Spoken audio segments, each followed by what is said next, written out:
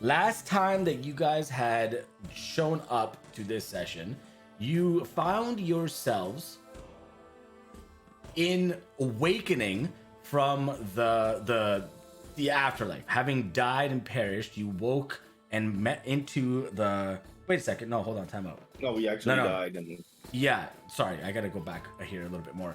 You actually traverse the ethereal plane as ghosts, as those that had died and passed on, and found a chamber where there was a statue and a puzzle with different rubies and gems and things alike. But basically, figuring out these, you encountered a talking chair who called her itself Polly. You liberated it by pouring a bizarre glitter liquid that you obtained from a floating ever-present stream of whatever that is. It was explained to you that it is later you found out that it was it's effectively it is a ley line, and it provides the magic to this particular plane, and when you cast some type of magic you pull from that stream. I prefer to call it a finger destroyer. Yes, or finger destroyer, as you know it because you put it in there and it disintegrated. Now you got a little nubby finger. So that's kind of fun. But yeah, you liberated a chair. You guys found some objects, 2 arrows of teleportation, found 2 scrolls. You also found a deck of cards. And then you progressed through and eventually were able to leave having... Oh, you also found a cipher. And Goldar, what does it read specifically? Because I don't have it on my screen in front of me.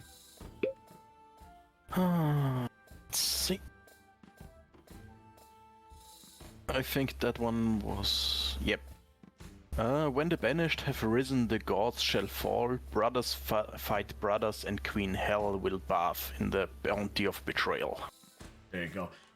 That also had given you another gem to progress forward. And once you guys had completed everything and left, you found yourselves in a room where the dead go to be disposed of and their earthly or their material plane belongings liberated.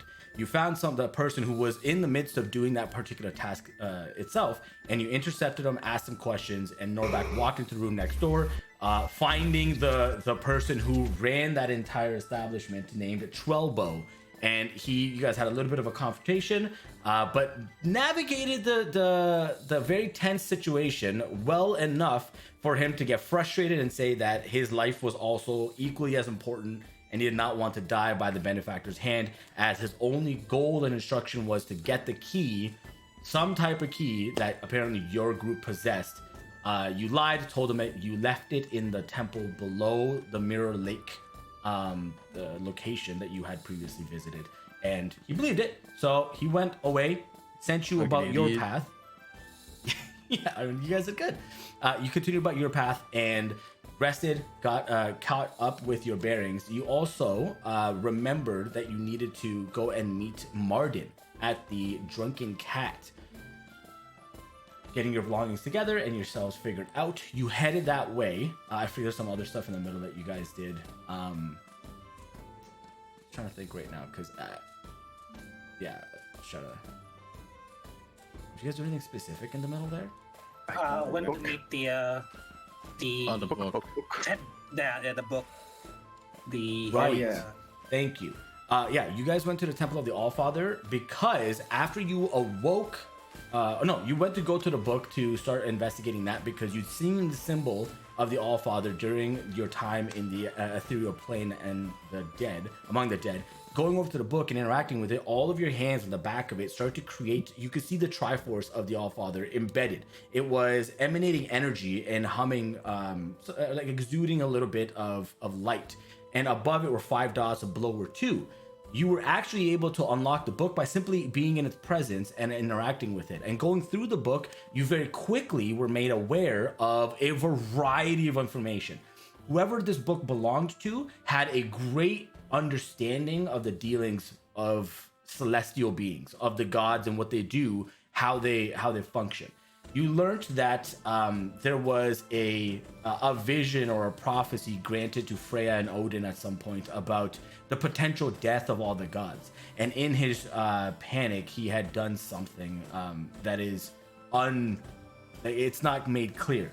But it does also talk in there about a variety of temples and how Odin and his pantheon became so powerful, and that these 5 temples existed to funnel the worshipped energy and power directly to this pantheon, and gave them the potential to be able to conquer the 9 realms, the different 9 realms.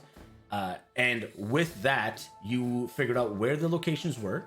One location seemed to be missing, as it was removed or smudged. You're not quite sure, but you know that there's one location here underneath Winterfur. There's one in Mirror Lake, which you've kind of tied together that you visited because the symbol of the Allfather was present there as well. One was in Helheim. One was in Erith. Those are the 4 locations that you guys were made aware of. The book was told to you by the holy figure there that it will stay present in the temple and will not be let out by any means. Being okay with that, you guys progressed and left, rested. You met Martin the following day and learned that Martin was... We also had someone scout because there was a suspicious person when we left the confrontation with the other dude. We met the suspicious person there, was talking to a stone, and I think it was Kanan that saw him talk to the stone, and he shared that information with the group and came back. Yes. So there's also this thing that we know is happening. To shed some more light on that particular thing, you saw this what looked to be a homeless figure that was laying in the alley from the exit you came out of after the morgue. Sitting specifically, very vigilant of the happenings and dealings in this location. He watched as you exited from the secret tunnel and made about your way. But when Kanan came back to investigate, he did see that this figure was speaking into some type of a stone object in their hand, and then tucking it away very quickly as the happenings continued to go about their way. You also noticed, and this came from the perspective of Yubo, when you were making it your way over to the Temple of Ron, you noticed that there were pods of some type of cleric folk, very similar to the ones that you had encountered when the priestesses of Ron were being attacked on your way to Winterfur. Brown clothing or drapings, bald heads, and you swear you could see the same symbol that you saw on the chest of one of them, but on the back of his neck, as him and another person went and started to watch the happenings and dealings of the entire temple district for the Allfather's pantheon. But you were unable to intercept as they kind of made their way down road and further west from your location. Later, you've also found out that they are a new sect of religious peoples that have come and set up shop here in Winterfur on the western wall, fairly close to the Temple of the Allfather. But more and more people are starting to catch on to their teachings, their beliefs, as they have started to put a lot of money into the economy, help those that are in need, and they exist there. Then we went to Martin. Then we went to Martin, and Martin told you that he was infiltrating the Grand Master's, the Benefactor's empire. His name is Karn, as far as he is aware, at least. And the group that he was a part of is his goon squad. He sends them out to get things done when he doesn't want to go, and he has people that are hired in his organization to get things done, but this is his first line to go and take care of business. Then everything after that is overkill, in his opinion. So that's what he's doing. But he has found some information, and the other information he wanted to give you is that there was a particular person of interest, a small gnome that was kidnapped some time back, and it is believed that they hold information that is extremely vital, and if in the wrong hands, could lead to really, really bad outcomes. Now he's not sure what it is. He just knows that it could have something to do with the new sect of religious folk that have come into town. Other than that, he doesn't know much else about the situations or the happenings. Oh, and then there was a phenomenal shopping session with a lovely person named Jess Beer. Yes. And now we all drank a good beer. Yep. And all turn into cats. At the Drunken Cat, their beer, their specialty beer, turned everybody in the party, minus Norback, into a cat, as you are polymorphed into little kitty cats, and you jump into the rafters, and you can see that last session, you guys saw this small little space that some of the other cats were kind of hanging around, but not going in. You guys see made your way through as one by one you pass into this like blackish veil and unsure what's ahead. That's where we're basically starting our session today. So was Martin with us yes, as a cat? yes, Okay. you can hear Martin in the background just going meow, meow, meow. His raspy voice is still transferred forward to the kitty cat. Thorfinn, you are also a cat. You were part of the group there when that was happening. Making your way in, you guys are shunted out into a large space. Open room. The ceiling's about 4 feet tall, so it's not super high, but it's comfortable enough where you could get a nice leap up if you needed to. The room is very plain on its own. You can see the right to the right of you as you make your way in. There's a cardboard box that is laid out on the wall beyond. There's like this like what would be like a bead curtain. But it seems to have some type of like herbs tied to where the beads would be. It's just a draping on the wall. There's also a small little like bottle that is sitting on the floor directly on the other side of the room as well. And you can see there are a lot of cats just laying about, just chilling. Joe, sorry, not Joe. Sorry, Kanan, what's your cat look like?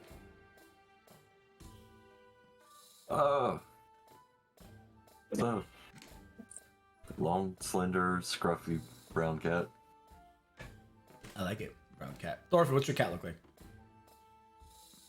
Kind of ash gray colored, a bit puffy. Puffy ash gray, I like it.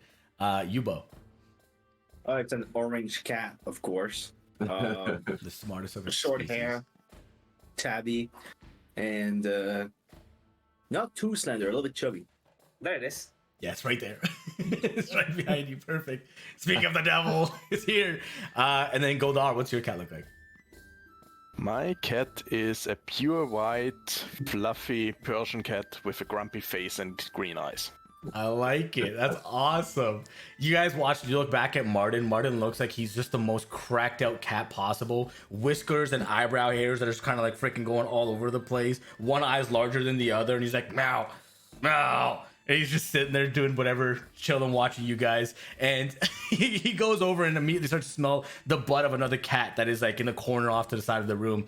But what you immediately do pick up on though is to the left on the wall itself, there's a variety of objects and things that are kind of positioned there. There's one cat that is pure like gunmetal gray. Pure gunmetal gray that is currently watching or like looking at them and kind of roaming back and forth at the wall. Are we, like, as we are in a cat, do we have, like, the spec sheet of a cat, or are we still ourselves, like, in... So, polymorph, your mental stats stay yours. So, anything to do with, Intelligence, wisdom, I and guess that kind of stuff, yes. charisma. But... Yep, everybody has 10 health flat. So, just mark that on, like, a piece of paper off to the side. You all have 10 health. And your acrobatics is a +10. Your stealth is a +10. Your sleight of hand is +10. Your athletics is 0. You can't even roll it. Not allowed to. So it's not happening. Your intelligence is a -5. Oh no, your intelligence is your intelligence. But that's all that matters. Nothing else matters. Your movement speed is infinite, so that's lovely. Yeah. So we don't have keen smell of a cat. Of course you do. That's what the perception. You have a +10 in perception too. Okay. Sure. It's a cat. Like I just at this point, it's like, yeah, fuck it. It's a You're cat, man. These things are insane. So I want to scout the area, essentially, just sniff around and trying to figure out. Give me a perception check. What's going on around? All right, so said +10, right? To perception. +10. Yeah, Jesus that Christ. checks out. That checks out. You very quickly tune into the happenings in the room.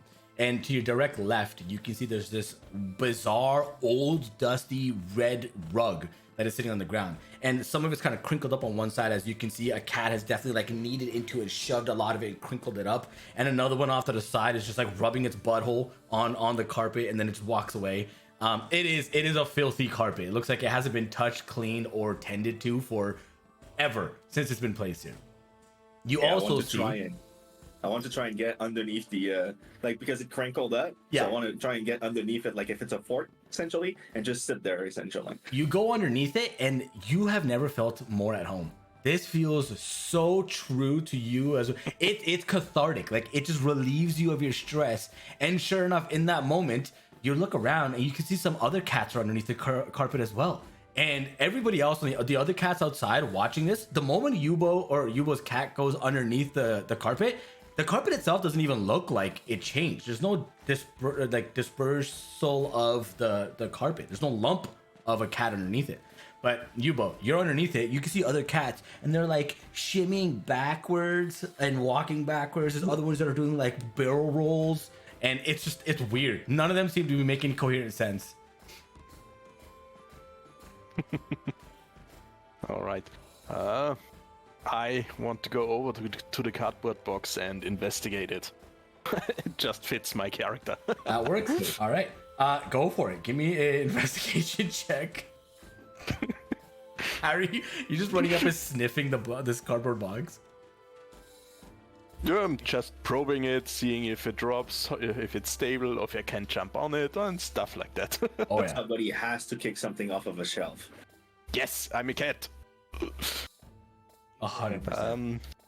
Do I add my? Yes. I'm a cat now, so I don't have the racial benefits. I think. No, you wouldn't. You just have your intelligence factor. Yes. So +3, I think. Ooh, that's great. Yep. Yeah, you go over, you look at it, and bizarre. It's extremely weird. But you inspect, you sniff, you jump onto the edge of the cardboard box, and being a cat, don't anticipate the weight that you just placed on the one side as the whole cardboard flips over and locks you underneath. And all of a sudden, you open your eyes and you're in a different room. And all over the place, there are shelves everywhere. I mean, there are shelves being suspended from the ceiling with chains. There's shelves on the walls. There's shelves on the floor that it's just a board on the floor, but they're everywhere. And sure enough, on every single shelf is a glass with different amounts of liquids all over the place. And it's just you in Every this place. Could I not have called this out any harder? Jesus Christ. See? This is the freaking swamp all over again. What's everyone else doing? I know, that's where you are. One's under the carpet. The other two, you guys see this too. The cardboard just flipped over. Yeah. Your like brilliantly white cat vanished, is underneath a cardboard box. One is underneath a carpet. Ahead of you guys, you can see that there's this like glass jar. It looks impossibly small. We're talking like the entrance is the size of, this. And it's off to the side on the ground, just kind of chilling next to it. And you can also see that there's that like bead like curtain wall, but where the beads would be is like herbs that are tied together, and there's draping there. There's also like that whatever's on the wall to the far left that the other gunmetal gray cat is currently looking at. And Yeah, Martin's- actually, wanna try and pounce around and approach the gunmetal gray cat. How are you and- how are you pouncing around? Are you just like I don't know, no, I mean like try and leap around and get to him to wherever he is. to the gunmetal one? Skipping. Sure. Yeah, you parkour like a legend. You just like I want to tackle Sparky on the way. I mean, Thorfinn on the way. it's easy enough to do. So Sneak attack. Thorfinn, you go, you start to parkour, you like jump off of one wall, and as you turn your head, you watch as Thorfinn's cat just intercepts you midair and just like and like grabs you, both tumble to the floor and slide to a halt in the corner of the room ahead. Yeah, and I'm like meow at the canine with the what the fuck, man. You do that, and literally what you hear Thorfinn, Kanan is meow. What the fuck, man? I immediately walk off disinterested. And I go and try that again because I wanna like I approach The the gunmetal other cat is sitting about like 3 feet from you and stops doing what it's doing and just kind of sits back on its butt and hind legs and is watching as you're just running around, jumping from one wall space to another one and parkouring around to eventually come land, do like a panda barrel roll, and now you're right back in front of the cat that you were right next to begin with. And the gunmetal cat just looks at you and says, "What is so unnecessary, meow." Well, my unnecessary is my thing, yeah. And hello. Meow, hello. Nice to meet you, meow. So what do we have going here? Like like this is fun, but like yeah, what do we have like going here? Well, meow, on the wall here, there is a bunch of stuff, meow. It's weird, meow. There's a bunch of different like paintings, meow, and I don't know what they are, meow. And he like, you watch as the gunmetal cat walks you over, says, "This one here, look at it, meow. It's weird, it's bizarre. Can you see anything else, meow? All I see is that there's a smarty looking person, meow, and I don't really understand smart, meow." Oh, I thought you were someone in charge here, meow. And I'm lost. I've been here for too long, meow. all right. I guess I'll go and try to check around. See, All right, give me a a perception or a investigation check. Kanan, are you doing anything? Or are you just watching this unfold? Just watch it. Okay. what's that? Dylan with a fart ball. Or a hairball or Oh, whatever. that's I just great. imagine the dude just in the middle of that spot. That will come. Don't worry. There will be a time. It's I'm perfect waiting. with your current situation. I'm waiting for one of you guys to like groom yourself to immediately have a hairball come up at the worst, most inconvenient time possible. Yes, Thorfinn, you're looking at the wall, and what you quickly start to notice is that there are 4 indentations into the walls themselves. They're like they're etchings, effectively, like pictogram style, but very crudely done. There's 4 of them. The one on the far left has a what looks to be like a bookworm wizard. It's a person, a cat hairball, exactly, or cast hairball. Oh my god, brilliant. But the one on the first one has a wizard that has a book and is walking around feverishly, kind of looking and going through it. And the second one, right to its right, has a human that's just like is like ripping their hair out, just frustrated, looking at the floor. You're not sure what it's looking at. There's nothing that is in view of this etching. The third one has you can see would be like somebody that's dancing erratically. They're not in like their full mental state. They effectively look high as hell, is what was being communicated to you. They're on some type of substance. And to the last one to the right, closest to the wall over there, is another humanoid that's sitting at a table, feet kicked up and eating food. And you, just as you finish your investigation, the gunmetal gray cat walks up and is like, "Hey, so the only thing I figured out is that if you go into that," and like points like, "I think these are connected to the different things in the room." That one points over to the one where the humanoid is frustrated. Is like, "That one I think is connected to the box. Something. I went in there and I wasn't very successful. I got lost and it just sent me back out. So I think the other ones has something to do with the other things here. I'm scared. I don't want to go." I guess yeah, I'll start with the one that seemed like dancing and see what I can find from there. Okay, well that one has somebody that is, yeah, they look like they're living life to its fullest, but there's no indication of what it could be tied to. You're not sure.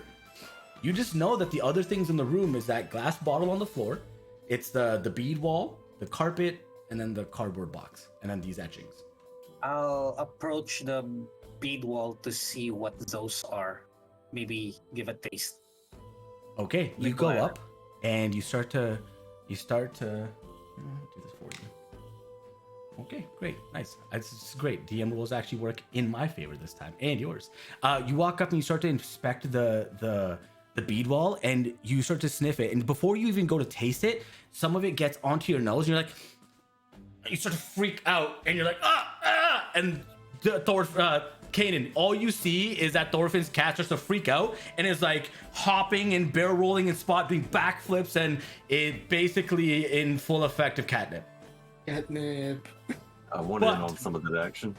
You go do this, and sure enough, Thorfinn, just as you finish doing your backflip, you look down and you're in an entirely different space as well. And Kanan, you do the same thing. You start to freak out, do all these like involuntary body movements. You do a backflip, you land, and you look around, and you guys are in the rafters of an entirely different building. Massive drop down into a dark space below where you can see the floor just barely, but there's a small narrow beam ahead of you that leads all the way to the other end. And there seems to be another bead wall over there, but it's a solid 30 feet from you, and you guys are wobbly. Like you're having a hard time staying fully in your faculties to be able to traverse this. All right, I'm switching over to Yubo. Yubo, you're underneath this carpet. Some of these other cats are like freaking out and like walking backwards and doing a bunch of So I'm weird just stuff. going in the middle of like the highest peak, and I just turn around in there, just like 3-4 times just to make my spot. Yep. And then I just lay down and I start talking to the other cats. Hey, what's up? Meow. Yeah, one of them looks over and is like, "Oh my gosh, that's really. Are you comfortable, Meow? We're having such a great time, very Meow. comfortable, Meow. Yeah, this is. I think you're supposed to do this, Meow." And there's like walking backwards. This Why seems you like do a this? right thing. Meow. What, Meow? Why are you doing this, Meow? Why not, Meow? That's a good point, Meow. And I start doing exactly that. It's at that moment, exactly at that moment, that you feel the entire carpet like lift off of you, and you look in front of you, your vision's facing the first etching on the wall of the wizard with the book, and you hear the wizard say to you, "God, what a dumb creature." And it's at that moment that it lights up, and that entire panel seems to be lit. Okay. The carpet's gone. The other cats are like, "Oh, the hell, man." I'll sniff around at this point again, trying to figure something out. Sure, Like, give me a I perception don't check. know anything else about Yeah, the your other ones. allies are all gone. There's just like nobody else except for Martin, who's still over there sniffing butts. and grooming himself. Yeah, pretty much. Martin is very into just like not taking this more than what it is at face value. Yeah, you start to look around, and you notice that one of your allies definitely went into the cardboard box, as there's just like a lingering scent of their presence, and that cardboard box is flipped upside down. But other than that, you have no idea where the other two went. Yeah, I'll go this way, and I'll try to find a way to get underneath the box. Sure, you start nudging and you're working on that. All right, Goldar, you are in this room full of these ever enticing glasses full of water at different quantities and heights. What are you doing? I want to take a look at the room, not just the glasses. See, maybe there are labels. Maybe there's something else I can hop on. I can climb on. Maybe something I can get out. So and so on. Oh yeah, Just taking a general look around. you can get on everything. You're a cat. You basically, Yes. this is your playground. You can use every single shelf to get everywhere you want to go. And there is a door in the room, but it's very on the opposite end of the room. And it's tiny. It's like half your size. But there's this tiny little door. It's like this big at the bottom. Are No labels. the bottles no labels? Okay. Yes. There's just... Anything else special, or do I need to roll perception or something? Oh, that's it. There's no need. You're a cat. You're great. All right. Well, then I guess I'm hopping around, going up the shelves, and I'm, well, trying to taste the water. Let's see if I can manage without actually throwing anything down at the moment. Okay, you go, you start to smell, sniff a little bit, and you taste the first one. They're all clear liquids. You taste the first one. Okay, it's not bad. You wait a minute, and then all of a sudden you feel your stomach start to like gurgle as you just let out this nasty stream of cat diarrhea that just drips off the counter that you're on. To you, it's like, it's just another part of life. But yeah, your body did not like it. It tastes good, but it's gross. It went out as fast as it came in. Oh yeah. Oh yeah. Exactly. All right. Well, that one didn't like, and that one I didn't like. Off it goes. You start to nudge it to the edge, and as it gets right on the edge, you hear, "Don't do it! Don't do it.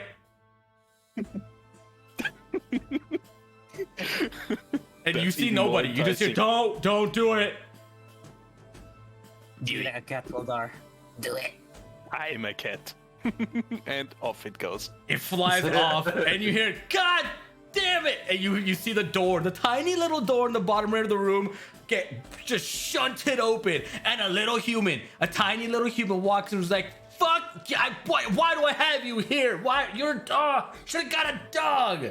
Goes over, and you watch as it grabs this like tiny little ladder, sits it down, and it starts to crank up like a fire ladder would, and this human starts to walk up, goes over, and like kicks you in the butt. And although tiny, it hurts like hell. You're gonna take automatic 3 points of damage for being kicked in the butt, for breaking this. You're being disciplined for breaking this glass off a shelf. And he's like, don't do it again. I hope it slipped on whatever dripped out of me. Actually, funny enough, it's at that moment that you hear another meow underneath you, and this person is just like, oh my god, another one, come on, man. And you see it's your orange tabby cat ally. To be fair, I just wanted to see an entrance and not necessarily go through. I just wanted to find an entrance. Never mind, you have your box flipped over. Okay, that's fair. But yeah, no, this person, they smell it. They are gagging, like, and they're just not happy about it. And they start to go back down the ladder. It's filthy. They're not happy about being near you, but they boo you in the butt, and they're like, don't do it again. And they walk away and into the room next door. Do it. All right, on we go. There are more bubbles to taste.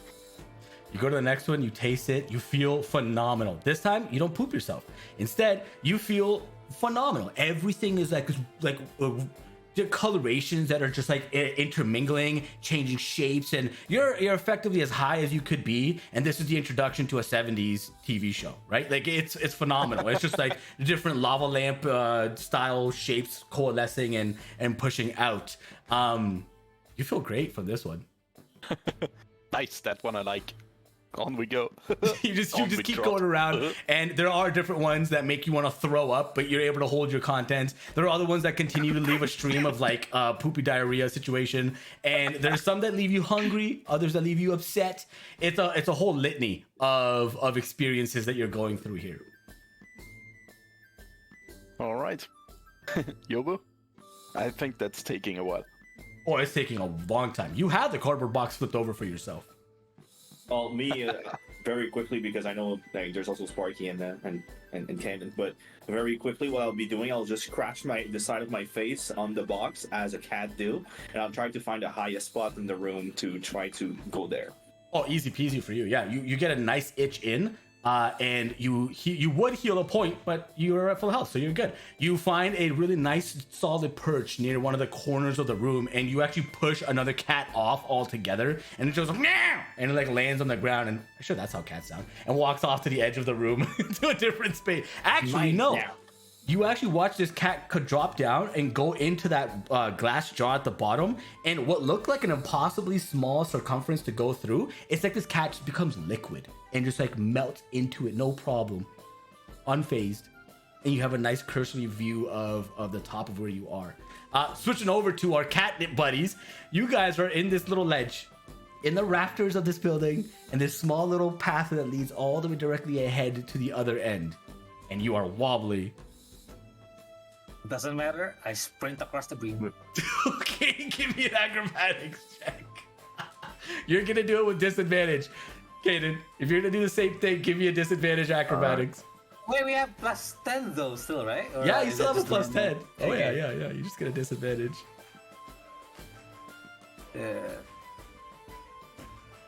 Oh my god, that's amazing. Wow. Damn it! That's awesome. Okay. It's at that time that Thorfinn, you start to go, and this is actually thematically phenomenal. You're like, I want to go, and you go first and start running across. And Kanan, you aren't able to react fast enough as you watch Thorfinn's cat's butt start to leak, and the cat tail is flicking around this poop. Rebel just casted poopy butt on you, by the way. it's just like flying around and flinging around, and you slip on this liquid that is being dropped on the rafter beam and fall off the side and plummet to the bottom. And when you make contact with it, you're gonna take 2 points of damage, and it hurts like hell. But you can see that on the right side, there's like this little tiny parkour course to take you up back to the platform that you were at. Hope he Thorfinn, landed on his feet at least. exactly. Thorfinn, you get to the other end unscathed. You look back and your friend looks a little hurt, but they're back on. They haven't made any progress. No, the zoomies. Yeah, pretty much. You gonna try your hand at it again, Thorfinn or Kaden? Yeah, I want to climb back up the wall. Yep. But stop kind of halfway and look like I'm confused and don't know where I'm going. Then just jet the rest of the way back up. Oh, for sure. I mean, you're a Wait, cat. just to clarify, Kaden was the one who took damage, right? Yes. Yes. Okay. As Kanan took damage, you made it across. It's because of your poop. Taylor stopped them from being cats. No, it does not. Nope. That's only when the way polymorph works is if you take the total amount of damage, you get poofed out of your shape, out of your form. But taking damage doesn't do that. Anyways, so Kanan, yeah, you're back at the top, and what the hell? There's no way. There's no way. Okay, there is a way. Yep, you're just poopy butt at this. You start to run across this time, and you again slip, fall to the bottom, crash, land on your back. Some miraculous way, you land on the exact same spot, take another 2 points of damage. You are hurt. It sucks. The third time around, you get to the top, and much like the laws of threes, cats also, for whatever reason, adhere to this, and no problem. You're able to majestically kind of walk around, and for whatever reason, all the beating and battering that you just took allows you to straighten your vision enough to be able to get across the beam, and you are on the other side with your ally. All you see ahead of you is another wall with another bead curtain with more catnip hanging from it. Oh, we know what to do, Kaden. We'll get that catnip. Let's do it. You guys get through it, and this time, getting twice as high, you make your way through. On the next room, you see a bunch of small platforms that are spaced out in a variety of different sequences and ranges. And on the very other end, you can see a cardboard box sitting on a small little ledge.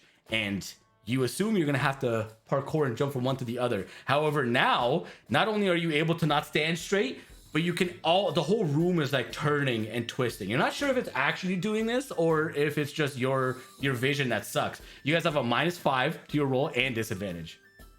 So just add a 5 instead of 10. All right.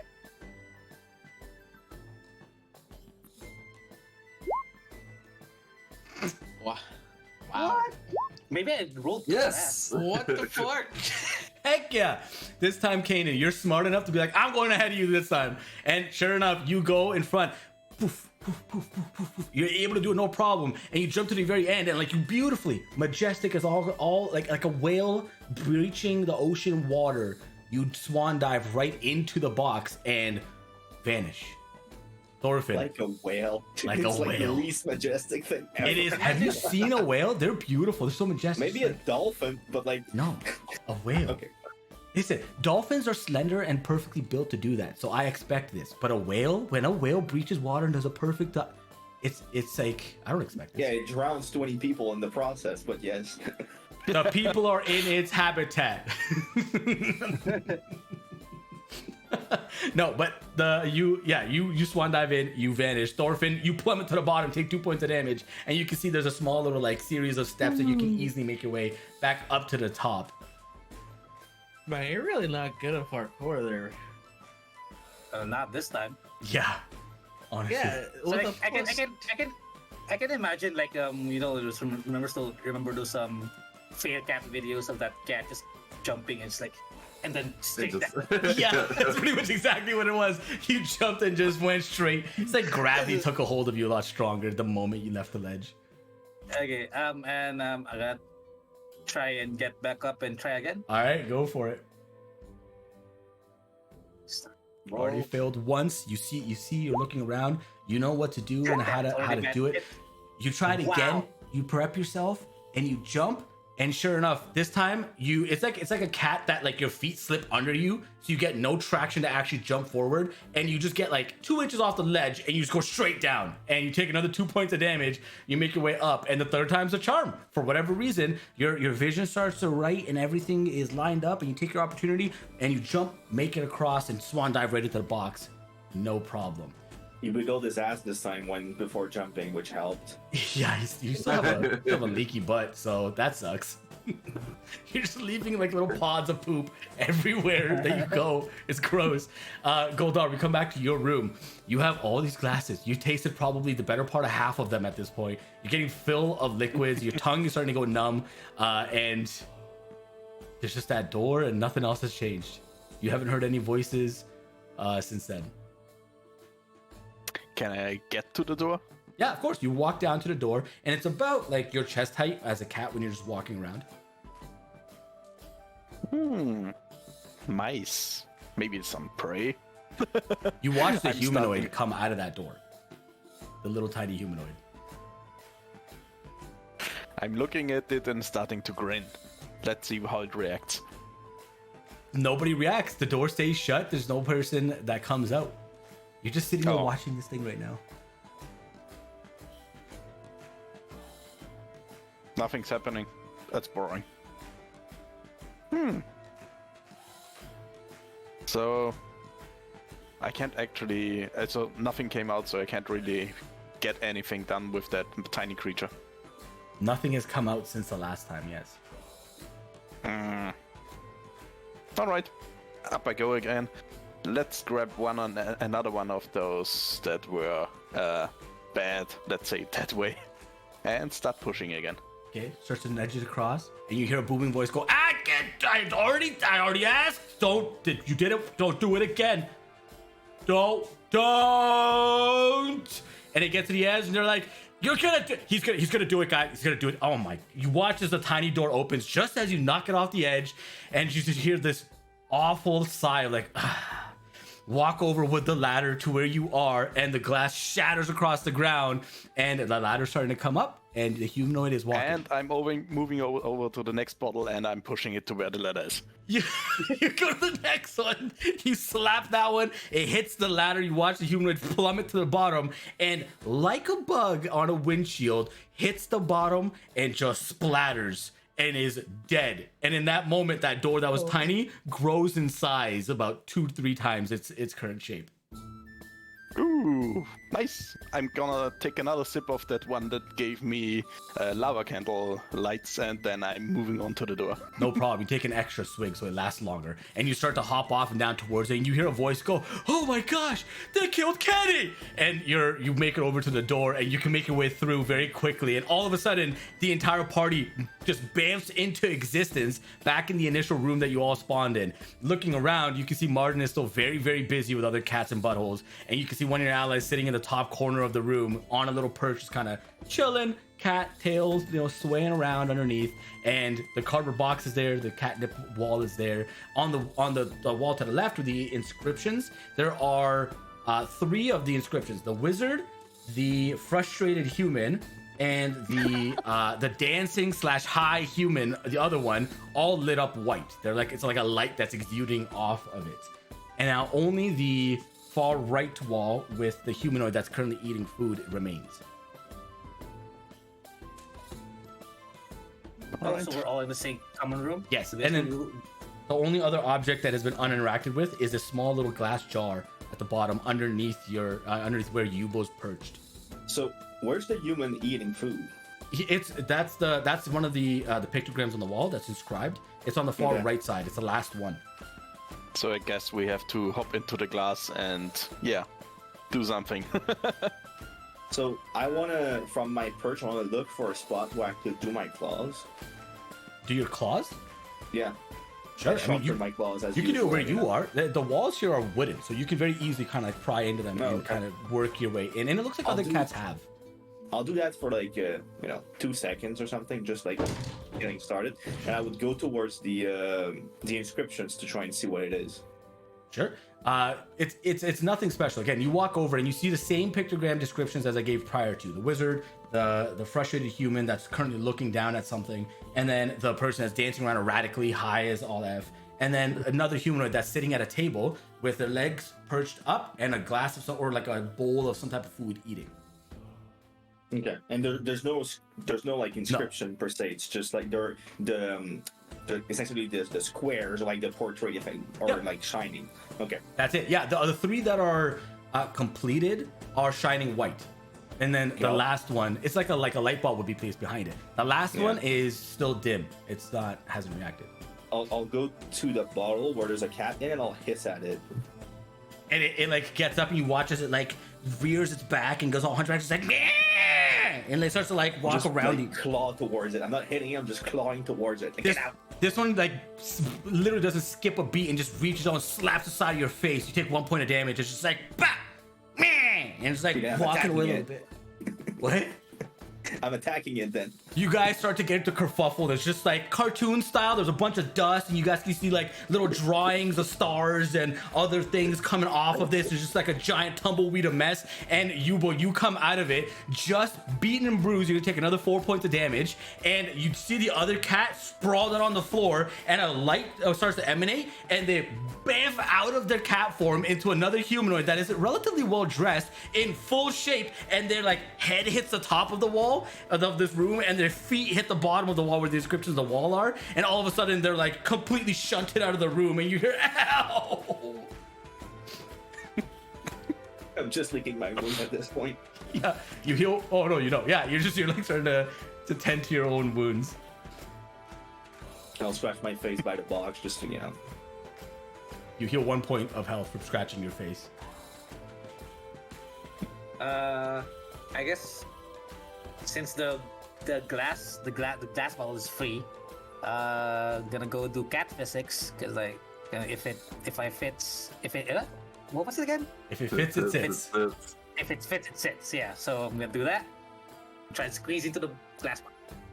An impossibly small, narrow entrance to this little jar, and sure enough, you walk up, your face fits, and it starts to just make its way through, and everybody else watches as it's not that the cat is necessarily fitting into it, it's more like the cat is liquefying as it goes forward and into the jar, as now all of a sudden the back end of this jar is just like liquid jumble of goopiness that would be a Thorfinn cat. And Thorfinn, you feel fine. You have a different perspective for where you are, but I'm waiting for everybody else. How does that look with the thing I drank? Oh, it is bizarre. Actually, funny enough for you, it's reverted. First, Thorfinn was a liquid, and when he went in, now he's a normal cat, but in a jar. You can see his full face is like smashed up next to the jar like this. Like, yeah, come on in. Oh my god. I want to go get another hit of catnip and then go into the jar. Easy enough. It's right there draping. You just like start rubbing into it, and it is hard to break free from the catnip once you're there. But you like break off. You make your way into the jar, and you feel all the every effect of the liquefaction now that you're on catnip. You're going through, and you've collected, and your essence starts to amalgamate with the liquid that is Thorfinn, and you guys are just like one slosh of whatever is in this right now. No. You're closer to Thorfinn than you ever could have been or wanted to be. Okay, the rest of you guys are watching this, and the two of you in the jar at this point, now it's you know where you are. You're in a room in a jar, but the jar itself starts to expand. It gets larger and larger. It's like the world starts to get smaller and smaller, and all of a sudden, you can see everything. You can hear everything. It's like you are an omnipotent cat. You're everywhere, and all of a sudden, your stomach starts to grumble. Especially for you, Thorfinn, since you just pooped your stomach contents out. It starts to, which by the way is a little leaky inside of the fluid goop that you guys are, so that's lovely. But your stomach starts to grumble, and your cat instincts kick in, and your attention is shifted over to this large pond of fish, and these beautiful stone tablets that are placed out around it, and it's like this nice oasis almost. And your vision goes straight towards it. You can see inside these beautiful goldfish swimming around, just doing their thing, and you're on the side, and your stomach's hurting. Gotta get that meat. that fish. I'm gonna try and I don't know, without diving into the water, I'll just like swipe at like the closest fish at the surface. Okay, give me a Then I can d20 read. roll, please. These fish, these goldfish, are a little bit faster than you realize, and so you're like anticipating. You reach in and you slap the water, and it creates a large splash, like reaching over and hitting your body, and it's as if acid touched you. You feel like it is the worst thing ever to have touched you. You freak out. You take 1 point of damage. The water makes contact with your fur. Doesn't he have 1 health now? I don't know. It's I not my still job. have 6. My job is to divvy out I have damage. 5 That's it. You don't like the water, but the cat's still in there. Or the fish are still in there. So I guess my next plan's not gonna work, which is I was gonna use my tail to like bait them closer by the advantage in swiping. I mean, you can always try. Yeah, I guess I'll do that. I mean, and I know that the surface will. I just want to get one, so I'll just like have my tail just like wag around like near surface of the water, see if they come closer, so I get kind of an advantage when I That's try again. freaking cool. 100% get advantage. That's awesome. Kaden, what are you doing Hey. as you're watching this kerfuffle unfold? I'm gonna push him, man.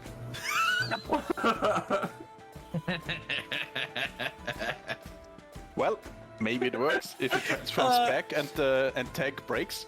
Thorfinn, you've ever so carefully get your tail to start like coercing another goldfish to come over, and it works. You're like, oh my god! And the largest goldfish in the pond comes over as the tail is a nice, alluring potential meal, and just before it reaches the surface, your whole body. It's like you're going through a wall of inferno as your fur starts to touch this liquid water and you start breathing in pain. Your body starts to hurt all over and you take 3 points of damage as you're completely drenched and you jump out of this pond on the side and you look like the ugliest cat that has been untamed and unkept for at least a year. It's a house cat that got loose and got lost. Yeah, well, You look catch behind fish? you. Yeah, you look behind you, and Kane's sitting there with there's like one paw still sticking out from having shoved you. oh my god, I go tackle Kanan. It's the water. Please give me a d20 roll. Both of you give me a d20 roll. This is so ridiculous. Uh-oh. Yes! Yes, you go use like cat dance for a second, and Kanan doesn't realize his positioning, and sure enough, you're able to jump at him and shove him in too. Kanan, you take 3 points of damage as your whole body gets drenched, and it's like acid touching your fur, and you jump outside, and you guys are able to shake this water off a little bit. What are the rest of you guys doing in the main room? You're seeing these like the liquid forms of your allies, except for you, Goldar. You're seeing 2 of your allies that are basically just like rubbing the side of their faces with each other, like the whiskers right here. They're just like, oh yeah, oh it feels so good. It's basically what you're seeing. I'm looking elsewhere and I'm enjoying my bubbles. Okay.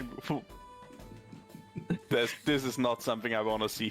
All I right. don't know what's going on Is there. there any sand or gravel around? No, there isn't. Not in this room. There's literally nothing else outside the bead curtain, the cardboard box, and the carpet's back. But it's like that jumble of mess. I guess I'll try to get into the bottle. Yeah.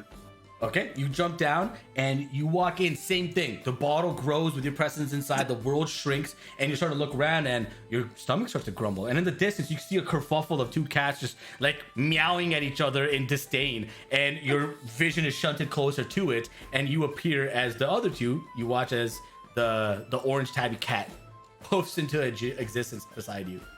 Beside the pond, what's beside the pond basically? Is Nothing. it sand? Is it... It's dirt. It's like a really nice backyard type of a scene, right? There would be a gazebo in the distance, type of stuff, shrubbery that is shaped, and this beautiful pond in the middle.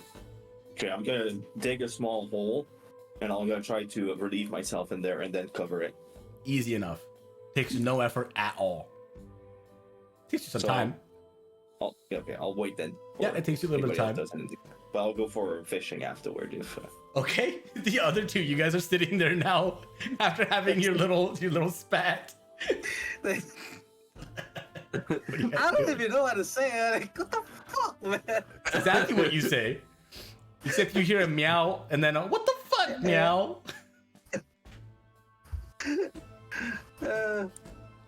And I don't even know if I want to try again because if I drop or I take damage, I'm gonna poof out. It's like, why don't you give it a try, Kaden? I think I'm worse off than you are. I'm down to 3 health. I'm down to 2 health. Okay. I'm just. I'm okay, guys. Yeah. While you're just like butthole Just, elevated yeah, over a little hole in the ground. And probably you were just seeing the 2 mangy looking cats. Yeah. Oh, drenched him from head to toe. Oh my god.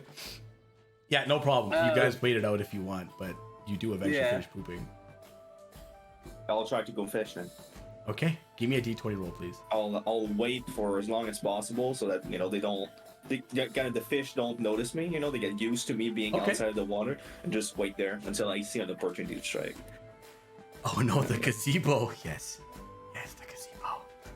You know all about the gazebo. You wait, What's the 8s? and the fish gets comfortable. But as you go to hit it, you hear one of your other two start to bicker again about why'd you shove me back in? And the fish gets scared. You slap the water, splashes a little bit on you. You take 1 point of damage. And you're like, ah. I will try again. Okay. Wait. This time you're like, maybe the left paw. You try the left one, it's even worse. It's even more uncoordinated. And you take another point of damage. I'll just this time it's circle the other around. cat, Dolphin, calling out. I'll just turn around, hiss at the lake, and try again one more time. All right. You start rotating around. You hit it again. You take another point of damage. These fish are so insane. They're so fast and prepared. Okay, I'm hungry, so I'm gonna try again as well, without the tail thing. Okay. I'll try again. I'll give it a try. No!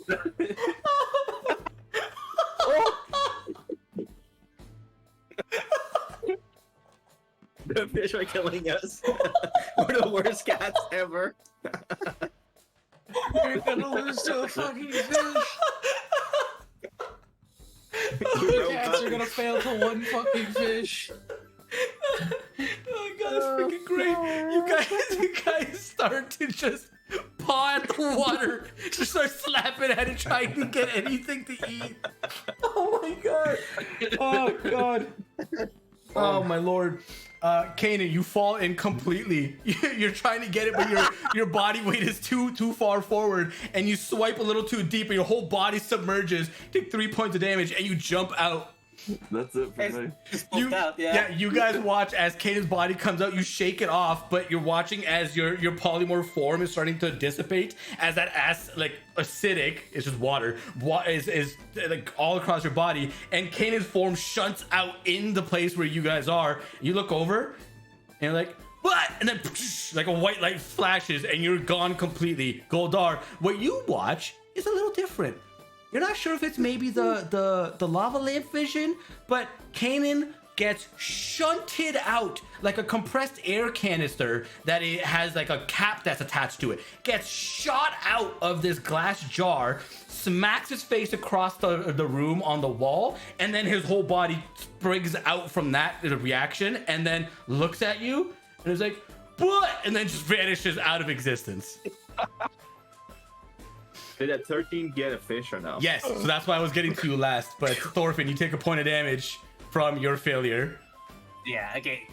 This will be my last swipe then. If Wait. No. That was before before Yubo's. Yubo, this time you see all the craziness going on, and from the massive splash and the failure of Kanan, you see the perfect moment. It's like time slows down for you as that little depression in water from the contact. One of the fish fins is just near. He was close, but not quite. And you go over, you swipe, you pull a goldfish out without getting touched by this water, and you have the best meal ever. It's this beautiful large goldfish, meaty.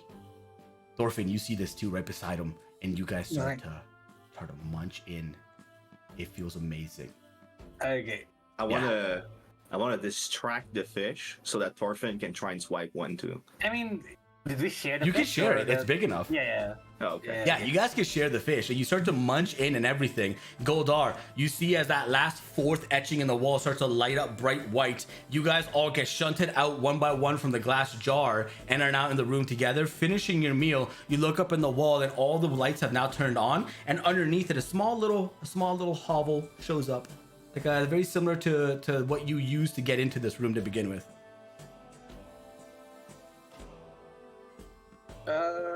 Are we still in the bottle? No, you guys are in the main room with Goldar. Okay. Bubbly cats. What else? So many bubbly cats. Is there like something new in the room? Like Yeah. after Yeah, the little hovel. In the middle of the room where those lit up etchings are, there's a little like passage that is all in black veil. Fuck it, I'm going through. Yeah, Yeah. let's move on. Yeah. Okay, one by one, you guys make your way, and you actually show up in the back of the drunken cat on the ground. And by now, the time has surpassed enough. You watch as Kanan and that other person that you had a fight with, Yubo, are on the ground, and they both get up in synchronicity and look at each other. The dude just walks off. And I'm just hissing at him. you he's three walking off. you three are just running out your polymorph duration as you come out of your forms as well. Because you guys lived through that, your inspiration die jumps up 2 values. So if you're at a D6, it goes to a D10. If you're at a D10, it goes to a D20. Goddamn. Yes. It's at that point, actually, the person that's Kanan, because you got a good look of that person's face, you actually recognize this person. You're pretty confident that you saw this person in Fey Win. This is Rufus. Wait, I just attacked Rufus? Yeah, Rufus was the cat that you fought. I'll be a bit confused and I'll still hiss at him as a human. You didn't see this. Only Kanan saw this. And because while you guys jumped out, you saw Kanan, but the other two got up and saw each other, and Rufus didn't register and continued about his way, whatever he needed to do. You guys are all back in your full regular forms now, and behind the drunken cat. Oh, and so is Martin. Martin is back out here as well. He sees the exit and takes it. Guess I'm gonna go. Which was Rufus again? Which was Rufus again? See one of the guys we talked to about the monsters. Rufus, if I recall correctly, was the dude with the little gang. Yeah, the crime boss in Fabian, pretty much. Yeah. Yeah, I can. That's it. Yeah, I remember that. Yep. I'll look back at the crew and be like, "Hey guys, look who it is." He's like already walked off. Yeah, he started walking off the second he came into coherent sense. Alright, let's jog towards him. Okay, you catch up to him very quickly before he turns the corner. What do you want to say? Hey, what's up, Rufus? How do you like tabby cats? Stops for a second. He's like, I know that sap. He looks. He's like, oh my gosh, what are you guys doing here? It's good to see you. Comes over and gives you a high five. Assuming Sorry that about the little fight in there. Cats. What are you gonna do? Yeah. That was fun though. Sure, I got stuck in there forever. I don't know what the hell that was about. Well, even with my intelligence, I was catified, so that carton box was just way too enticing. Can't really blame anything. No, that was awesome. That was pretty cool, but I couldn't figure out shit. Dude, I've been in there for like a week. It sucked. Every time I would get out, Seriously? yeah, because every time I went into that damn cardboard box, there was one that I would drink, and I swear to you, it's probably the beer that they keep serving, because I never came out of that stupid cat form. Either that or whatever that little person was, they just kept giving me more. It's awful. You have no idea how annoying it is to hunt those damn fish day in and day out. It sucks.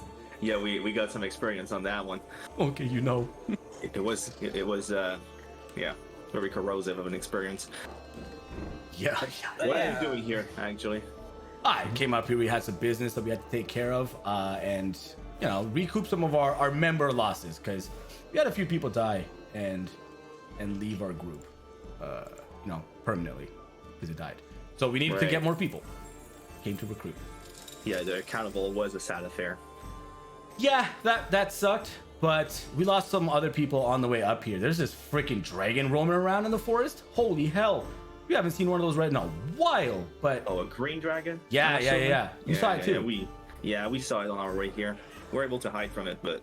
We were not. So we lost dangerous most of our beasts. group. Yeah. Yeah, it was not fun. But luckily the rest of our crew was able to run away. But still, we're getting more people here right now. Didn't meet any bugbear on the way? Not that we paid attention to, no. Okay. Like after that, we just wanted to get the hell out of there and live. That was it. That was the only goal. And then you got stuck in a cat. That's a fun adventure for you. Right? When somebody says, you know what, I'm gonna ask more questions next time. Like, what's in your special drink? I'm not just gonna be like, sure. I'm gonna ask questions. Yeah, drinking random liquids can be dangerous indeed. Learn my lesson. Good lord. So what's your next move? What are you doing, next at this point? Well, Did you get enough people, or? Yeah, for the most part, we've gained enough. But my guys tell me back from Feywind that somebody else in my absence has started to stir problems and step on our territory. So I gotta head back here pretty fast and deal with that. Do you need help dealing with that, or? I don't even know what we're dealing with. I just know that people are encroaching on our territory, so I gotta get back there and see what or who or if we even can deal with them anytime soon, and kind of go from there.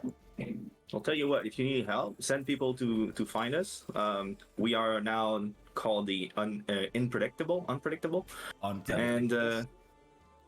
and so we'll probably roam around Winterfur for a minute. So Yeah, no problem. if you I'm need probably help, heading just out by pretend tomorrow for morning. us. I think Yeah, we also have quite a few things to do in here. Do you happen to have some contacts we can get?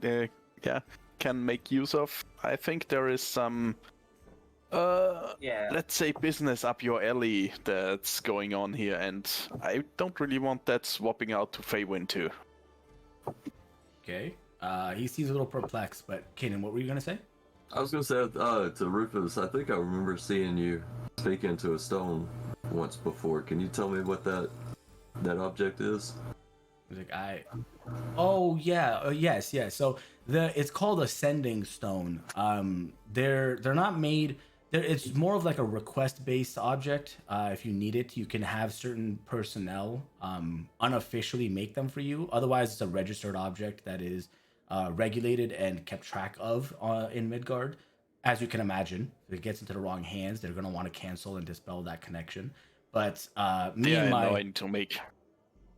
yeah. Is there a certain range on those stones? Or It's the is same there- plane. As long as you're on the same plane. So as long as you're on this realm, you're fine.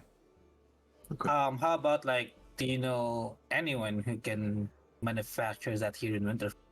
We would kind of some of ourselves for ourselves.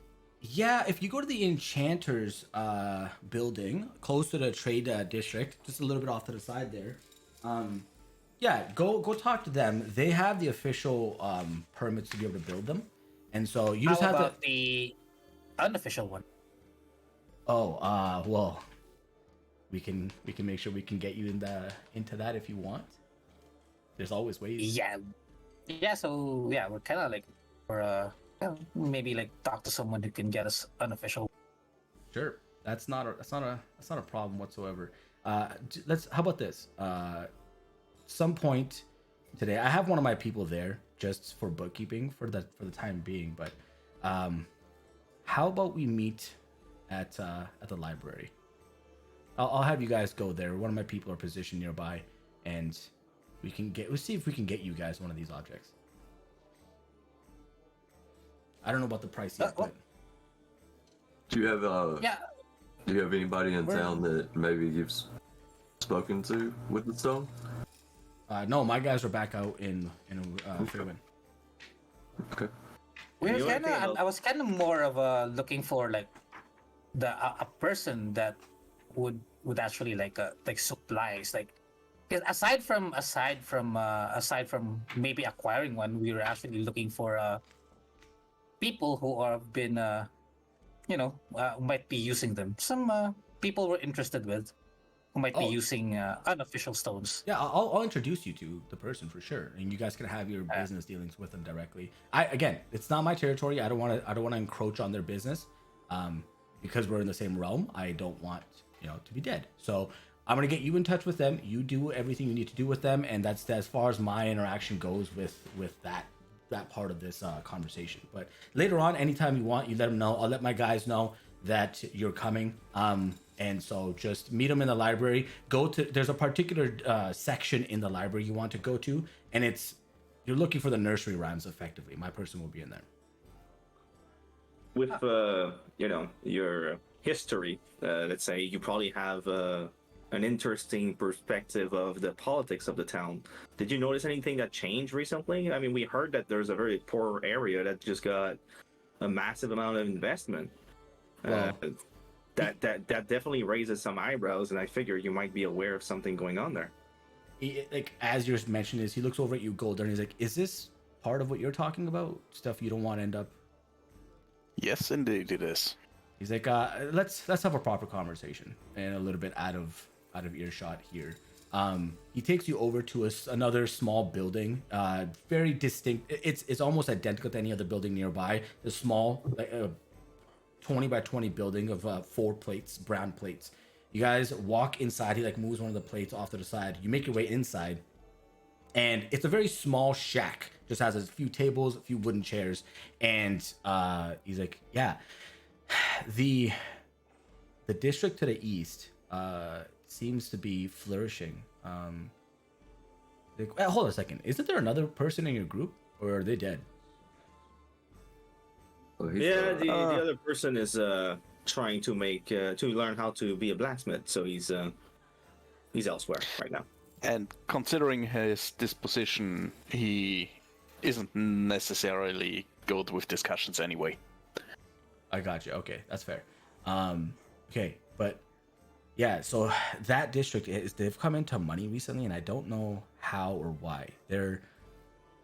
I've tried to figure it out because the rumor is that their current overseer, that district warden, whatever you want to call him, lord, he has either reach or potential magical access to a way of making money.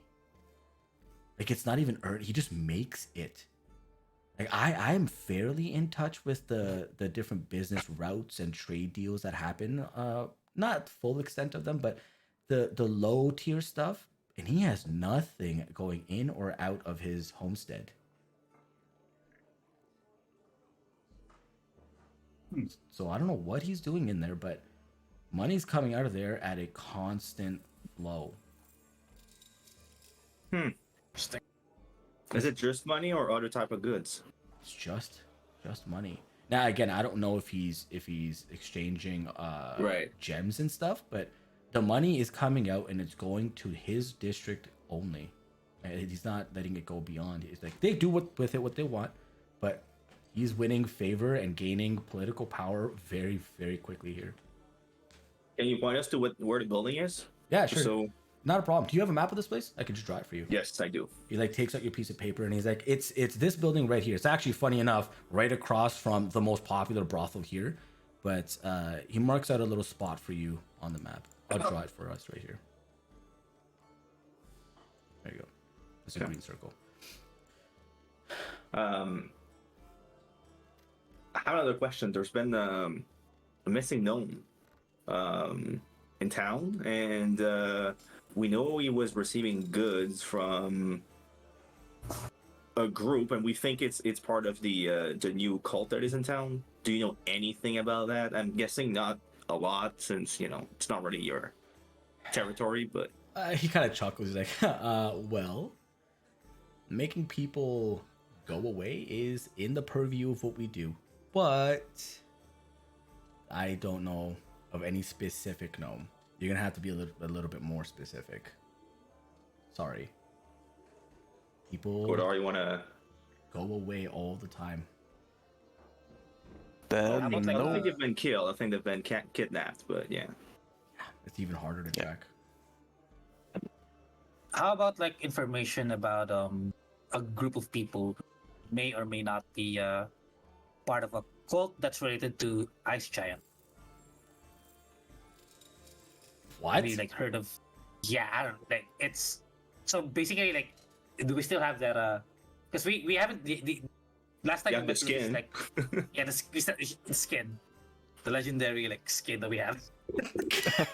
Are you presenting it to him?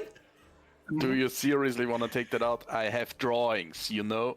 Oh yeah, it was the choice. Imagine you're like halfway Forgot about reaching into the bag of holding. You're like, yeah, okay, let's use that. you show him the sign. He's like, I have never seen this before. I'm gonna be honest with you.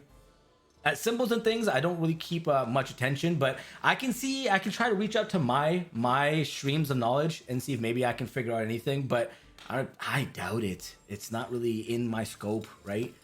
So Yeah, I mean, yeah, we appreciate that. If you have any information, you can find us in the point them I'm towards the using- gnome's basement. Yeah. sure.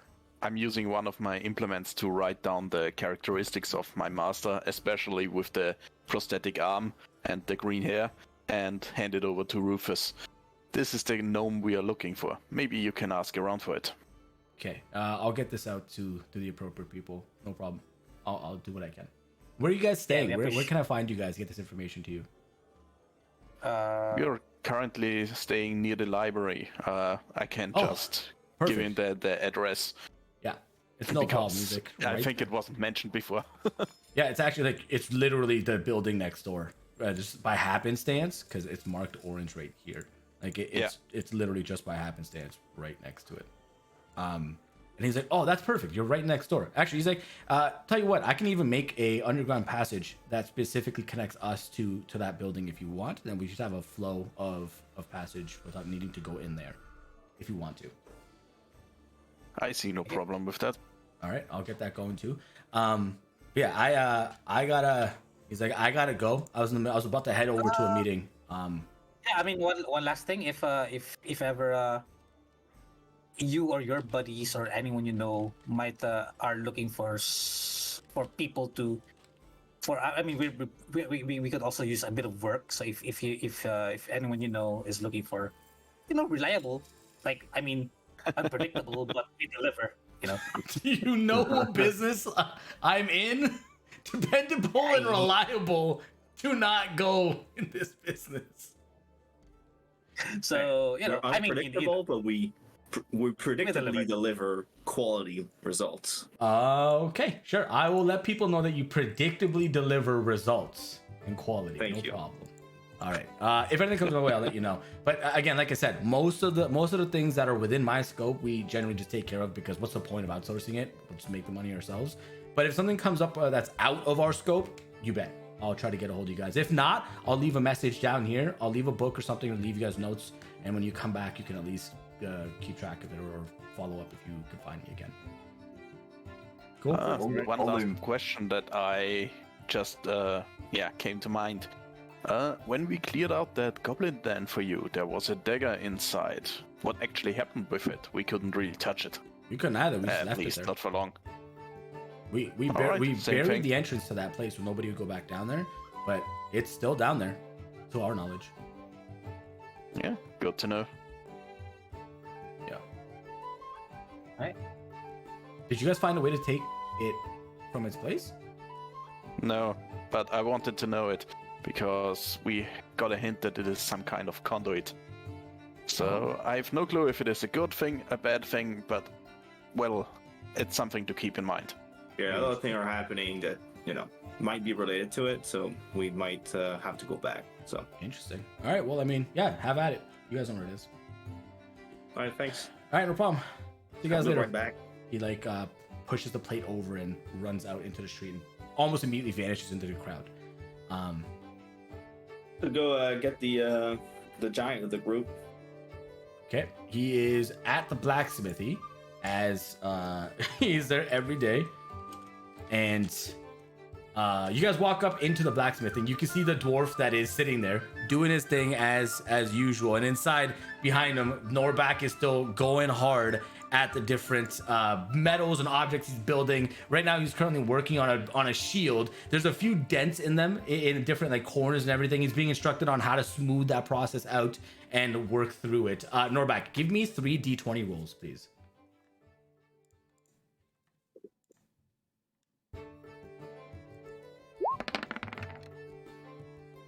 Wow, look at that spectrum of rolls. Good God. Oh my God. You, during your time of being here over the course of yesterday and today, you've been able to create a absolutely immaculate, what did you want to make for your D20? What object would you have crafted that was so phenomenal? Shield, I don't know. Cool. You built a beautiful shield, and you do it so well that the blacksmith actually, as a bonus to your time here, has it sent out to be enchanted as a +1 and to be given to you, because at this point, with the level of work and effort you've put in, you've actually generated more money than it costs him to enchant it for you. So he's thankful for the amount of work that you've put in and the quality of work that's coming out of it. And before you leave, he's like, "There's a lot of great potential in you, big guy. Yo, don't stop this business, but I need a little breathing space. You're too big and take a lot of space." I mean, fair enough. Okay, just I am quite big. come back here. Come back here later. It should be done by the end of the day or something. I don't know, maybe tomorrow. Depends how busy they are. Sounds good. All right. And he like taps you on your back as you see your allies are now walking in. Yeah, he's like, it's like your love handle area. He's like tapping basically. You're so damn big. I mean, I am wearing that cloak that I got that makes me only 6 foot, so. Oh, that's fair. Oh, never mind. You're right. You shrank. He's like, never mind. You're the perfect height. Come back whenever. I got just the right amount of space for you. I gotta remember I gave that. I keep forgetting. God dang it. All right, you guys are all together. Yeah, we update Norbak. Oh, Norbak, you missed out on one hell of a night at the bar. But this sounds like so much fun. God damn it. I died. It was Missed a out. catastrophe. I mean, you're still standing here, so you can't be that dead. I'm just going, I'm just every time I'm walking, I'm just going wabang to keep the cape billowing. Yep.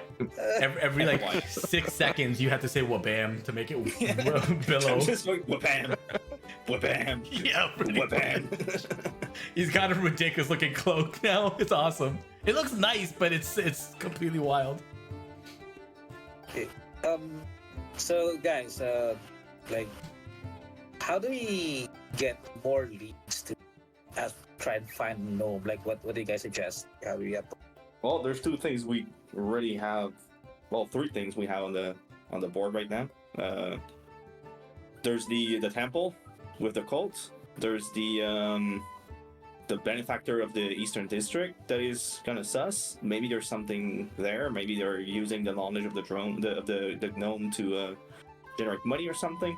And there's the thief group with the stone. So these are kind of 3 leads we got that we can start looking into.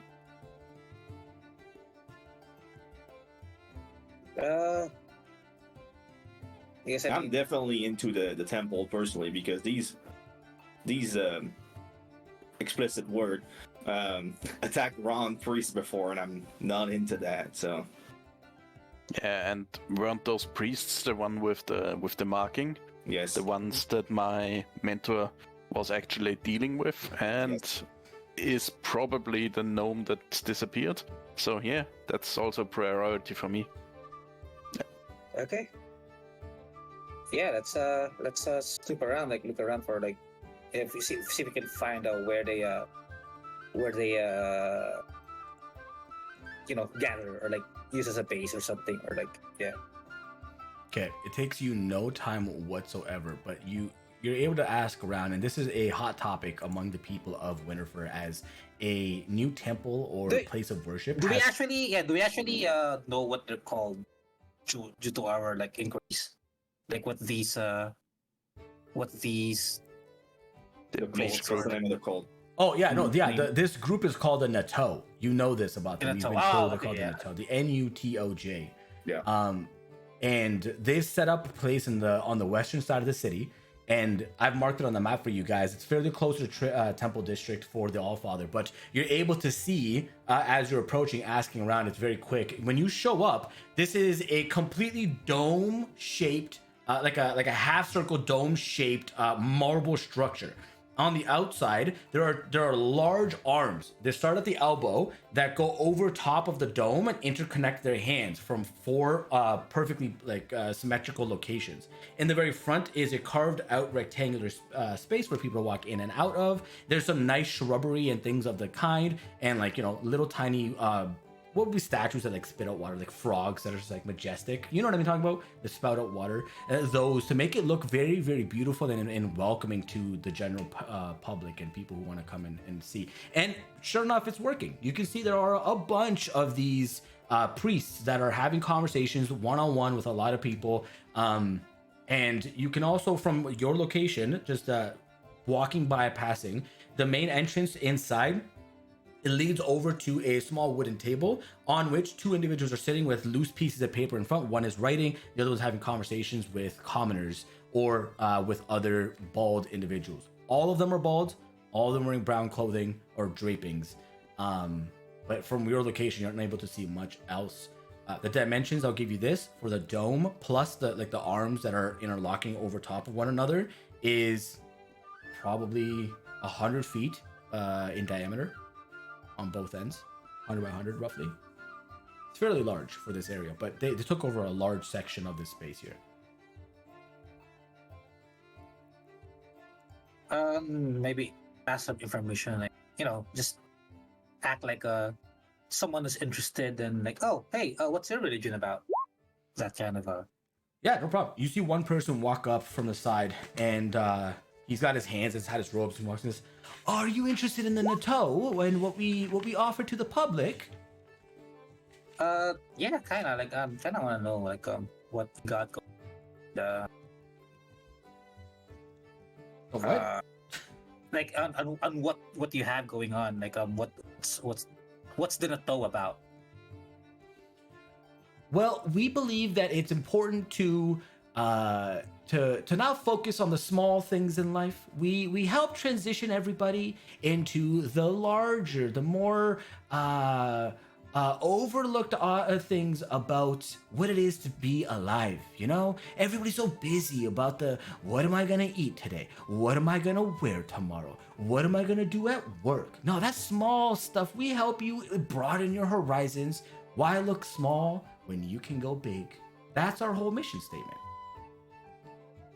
Oh, this guy is already big. He doesn't need any of that, right? Looking at Norback. That guy's about average height. I don't know what you're talking about. Oh, never mind. right. It's not just me that's subject to this. And you know what? While he's talking about like why be small and not be big, like I kind of like a giggling glance at a Goldar. Like, Yep. yeah, you might. The dwarf of the group. So yeah. Do you mind if we check inside, see the temple? Of course, I would love to show you around. And you watch as he leads you into the temple himself. And immediately walking in, you can tell that the entire inside of the dome is all open concept. Everything is either built on wooden rafters like a barn would be. You can see the second floor completely open. It has wooden railings on the sides. The wooden table in front where they're sitting has like a what would be like a cabinet to store paperwork and whatnot. On the far right side is a staircase that descends following the curved exterior of the dome down into a basement. However, there's a person positioned there to block off anybody else going. And on the left side, he takes you up a spiral staircase that goes to the top on the second floor. The main floor itself is nothing lavish, nothing special. There's barrels and things in the back that are stored. But going up to the second floor, he shows you a bunch of pictograms of large, beautiful creatures that are roaming the world, happy, smiles on their face. You can see some of them that are doing hard labor and like mining things with like large boulders and crystals on their shoulders, carrying them to places. But all of them are smiling the whole time. They're happy, they're loving life, and exploring it to the fullest. And he starts to explain. He says, this right here, these are visions that were given to us by the gods, by whoever it was. But we believe that it's our personal mission to help everybody be this happy. Imagine being this happy. You go to work at a garbage job, but you're smiling the whole time. Oh my goodness, what a dream. Hey, don't diss mining. Sorry. But not everybody's about that. Your folk are really, really good at it, and you can appreciate it. But I'm sure even among you, there must be some that are unhappy about it. The occasional outliers. See, it's everywhere. But imagine, I'm sure you could appreciate this. Imagine everybody who would love to do a job like that. Imagine the industry could create. Imagine the happiness that it would exude across the world. Wabam. What's the point of being happy all the time? Floats at the pillow. He just looks at you and he's like, oh, so cool. What does your group do for rich people like me? Because I'm currently wearing like the blue, like exotic type of clothes that I just bought. What does your group have to do for people like me? I mean, we don't work. I'm way above that.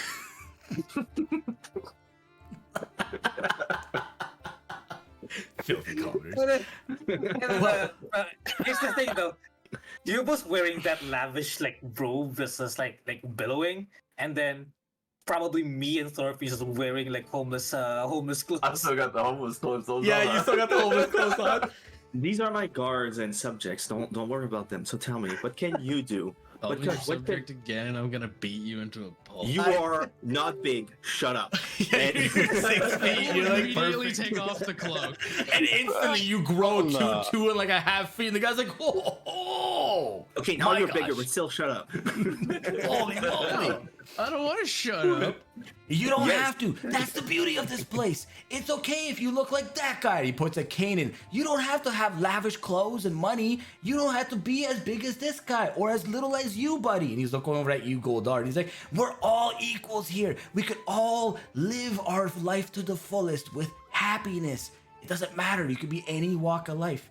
And he looks back at you, U-Boat. He says, and for you, the people of your stature, we have a buy-in program where depending on your contribution, you could climb the tiers and reach enlightenment a lot quicker than the acolytes that just join normally. Wabam, how does one really go up the ladder? How does money make me pious?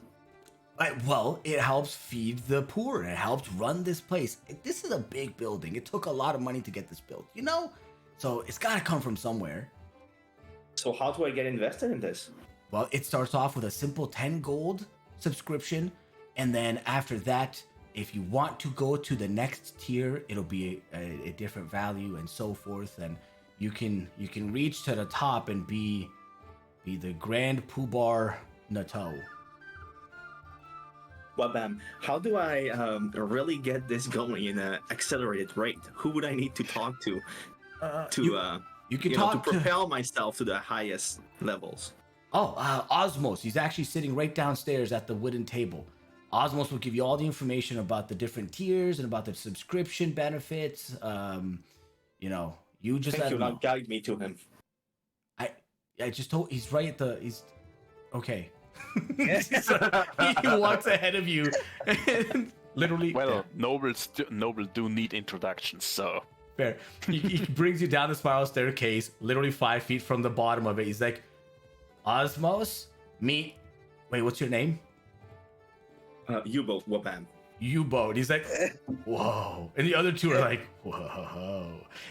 He's like, Osmos, meet Yubo. Yubo, meet Osmos. And what you're looking at right now is the individual that you saw with the tattoo on his neck walking around near the temple of the Allfather. You're getting the full perspective of this individual now. He stands up, goes over, shakes, puts his hand out to shake yours.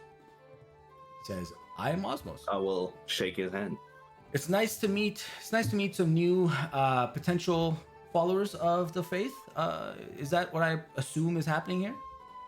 Well, right now we're mostly discussing and understanding your faith. I heard that there's a way for me to accelerate my path to higher levels of faith through donations. I would like to understand how this works and what type of privilege comes from this. Well, I can show you this immediately. He takes out a single piece of parchment paper, and on there it just shows a regular person who can show up and just pray. And he tells you the praying space is right behind us here. We currently have it full of barrels and whatnot, but on a normal basis, those wouldn't be there. I'm sure you understand. But regardless, here's the tiers. And he goes through 4 different tiers. He says, tier 1 specifically allows you entry and gets you our high thread count robes that we all wear. And it allows you to come in and go as you wish outside of restricted areas. It effectively allows you to be one of us on the floor level here. How much does that cost? Just so that's 10 gold. That is your buy-in subscription cost. Your tier 2. Oh, and if you're able to get more followers along with yourself, for every 3 the tiers get cheaper. If you can get them signed up. I have a whole group here. Yes, you have 4 more with you, so the tier 2 will be 10% cheaper for every 3 people you can get signed up.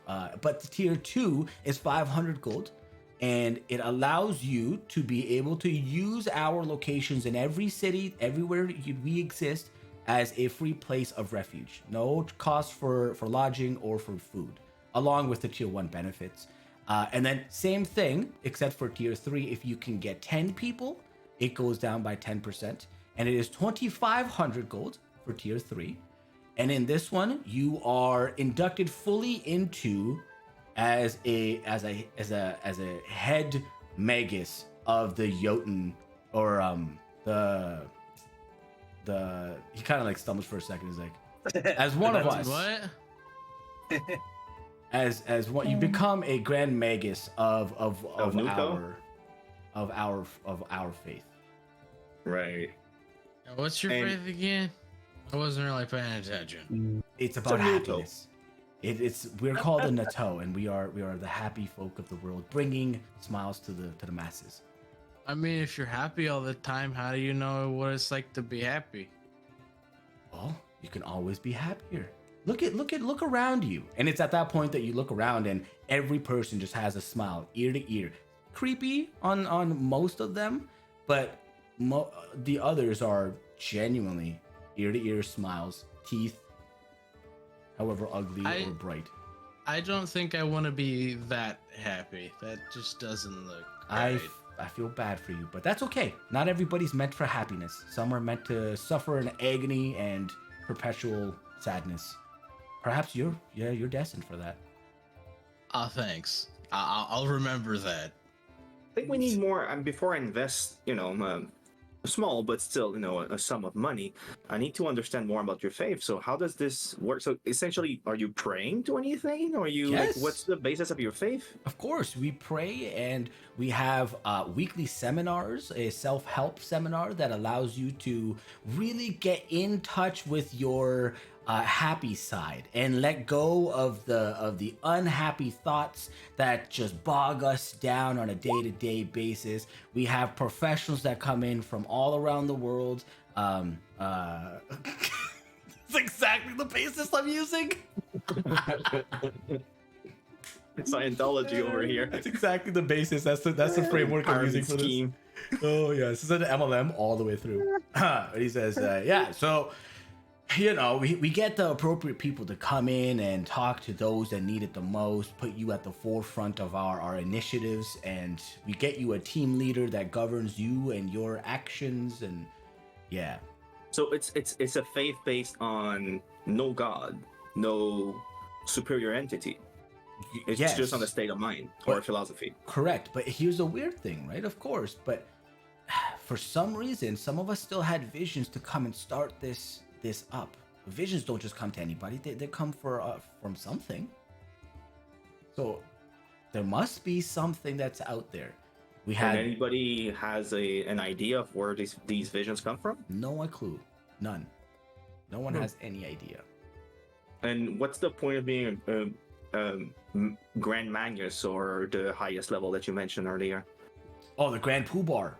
Yes. Sorry. Yes. Well, the Grand Poobah lets you have no restriction. You could go into the basement if you wanted.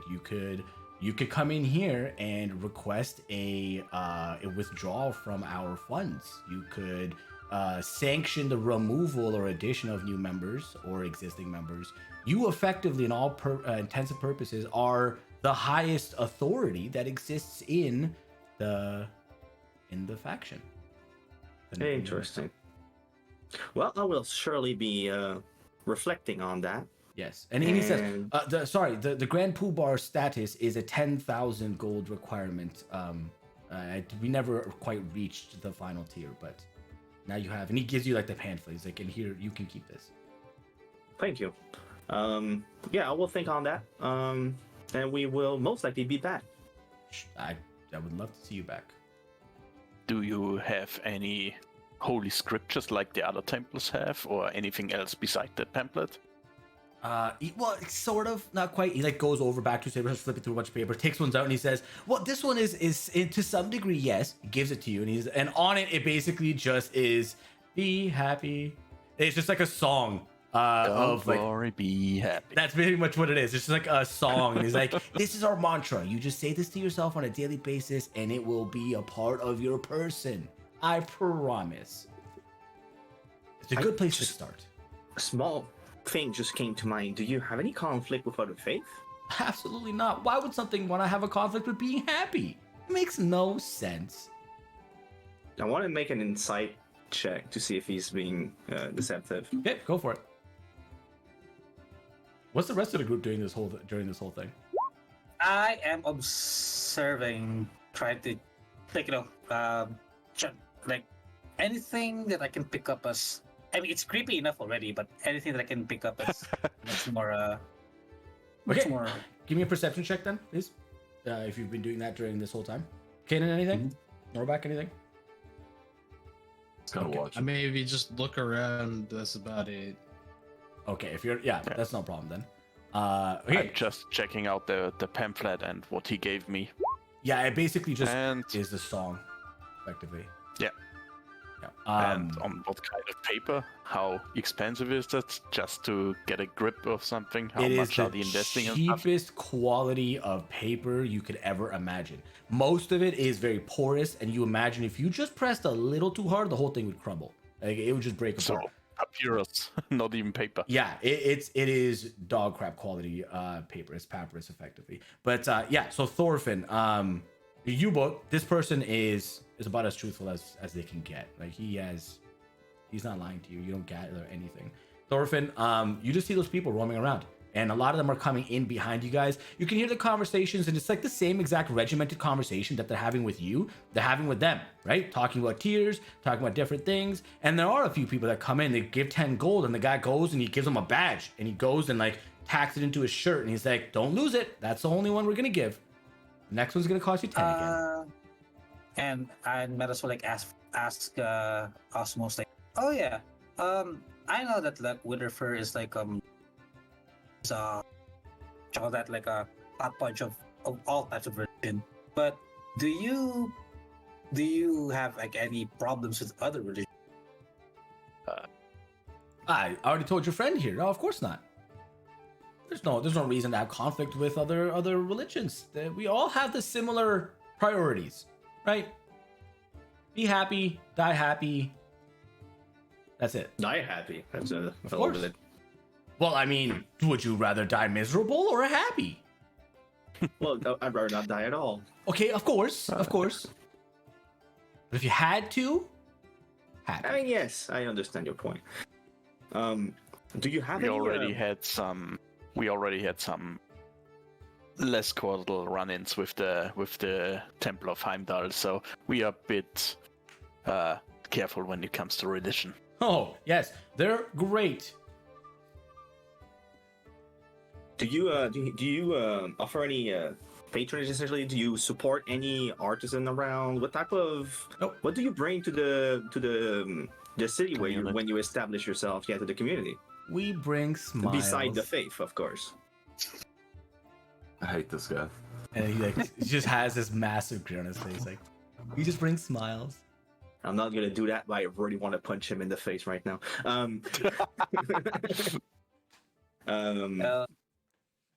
Guess I don't know. Like, yeah. If we stay any longer, we might like I might stab this guy. That's not, you know. Yeah, exactly. Like, You're not here to Yeah, do that. You're my we're- guard, as you know. Don't Yeah, stab like- anyone. you Well, man. can probably feel like the seeping, like boiling anger. Oh yeah, within for the group. sure, for sure. The you guys is like the electric aura around your group is increasing. What's the significance behind the symbols that I see around your followers? Oh, none of us are branded. None of us have symbols. Nothing that we know of. If people go and get tattooed afterwards, that's a different story. But we don't have any particular branding. And that logo that a lot of the people around here seem to have, or at least this person. I'm pointing to the person with the tattoo on the He the back of his neck. Osmos is the neck tattoo person, Oh, okay. and he has his entire cloak is like the hoodie is jumbled up and rolled into his neck, so that it's like looks like a half scarf that comes to his shoulder, And it there's- hides it, essentially. Yeah, it effectively hides it all together. He says we don't do any type of branding. We don't have any requirements of that nature. That's pretty extreme, and kind of opposite with the whole smile thing, you know. Yeah, Can if I you have a make tattoo, another insight check at this point, or is it still the same one prevailing? it's the same one prevailing. Okay. Yeah. Okay. You know the information you know, right? So like that Yeah. supersedes what you're picking up right now. Is Yeah. maybe he's just really you're distracted or something, right? But yeah, he's Yeah, like for now, that's. When is the next sermon or discussion or whatever you are holding here? we will have a seminar here in well, we're kind of reaching our quota of people, but about a month, give or take. It's a ways out, but we'll have somebody of relative import come through and host a proper speaking session here, presentation from this location. We're So- one of the starting ones of our kind in Midgard, so it's kind of important that we keep our appearances up. Of course. Where else are you established? Well, we have a group of us headed over to all the different towers. We had a handful of them heading down to get that set up about a week ago, and I imagine it's well underway. We sent a group also to Feywin. Barovia has one already established. They're kind of building it, but the framework is there. Echoin won't allow us in. They're such high society, pompous buttheads, but we're hopeful. Glass half full. Happy, right? Always. All right, I'm done talking to this guy. Personally, you guys are free to do whatever you want with him. Yeah, in my mind, like I might like but I do want to consult the party like in private, like you know what, maybe like I will join for like infiltration purpose. It's like just the Yeah, good luck with that. I wouldn't be able to stand this guy. yeah, Let's, I know, but Let's regroup outside and have a discussion at this point. Okay, you guys make your way out, and by the time that you spent in here, about a half an hour having all the conversations and talkings and being interrupted with the different commoners that have coming in and out, the front counter has probably processed close to 30 people at least in this half an hour you've been here alone. Close to, I'd say 10 of them are part of the tiered subscription system at tier 1. They all pay 10 gold, but the other 20 are at the base floor of just subscribing to the self-help component of what they're preaching. You guys go out to the side and are amongst yourselves alone. Yeah, so yeah, we're kind of thinking we might wanna have someone on the inside to infiltrate. It's like this is like one of our best leads. I mean, we seem to define who's a member by the pin that they have. We could steal a pin from one of their members. You did see that they were recording people's names as well. It's not just get a pin and you're fine, right? They did their full process. I mean, a couple of punches to the face will get him to tell us his name. I don't know, man. They kind of look like Saturday. Kind of look like brainwashed, dumb, or I'm like, not gonna lie, just really into it. Yeah. That does remind me of what we saw a little bit in Feywind, where everybody was kind of mind control there. Less Yeah, extreme, so- but In case we go there and we buy a pin or something, have me check it out before anything. So yeah, we can kind of see that there's like just one of us, and not so that if someone once gets compromised, like you can pull me out or something. But yeah, we like that's my suggestion. Like we try to figure out what they're doing, especially like, it's like that church seems with the way the people are acting. I mean, I don't like them already, but I mean, what we just saw today was even worse than I kind of expected. Less aggressive, but just as weird. Goldar, Yeah. are you able to cast detect magic to see anything around? If like the pins would be magical, we could see it from outside. There's people going in and out. I sadly don't have it prepared right now. And also, like, it might not be the pins, might be the food, or might be like. Yeah, we don't the know, but we sermon, could like, rule it We out. don't know. Yeah, but I think I think that's a. Yeah, I volunteered to try to infiltrate the church. Okay, well, do we want to do that now? We can also go, elsewhere, gather more information before we get. Yeah, we can invested. we can do that tomorrow. They did put a lot of emphasis on the basement. It was one of the area that we could only access with the highest level, so there might be something in there. Well, I wouldn't say they put a lot of emphasis, but you know what I mean. Yeah, it's Oh, the they only put a area little that's bit. actually sealed off. Yeah. So that might be a priority area to check after, let's say we get in, you recon a little bit, but it looks like inside, and try and at least know if there's a way for us to regroup with you and sneak into the basement or something. Maybe that would be a course of action.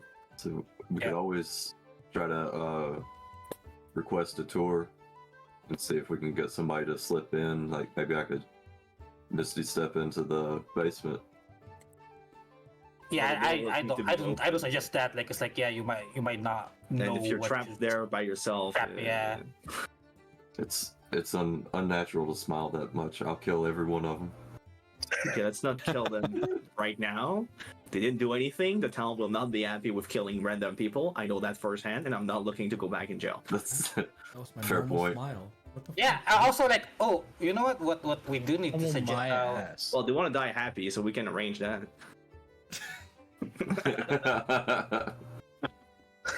Also, like, although we do see a lot of the people who are like, you seem to like going here, we might want to try and find people who are kind of, who doesn't like the church, and see from their perspective, like they might have. Maybe ask the traders around. They might, they see a lot of traffic. Maybe someone, they might have heard some rumors and stuff. okay. We could check out a Ask pub, the- see if there's anybody drunk enough to spill some secrets of what goes on inside. Yeah. We can also revisit our enchanter friend, what she knows about the church, or like, yeah. Yeah. And since my mentor pretty much got in contact with that group, and started buying materials from them, there has to be some, let's say, side jobs or unsavory side of the temple. Maybe we can find how to actually contact those. I'd be interested in looking for like sewer entrance around the area, like manhole covers, just to see where the sewers would be, just in case there's an entrance from the sewers. Yeah, remember that spot where we got out, right? Like, you know, after we got out of the morgue. Like, Yeah, and there was a shady dude there. Yeah. yeah, we might. Yeah, let's get to know the city around more, probably. Like, Yeah. yeah. That makes sense. And Novak, take your rope up on again. You're standing out too much. Okay. Fucking rope back up. You shrink down to your 6-foot form. Also, Yubo, I suggest you don't give your name like that easily, because like we're still trying to go low profile. It's a very normal name. There's no family name. They don't know that much about me. It's You're fine. already drawing It's too much fine. attention with your cloak. Bam! Wabam. Some There's a passer- couple of bystanders just whoa. There's a little kid that's like, "Mommy, I want that one. I want that one. I want that. Please give me it for my birthday." That's such a common name. You can't throw a rock in town without hitting about 4 or 5 of them. Yes. I'm just gonna make commoners named Yubo every time you guys run into him now. Jesus. Okay, Alright. what day is it? It is. What time of the day is it? Oh, time of the It's day. Pretty late. It's very late at this point. Yep. Yep. You guys have had an entire day's worth of retconning, doing the cat business, coming out here doing this stuff. It's basically time to be heading to do your long rest. Yeah, I'm gonna go pray real quick before I do that though. Sure. I mean, you as a priest of Ron, you are welcome to stay there. It is uncomfortable. You'll be given a very small thatched mattress for the floor, and you'll wake up a little sore. But you can stay there with your prayers if you wish to. You know this about their temple. Yeah, I'll do that. Okay. The rest of you guys are heading back to to Goldar's basement, Mentor's basement, and you guys have a uneventful. Actually, no. In the middle of your long rest, which won't disturb your long rest, but you hear the crashing of the basement wall break inward, and you look in and you see the dirty, smudged face of Rufus, along with a few other people that are currently just excavating a tunnel that will attach this basement location to the property next door. And you guys have a secondary exit that effectively, if you need to use it, you can. It scares the crap. Fast. Yeah, that's the one thing you know about Rufus is he gets things done on a timely manner, and he's extremely serious about what the things that he promises and says to do. Regardless, this tunnel is now created, and the gnomes kind of scare the crap out of them, but they go back to bed, and you guys have a full night's rest.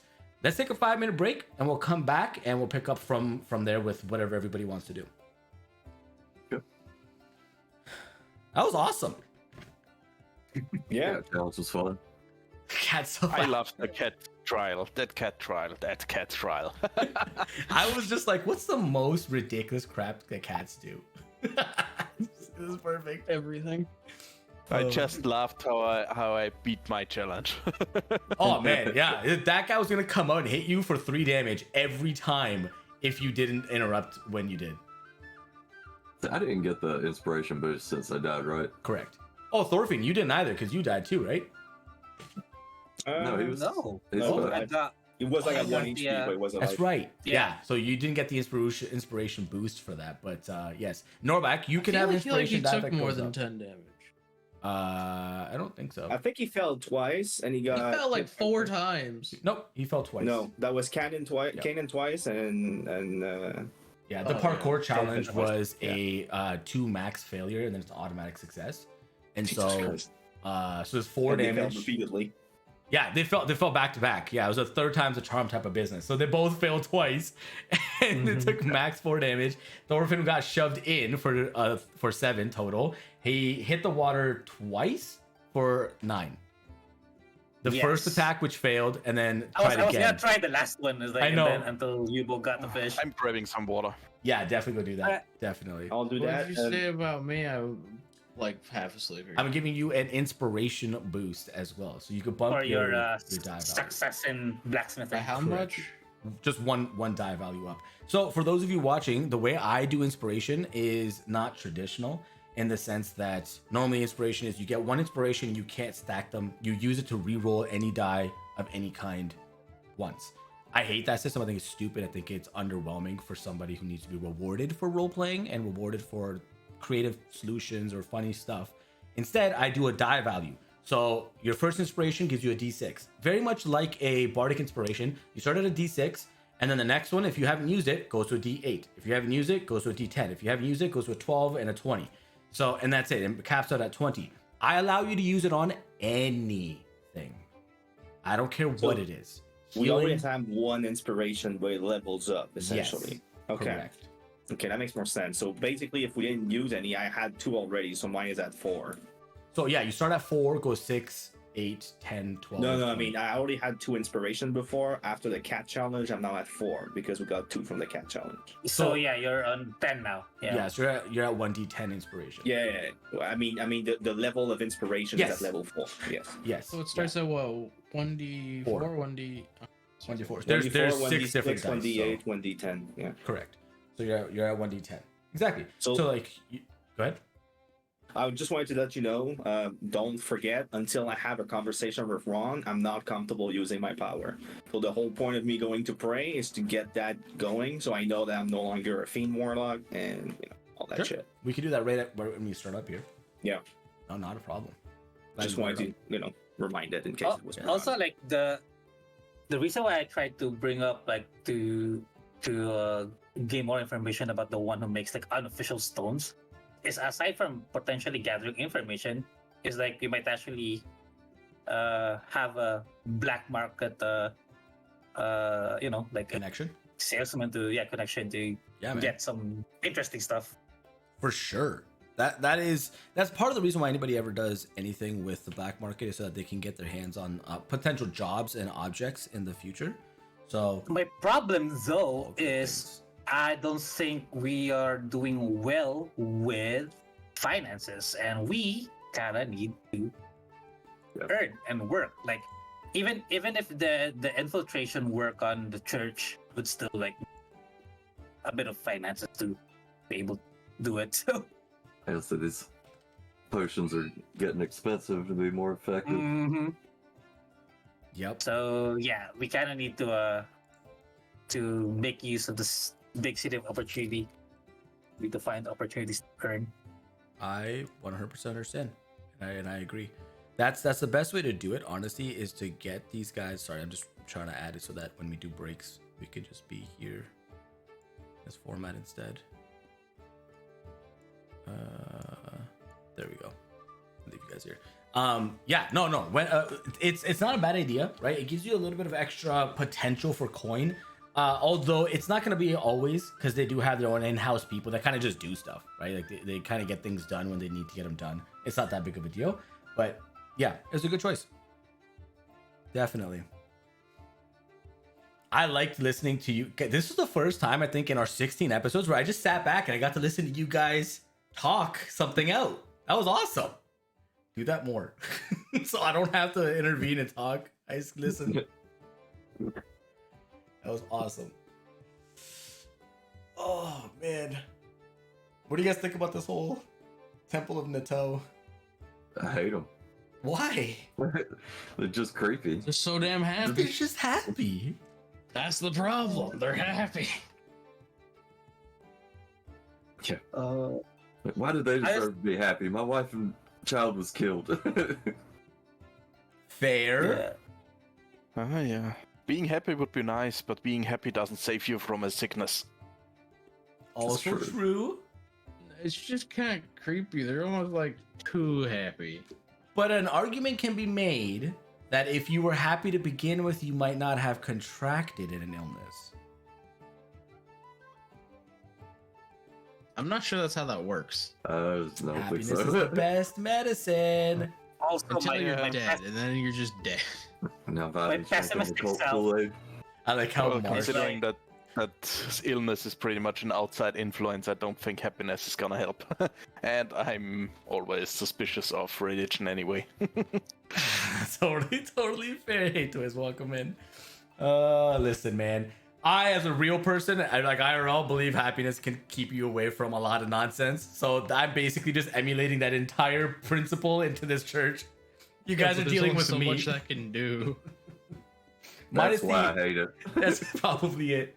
Minus the MTM or the multi-tiered marketing system that they've got going on. Minus that. That stuff sucks. I hate it. Yes. Trying to Oh rob yeah, us. that kind of reminds me of the pyramid system that Nobak contracted. Yes.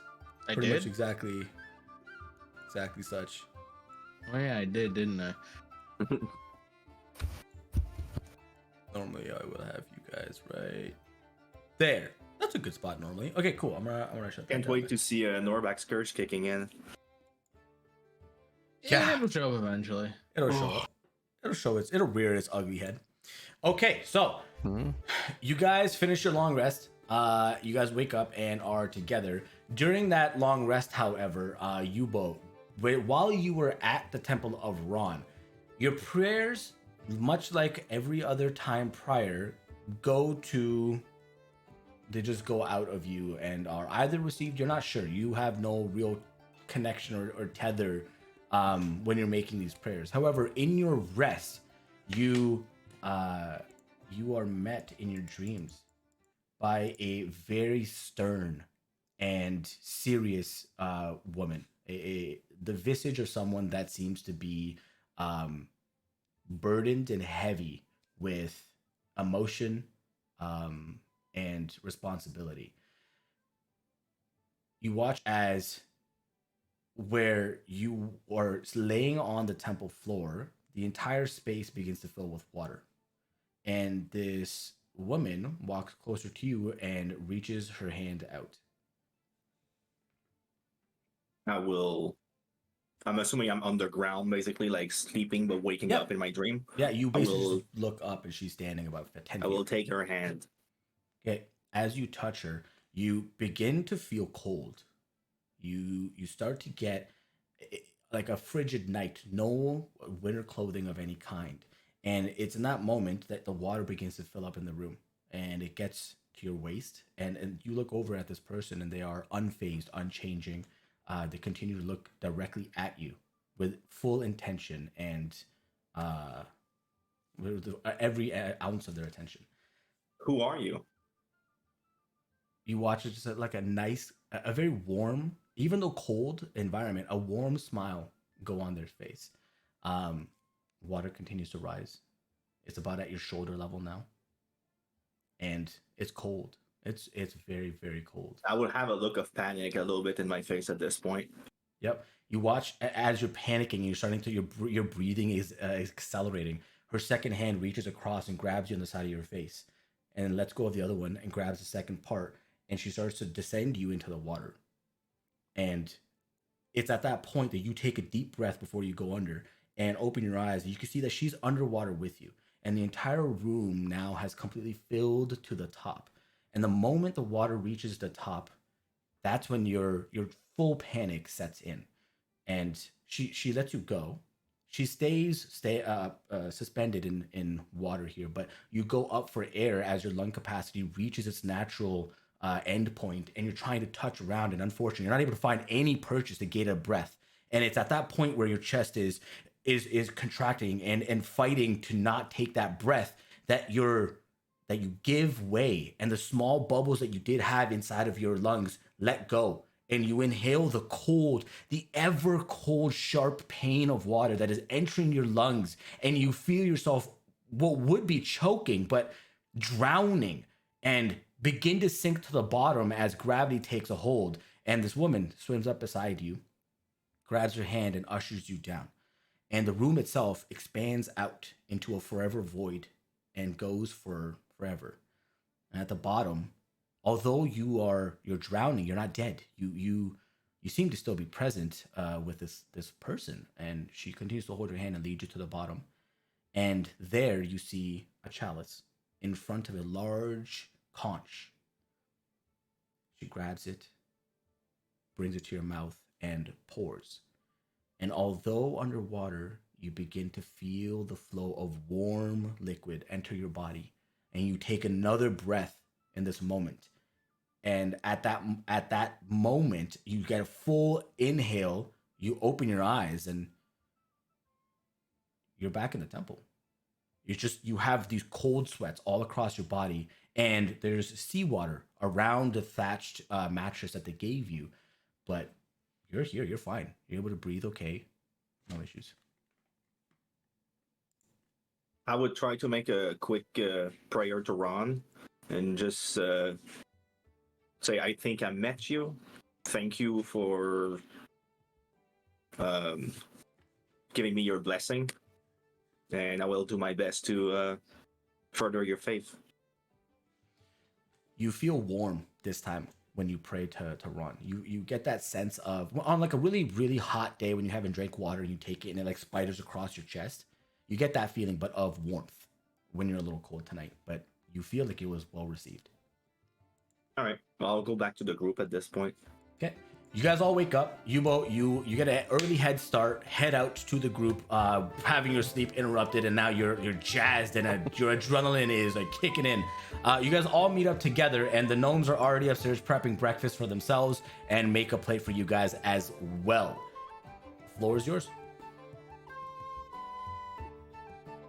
Alright, what are the plans for today? Any idea? Suggestion? I'd say, Oh, we could go check out that person that Rufus suggested for the stone. See if maybe we can get some information on who might have that in town. See if that guy was trying to track us or not. Yeah. Like what type of people he's been dealing with. Yeah, just see if we can find anything regarding those stones. Like that's the probably the one of the leads that we can follow. Okay. Is that what you guys want to do? Go over to the library? So, Sorry? down. I like how we had a break. It's just like, oh, you guys, your tire got flat. Jeez. I'm eating peanuts yeah. and trying to be silent to give some space. I know what you're doing. That's fine. I see you eating. I just had to move a bit. I'm flattening my ass here.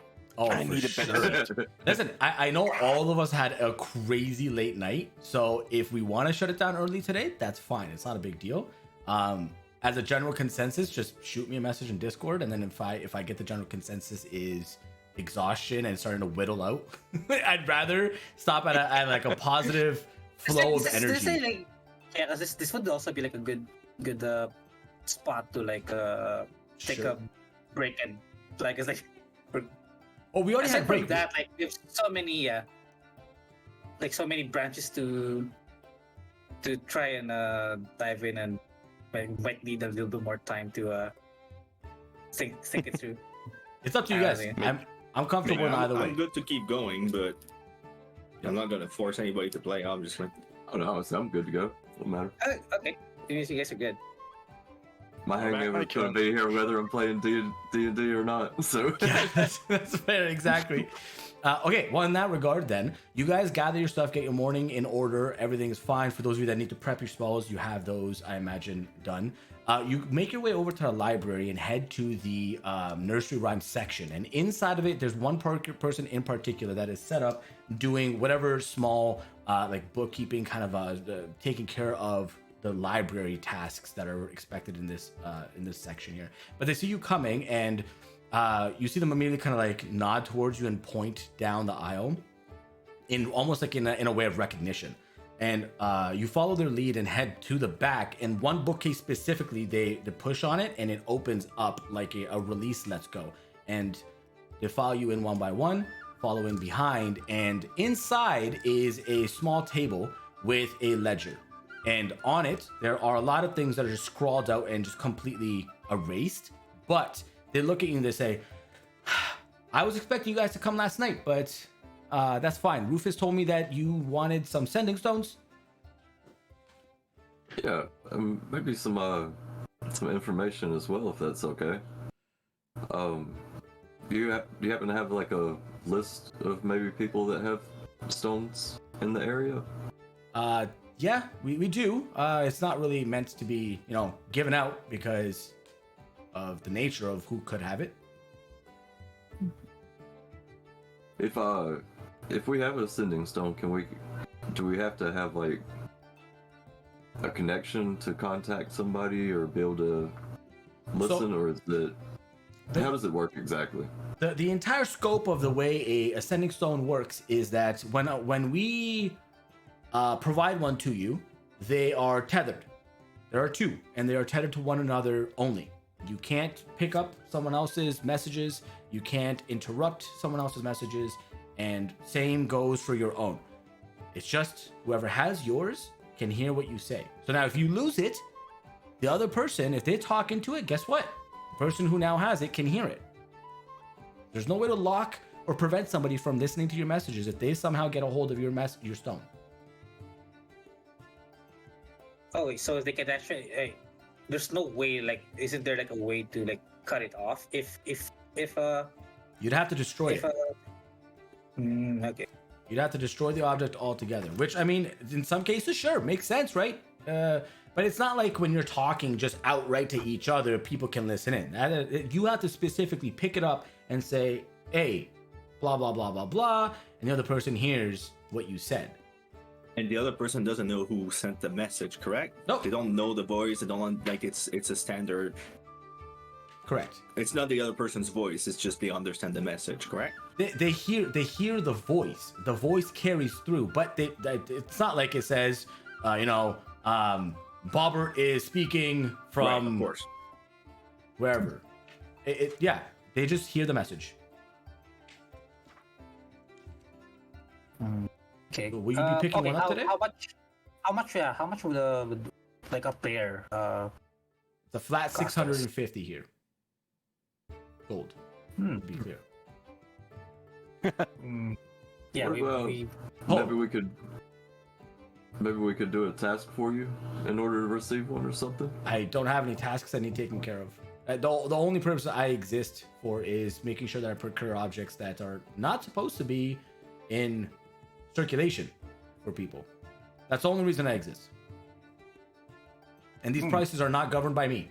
They've been dictated by those that determine how expensive or how difficult it is to get these. Previous month it was a little bit cheaper because apparently they got a hold of a lot of them, but this month it's been a little difficult with the happenings out in the wildlands. Yeah, I mean, how about like I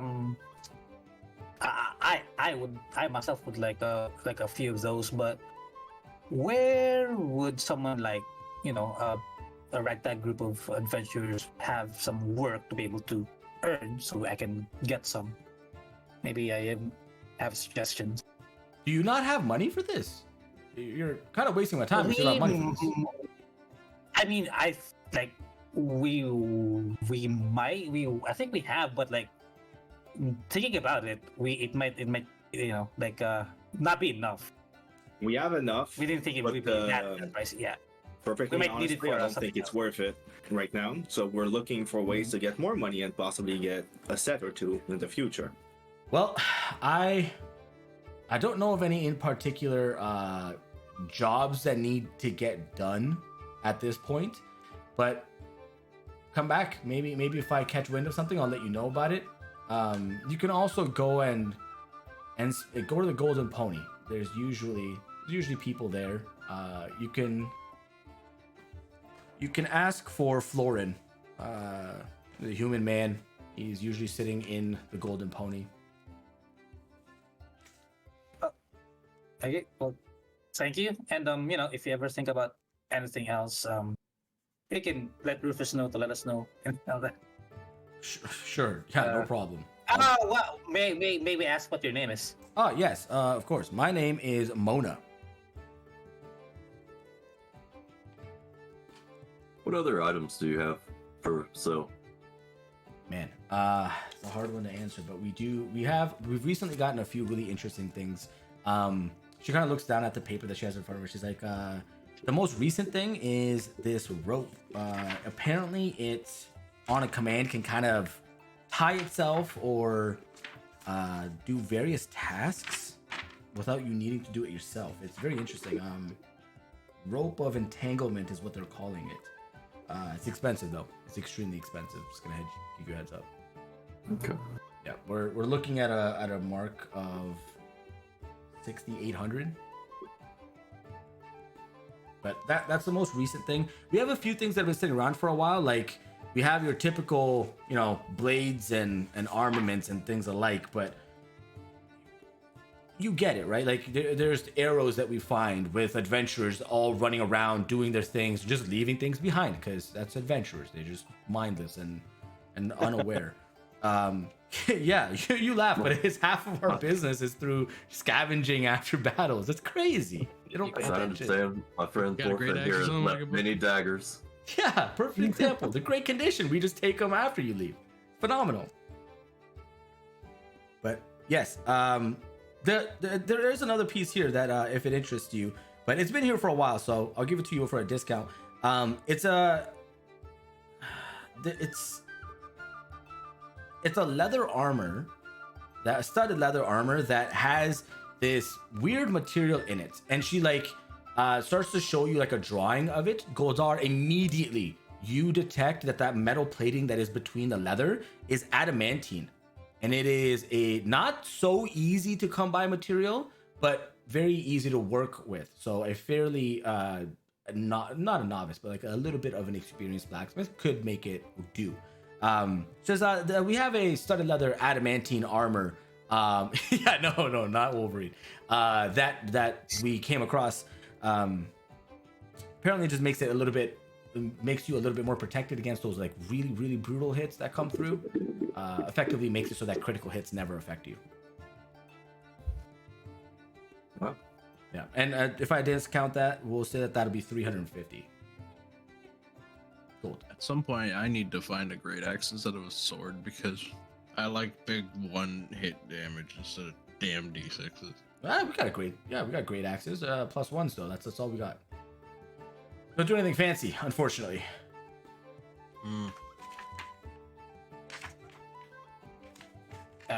Probably Whisper of the group. Yeah, we really have financial problems.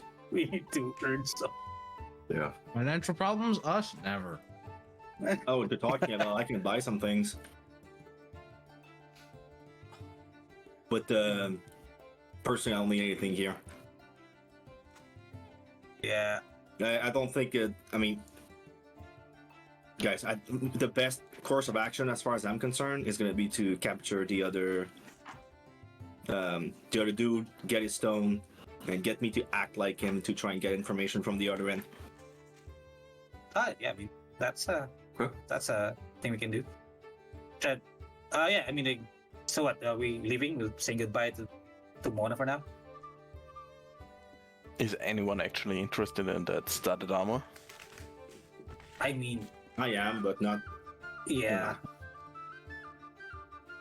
Okay. We I got heavy armor now, so I don't really care about that. At the moment. All right. She kind of is like, Proficiency. But... if you guys don't have any business, I'm sorry. I'm gonna have to ask you to leave because the longer we stay in here, the more suspicious it'll become that people vanished. Us? Suspicious? Not necessarily you, but I'm out of my post and blah yada yada yada. You get it, man. You get it. All right. All right, let's go, guys. Thank you. Thanks for the information. Of course, Thank you. my pleasure. We get things coming through here often, so if you ever have an interest of what exists, come by. I'll let you know. What I said, would there be any way to take a look at that list?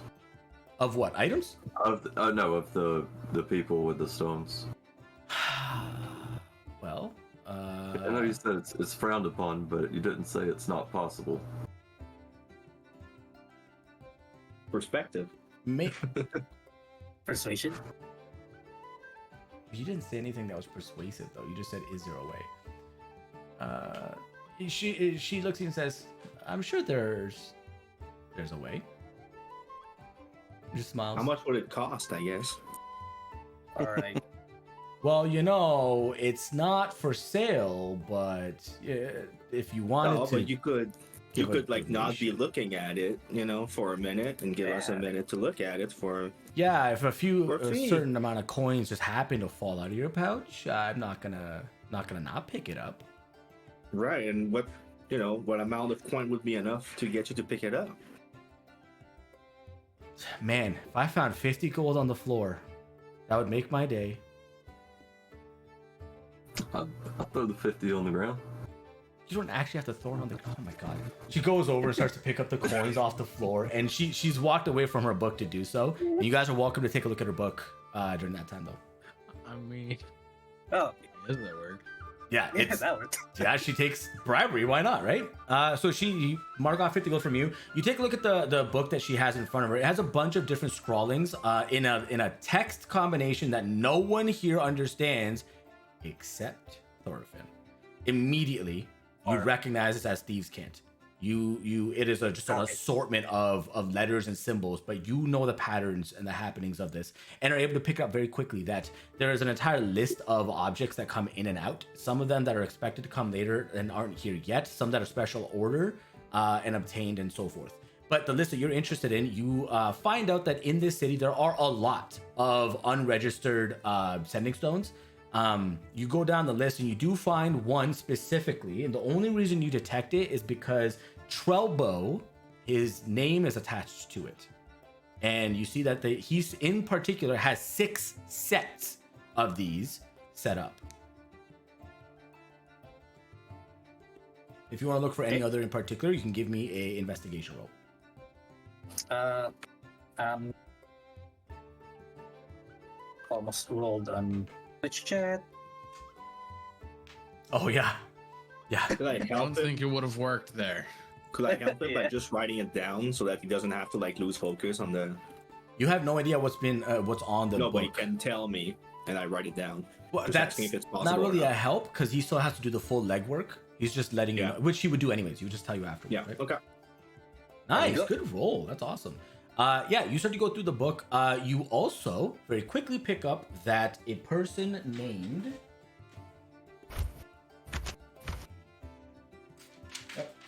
A person named Perveus has one. A cluster, and in brackets beside it, you see the name Martin and Siegfried. You also, you see Martin and Siegfried. You see that there is another cluster underneath.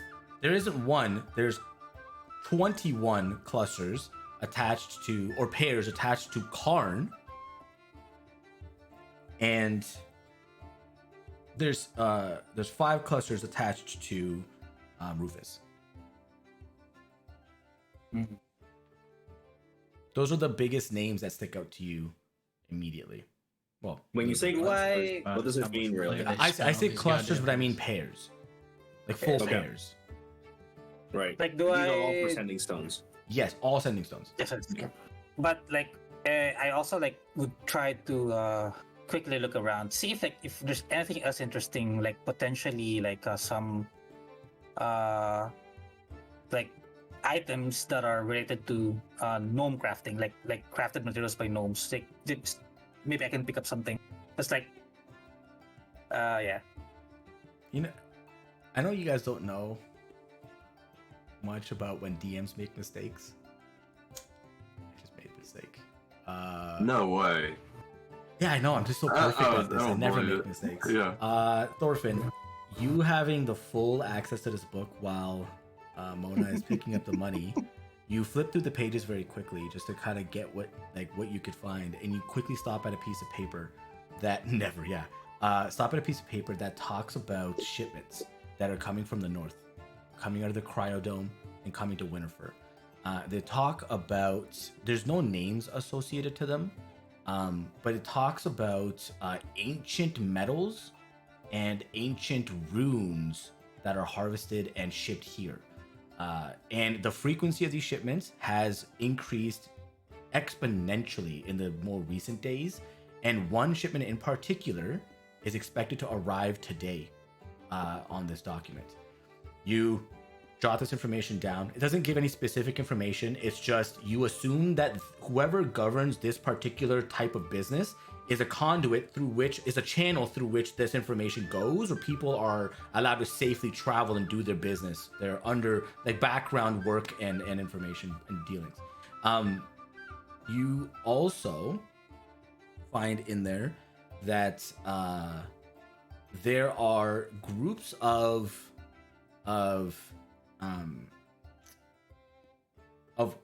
raiders effectively that have reached out to the organization.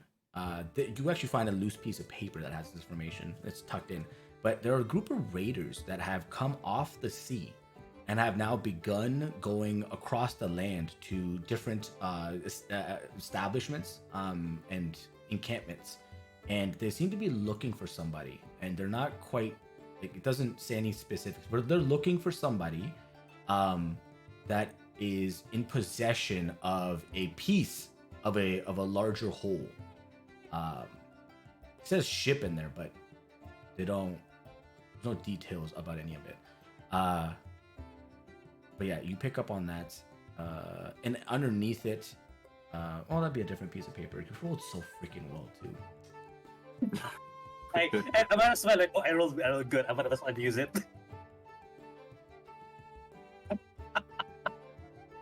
You rolled bad.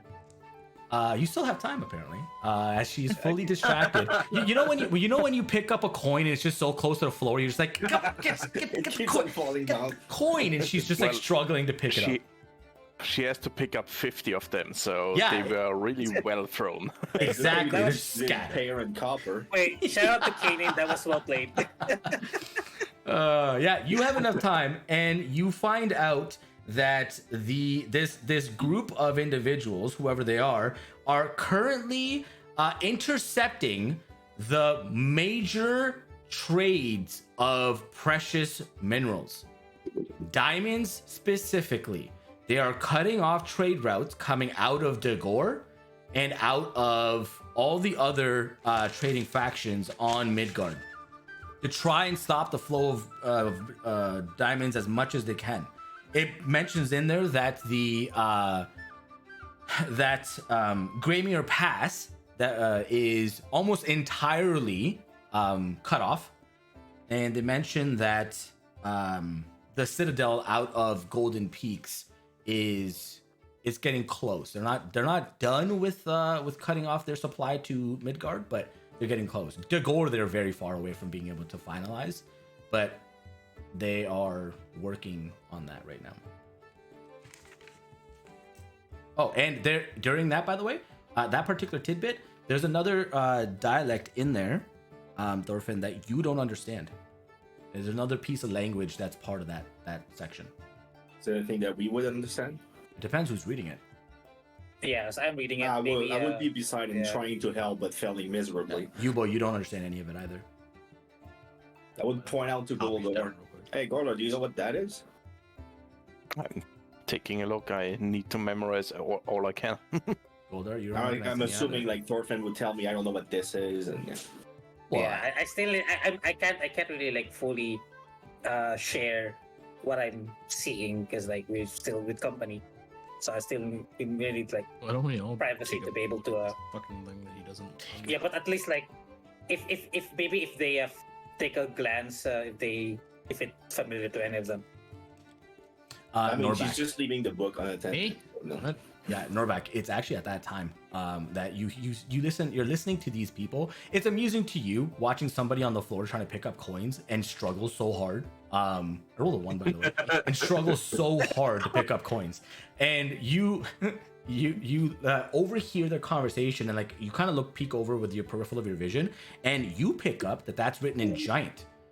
You go over and you start to read it, and in there it specifically speaks of frost giants who are lending some of their personnel to help these people cut off the diamond supply to the people. What they're doing with it doesn't state, but they seem to be working with the giants, the frost giants. Interesting. Hey, dude. Keep reading at this point. Yeah, might as well. Like, It's that's He all. keeps rolling a 1. That's all the important information that you're able to get. And by the time Norback is done, there's no more information. By the time Norback is done interpreting his section, she has done her picking up all of her coins off the floor, and is like, man, sometimes your pouch just gets so full, things just fall out. Good thing I collected my money. And you guys done? Should we leave? Yes. like, yeah. That's a It's like, yeah. I'm gonna apologize for throwing the coins on the ground and tell her I'll hand them to her next time. That's okay. It happens. And, I understand entirely. Goes over, opens the bookshelf, and ushers you guys out, closes it behind her. Says, well, in that case, enjoy your day. I will see you next time. If you need anything, come by. All right, thank you. You're welcome.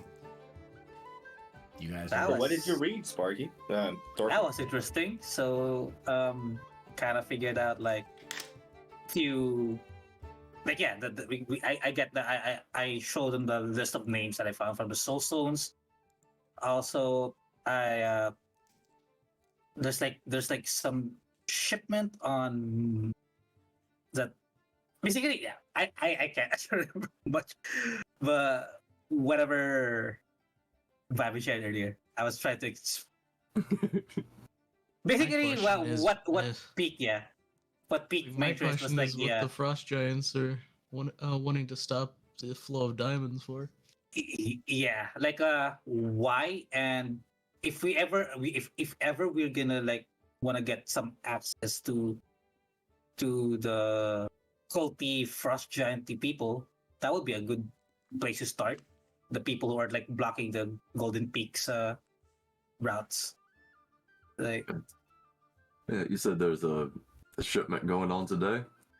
there is also a Yeah, shipment going on there's a today, shipment coming here today. and kind of figure out like where the location is gonna be, so we can check it out, scout it out. Yeah, I think We're doing a little bit of stealing.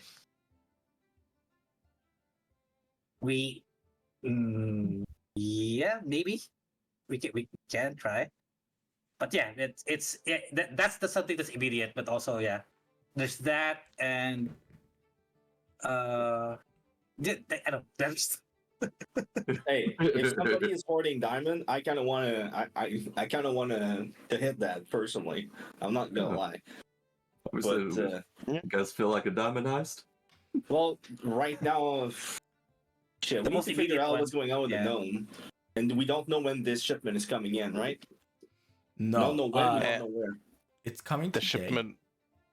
it's coming today. Shipment There's a of shipment like coming today. materials. It's that's coming about it. today, and the manner in which it was written, you can understand that it has something to do with the gnome that you're trying to find, right? Like the gnome was also dealing with shipments coming from the north out of the cryodome, and they've increased in frequency. The fact that they're also inscribed with runes and ancient objects and metals are kind of all in the purview of what your mentor Goldar was working with. Yes. And considering they're cutting off diamonds from Digor, which also go through my hometown, yeah, that's very suspicious. I should actually send a letter back with stuff I found out. I mean, we could get And- out and try to intercept, different traders. Just Well, try I to see if don't they have really know. rates.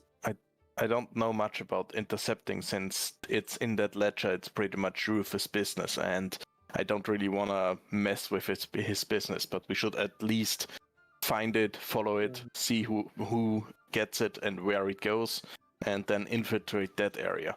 Once it's out of their hand, then we are not messing with Rufus anymore.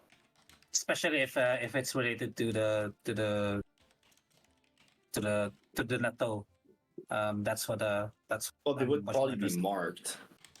I would assume they would have the same mark that we've seen before on the crates. That should help us narrow down which shipment. We would do be. have we know where it's gonna be and probably the time also something if it's information involved included.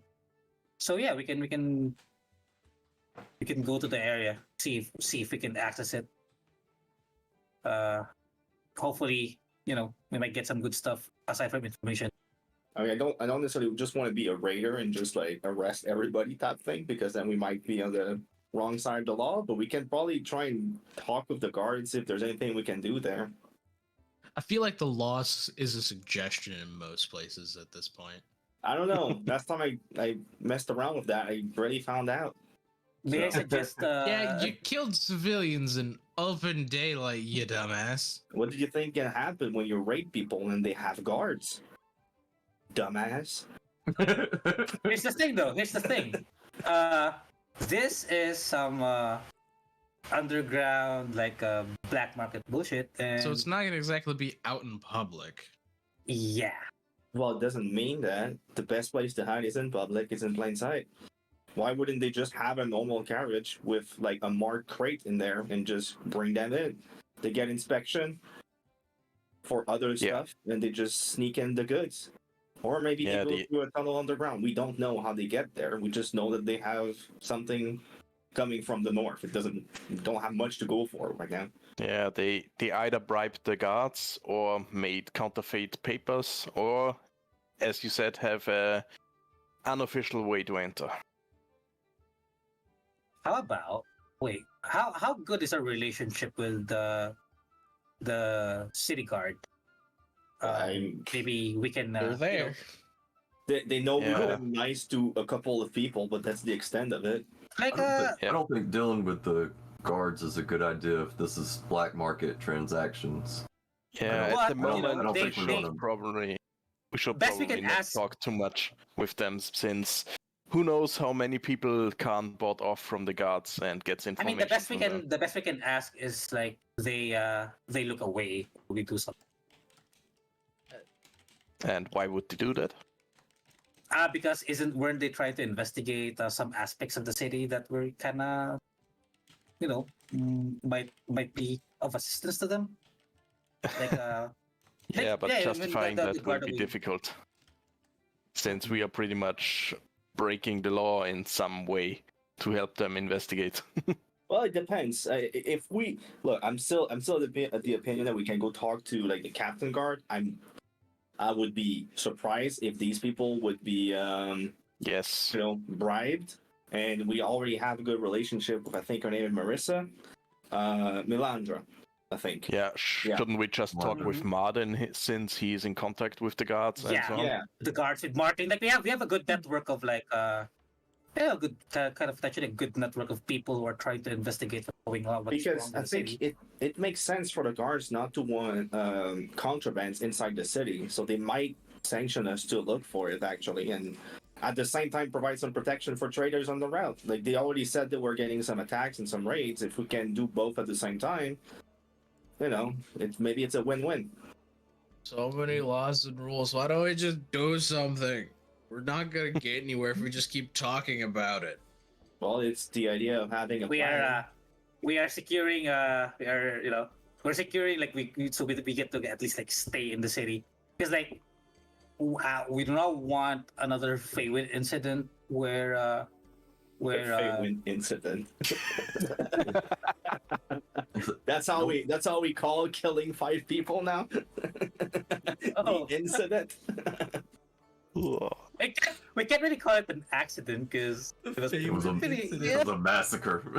You know what? I'm gonna give you inspiration for that because it will forever be canon as the Feywind incident. That's Good job, Sparky. golden. Okay. So yeah, I mean, we at least like we what you call that, like protect our butts while we kick butts. How about Alright. kick butts and then deal with saving our butts later? No, you have another you're leather welcome ball to you go can do that. toss to Norback go do for a little bit. Just go do that and let us know how it goes. Let's have fun. If that's what you want to do. Small have fun. problem. I have no fucking clue where to go. Well, that's why Yep, that's the biggest problem we currently have. We are still Also- lacking also not information. like- It comes from the north. Well, we can just Yeah. check the north routes and see what we can find. We don't have Mhm. much going on. We can keep on asking around. We can have you, Rufus, if he knows of any suspicious. Or here's something to also appease Norback because he also missed out on this. We can meet with Martin at the Drunken Cat, have Norback have special ale to keep him distracted, and we can talk to Martin about our plan. And that way he can share We it can. with whoever, Martin, we whoever can- he trusts. Yeah. Martin was on that list too. We can see who he's talking to. See if he knows anything about. It's the stranger probably in the because alley. like I think he's probably like part of his cover being inside being with the benefactor. Yeah, he's so maybe he probably- has yeah. contacts with Karn. Other interesting thing we can look for is we know of a couple of people with stones. We can still try and get the stones from the other homeless or the most likely fake homeless person, and I can try impersonate him and get some information from the other side. Just asking when is the carriage arriving, and maybe they are related to this situation. Maybe it's gonna help us narrow down. Vabin, how close is the shipment coming? Or how much time do we have if we're gonna go intercept it? You know the dealings of this because you were in this world to some degree. Most, unless the person was extremely confident in what they were doing, depending on the nature of the work, is done after the sunset. So you can presume that it's most likely when it gets dark. So what time of day are we at now? Pretty early. Morning. Very Yeah. early, like 10 the latest. Just because of how much it takes to walk around in the city. Can get a bunch of information. Get started with the guards if you want to involve them. Talk to Martin. I think we Get don't need to Norback talk to the guards. We go just be a go cat. through Martin. Because Yeah. if he's working with Yeah. the guards. Like, Yeah. Either way. Let's doesn't just matter. talk to. I would say just talk to Martin, inform him about pretty much the information necessary for him to make his own judgment and maybe help us with the guard and that shipment, and have Norberg make a cat challenge on his own so he is not left out. And well, let's see What from there. thing? Cat, what? Oh, you Yep. missed it. There's this ale. Oh, we explained that earlier. Oh yeah, right? that's right. You did explain that. I think We'll I do think- that later. Yeah, I think we meet with Martin and we track down this shipment because I think it's too important to miss. I think there's- Agreed. Yeah, we Okay. need to at least know where it is going.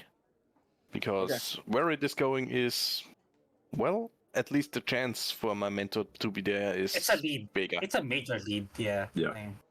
All right, you guys are. Let me understand this. You guys are gonna go meet Martin at the Drunken Cat because that's where he resides. And okay, so you guys start to make your way over to Drunken Cat, and you walk in, and sure enough, his usual squad of people that are like they kind of mingle amongst the crew are there, and you're very quickly directed to the second floor to go and meet him. He is in house. And he's sitting in very lounging clothes. They're modest. They're nothing special. Your usual drapings and robes of such kind. But he's not adorned with any armaments whatsoever. It's in his closet. But he welcomes you in and sits down. Says, "I'm all ears. What did you find out?" So we are thinking about because like we have a lead on something that we're really interested in, and it involves a shipment that we might want to intercept, and we would appreciate it if you could, if you could like give us assistance in a way where we won't have much problem with the guards when we do that. Well, we need to know where the hell it is first. That's kind of weird. We do, yeah. It's yeah. So you want me to basically give you a clear passage with no guard restrictions? Okay, let's go with a little bit more details because this is very cryptic right now. Yeah, it's like We yeah. we know there's a let's call it contraband as far as we're aware that's gonna come from the north, and we want to be able to intercept that contraband because it might be related to some disappearance that happened to some of our friends. And so we want to make sure that because we'll have probably to screen a couple of traders that come in. We don't know exactly who and what is carrying it. We expect it's probably at night, but we don't know that. We want to know what you suggest for us to be able to intercept them without, going to jail. And we're not doing that to hurt people, but we do need to know more about this situation because somebody got kidnapped or killed. We don't know yet. Okay. Well, that all seems good to me. I don't see a problem with anything that you just said. How about this? Hang around. Let me go see if I can talk to my Landra and see if maybe she could draft out some paperwork to make you guys temporary travel route inspectors, at least for tonight. How's that sound? Yeah, that would make sense. Sounds interesting. We can also keep the road safe a little bit, at the same time. Sure. We don't. Are you guys assuming that this information, this shipment that's coming in has to do with the kidnap guy, the little gnome buddy that I was talking about? Yes. Yeah. The That's based on possibility the is high. context, Yeah. God, it just seems like every time I talk to you guys, another piece of information just keeps tying in to this. That's ridiculous. Okay, hang around. I'll be right back. I'll get you the information that you guys need. All right. Okay, he leaves you there and he says, have a few beverages, eat a little food, and he goes away. It takes him the better part of an hour. So if you guys wanted to do something during that time, you are welcome to get back. No, I can't do that. Catnap. Yeah. So do you want to drink a beer, Normac, and try the cat thing? Sure. Okay. And now that we're back, I do want to ask the someone at the bar owner, the bartender. Mhm. Like, oh yeah, by the way, we kind of finished the cat challenge. Did we get anything aside from the inspiration, right? Did we get anything from that? Like, is that The bar challenge? What's that? like? What are you talking about? like What cat challenge? What? I have no idea what you're talking about. We the special drink for whatever reason keeps turning people into cats, but it's not intentional. Who's brewing that beer? I don't know. We just get it, and we just give it. I don't. No, it's not brewed in house. No, Who's your provider? Could I you don't give us know. that information? I have We might no be idea, interested in man. buying more of it. Listen, Brosif, I just sell the beer, okay? I don't know this information. Somebody in the Why? establishment would know. Is your manager around? I want to talk to your manager. Did I do something What wrong? happened? I didn't do anything wrong. Why do you want to talk to my manager? It's Because not he's about an you. asshole. It's not about you. We just want to know who's providing the beer. God damn, these freaking And people maybe buy nowadays. some. You watch we him did. You watch him go to the back and he comes back with We actually could use like a flask of those, so for It could be future useful, stealth actually, purposes. for real. Yeah. if he comes back and he's like, oh yeah, so you can talk to my supervisor here. My supervisor's name is Doyle. Doyle, this is the person that wants to talk to you. I'm gonna go now. Bye. Yeah. Hey, by the way, you can bring me a decent meal and a beer, a regular, not just your special beer, just a regular beer. He's like, I'll tip you Yes. generously for the trouble. yes, sir. My pleasure, sir. And he like walks away to go and get you. Please don't spit in my food. Make a constitution saving throw. You soil your pants, you got a leaky butthole. But again, he goes off to go get you your stuff. But Doyle's standing in front of you. You are currently looking at a dragonborn male who is very well dressed, has a monocle, removes it, and looking at it says, I'm the manager. What do you want? Hey, I'm interested in knowing where you get your beer. That's a Who's great your provider question. here? Why would I tell you? That's proprietary information. If I told you, anybody could do it. So if it's proprietary, that means it's somebody that works for you, right? Sure. I mean, you're just looking to buy a substantial quantity potentially. We don't allow to carry it out. It's designed in a way where when you leave a certain distance, it renders itself useless. Hmm. That's Interesting. All right. Well, fine work. Yeah, we would be interested in maybe having a custom beer that we would like to ask for that. Your brewer, since he's clearly very skilled. What did you have in mind? We want to know what he's able to do. Tell me what you want. Looking at a similar type of beer. Do you want the same thing? Have a similar. It doesn't have to be the same thing. Hey, if I'm turning to an octopus, I'm happy. Okay, doesn't have to be a cat, but I'm just looking for options. If there's anything you could brew for us that would go outside of the range of the pub, obviously. I'm sure we could figure it out. It can't be that complicated, right? It just depends how deep your pockets go, because that kind of job is very, very niche, and 5 people niche. He kind of points to the 5 of you. You see my dilemma here? I understand, but that's why we would be looking for a special batch, just for us. And I would be interested in. I mean, tell me your price, and we'll see if. It'll take me a little bit of time, but I can figure it out. I mean, yeah, you guys sticking around for a little bit? Oh yeah, we'll come back anyway. Not a problem. I'll have that quote ready for you shortly. Perfect. And he goes back and vanishes into his office behind the bar. Norback, the beverage comes out to you, and it tastes phenomenal. You take it's going to cost a gold. U-boat with your food, it's another 5 silver. So 1 gold for the drink, 1 for 5 silver for the food. And then every other ale is also 5 silver. This is higher than your dog doo-doo. Okay, and it tastes great. It tastes great. Norback, you turn into a cat. You go small, and this is the most jarring experience that you've ever had. You were huge. You're so used to seeing everything from a very advantageous height, and now you're at people's ankles. You're like shin height for everybody. It takes a little bit getting used to. I'm looking down on him. Yes. Yeah, it takes a little bit getting used to, but you are able to get your bearings as your cat form is very nimble, and you're able to jump around and parkour about. And using the direction of your allies, you can see the small little hole up top in the rafters. You make your way through, and using their information, I'll say that give me the carpet one is very quick. It's very easy. You get in there, you know exactly what to do. You succeed on the carpet as you're underneath, and you basically just have to play dumb. The wizard's very intelligent. You just have to be stupid. And he even tells you. Well, that's easy. Yeah, he's like, man, cats are so dumb. No problem whatsoever. Then comes the cardboard box. You jump on in, and sure enough, there's glasses everywhere. Small little door.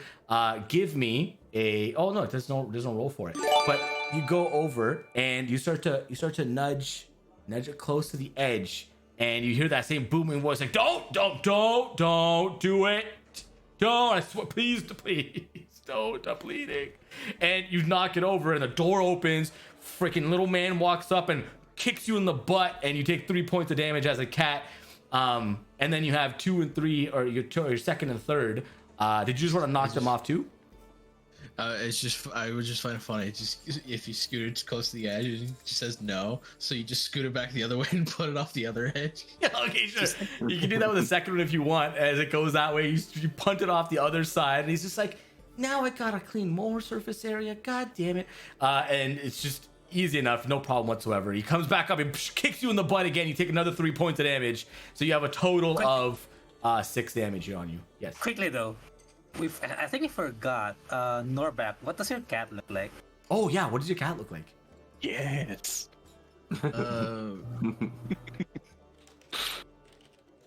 Because I know my character doesn't have any hair, I would find it funny to be a gray hairless cat.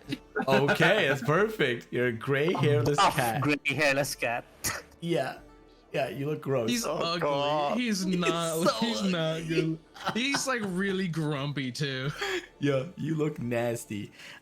You punt it off the other side, and then sure enough, comes out, punts you. You have your third one that you can still do if you want to. You feel like you're progressing here, and you were told that you have to punt off 3 glasses, or somehow find an exit otherwise. I want to punt a glass at the little humanoid, of course. All right, no problem whatsoever. Give me a d20 roll, please. Scrotum looking cat, pretty much. You punt the third one off, and you hear the voice again booming, like, no, no, no, no, no.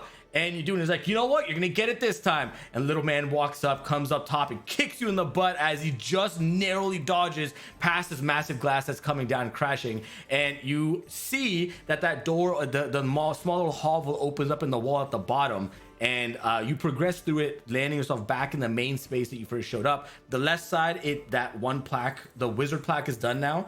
And then the other one, where did I put that piece of paper? The other one with here it is.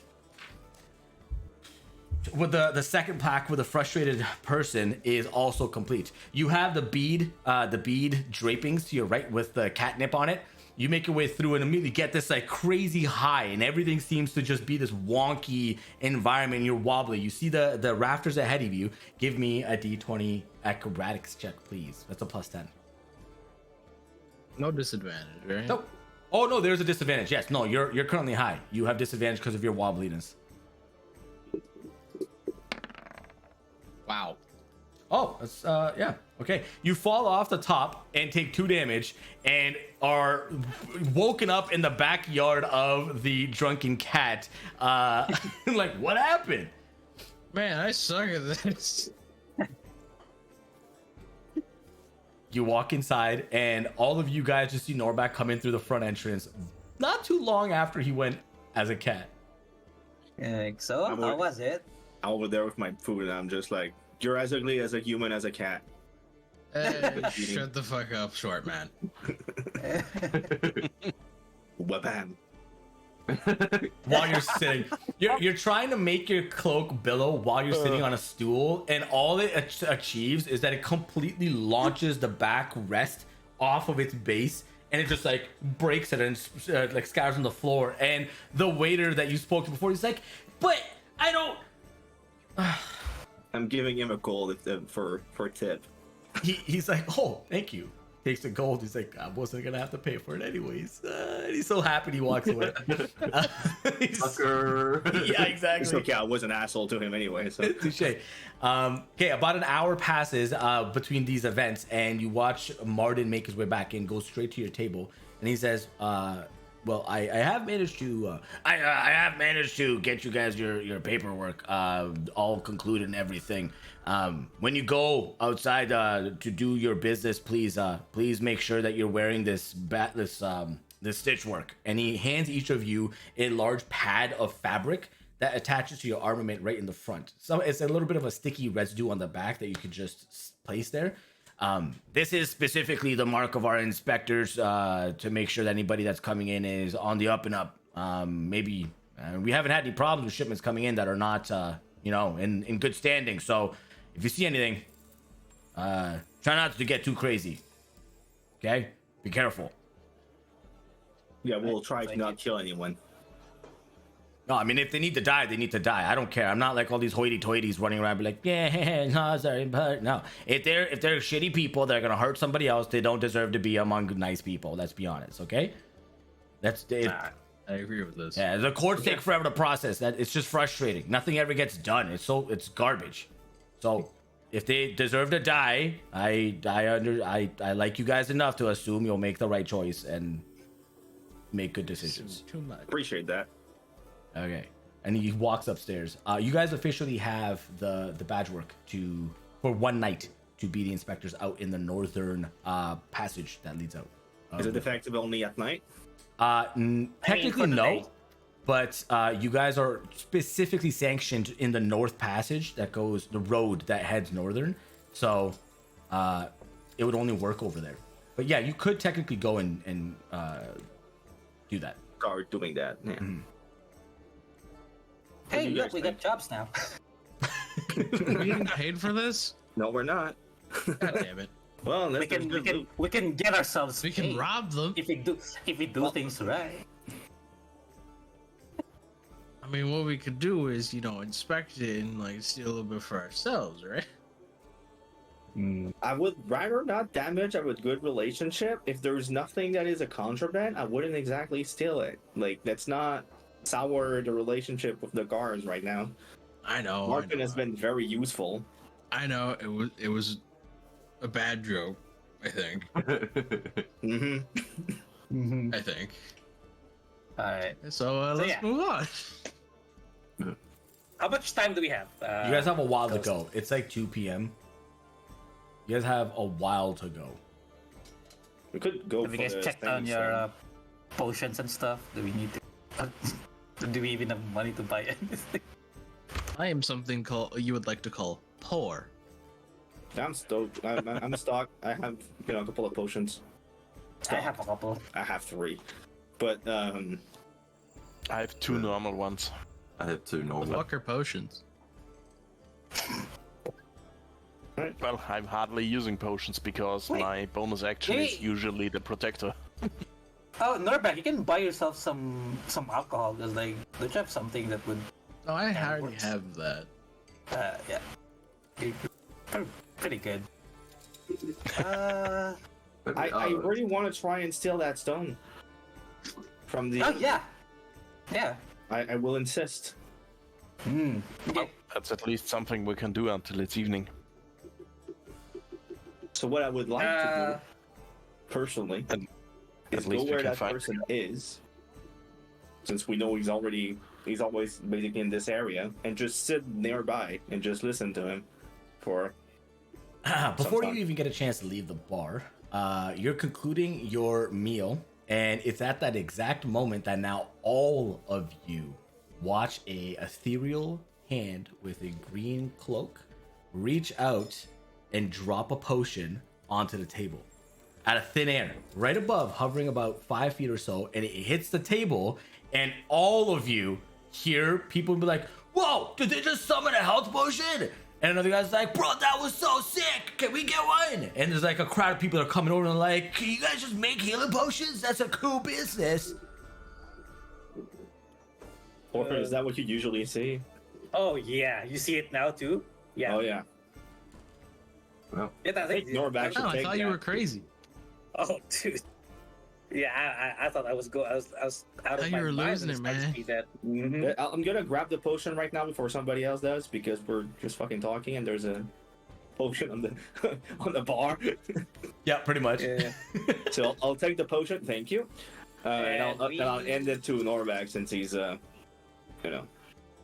front. I didn't know that cats drop potions, and I'm looking up to the rafters where the cats are crawling around. And the other people that are asking this stuff, as you say, they look up, they're like, "The cats are giving the potions, man! Whoa! Let's go get some of these cats, bro!" And it's just some of them are running off to the side, and you can see they're like trying to you know what I mean? Like army crawl up these like pillars, and Get out the of the bartender's bed, like, "Get down here!"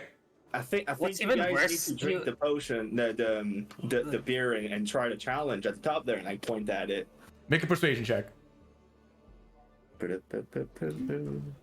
More cats. Yeah, there's way too many cats. I really think it's a good idea. Oh my god! Holy crap!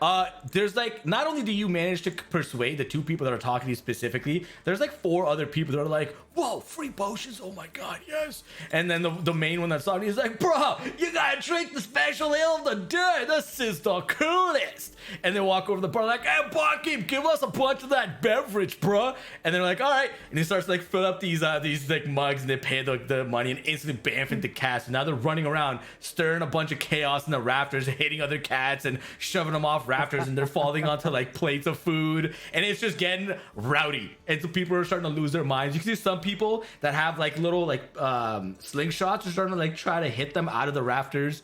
It's getting wild. You guys, Like that every single one of the I love patrons the in the chaos. yeah, bar and we we're still frat boys. gave them a lot of business right now. yeah, exactly. That's pretty much it. We're done here. Let's get Yeah, out. as you guys are walking out, you can see the bartender's like, "Oh no, why'd you do that, man? Oh," it's just like, "No, not that one. It's not the shed." Okay, all right. You guys leave. At least he's got paid a gold for his annoyance, I guess. Yeah, and another gold for each one who catified. Exactly. That's true. The steep price. So yeah, I would like to go where the other dude is and just sit beside him and maybe even have a conversation with him Maybe one of us can sneak and try and steal the stone or something. Okay, he's still What there. do you guys think? So Yeah. make The sure one, that best like, one with I'll dexterity is Thorfinn, I guess. yeah, So, and sleight of I'll hand wait is stealing. for Yubo's signal, which we know what it is, to keep the guy distracted, and that's when I'll make my I move. know what a signal is. Oh, bam! You know, It's Wabam, let's be honest. it's It's gonna be Come on, Wabam. come on. It's definitely.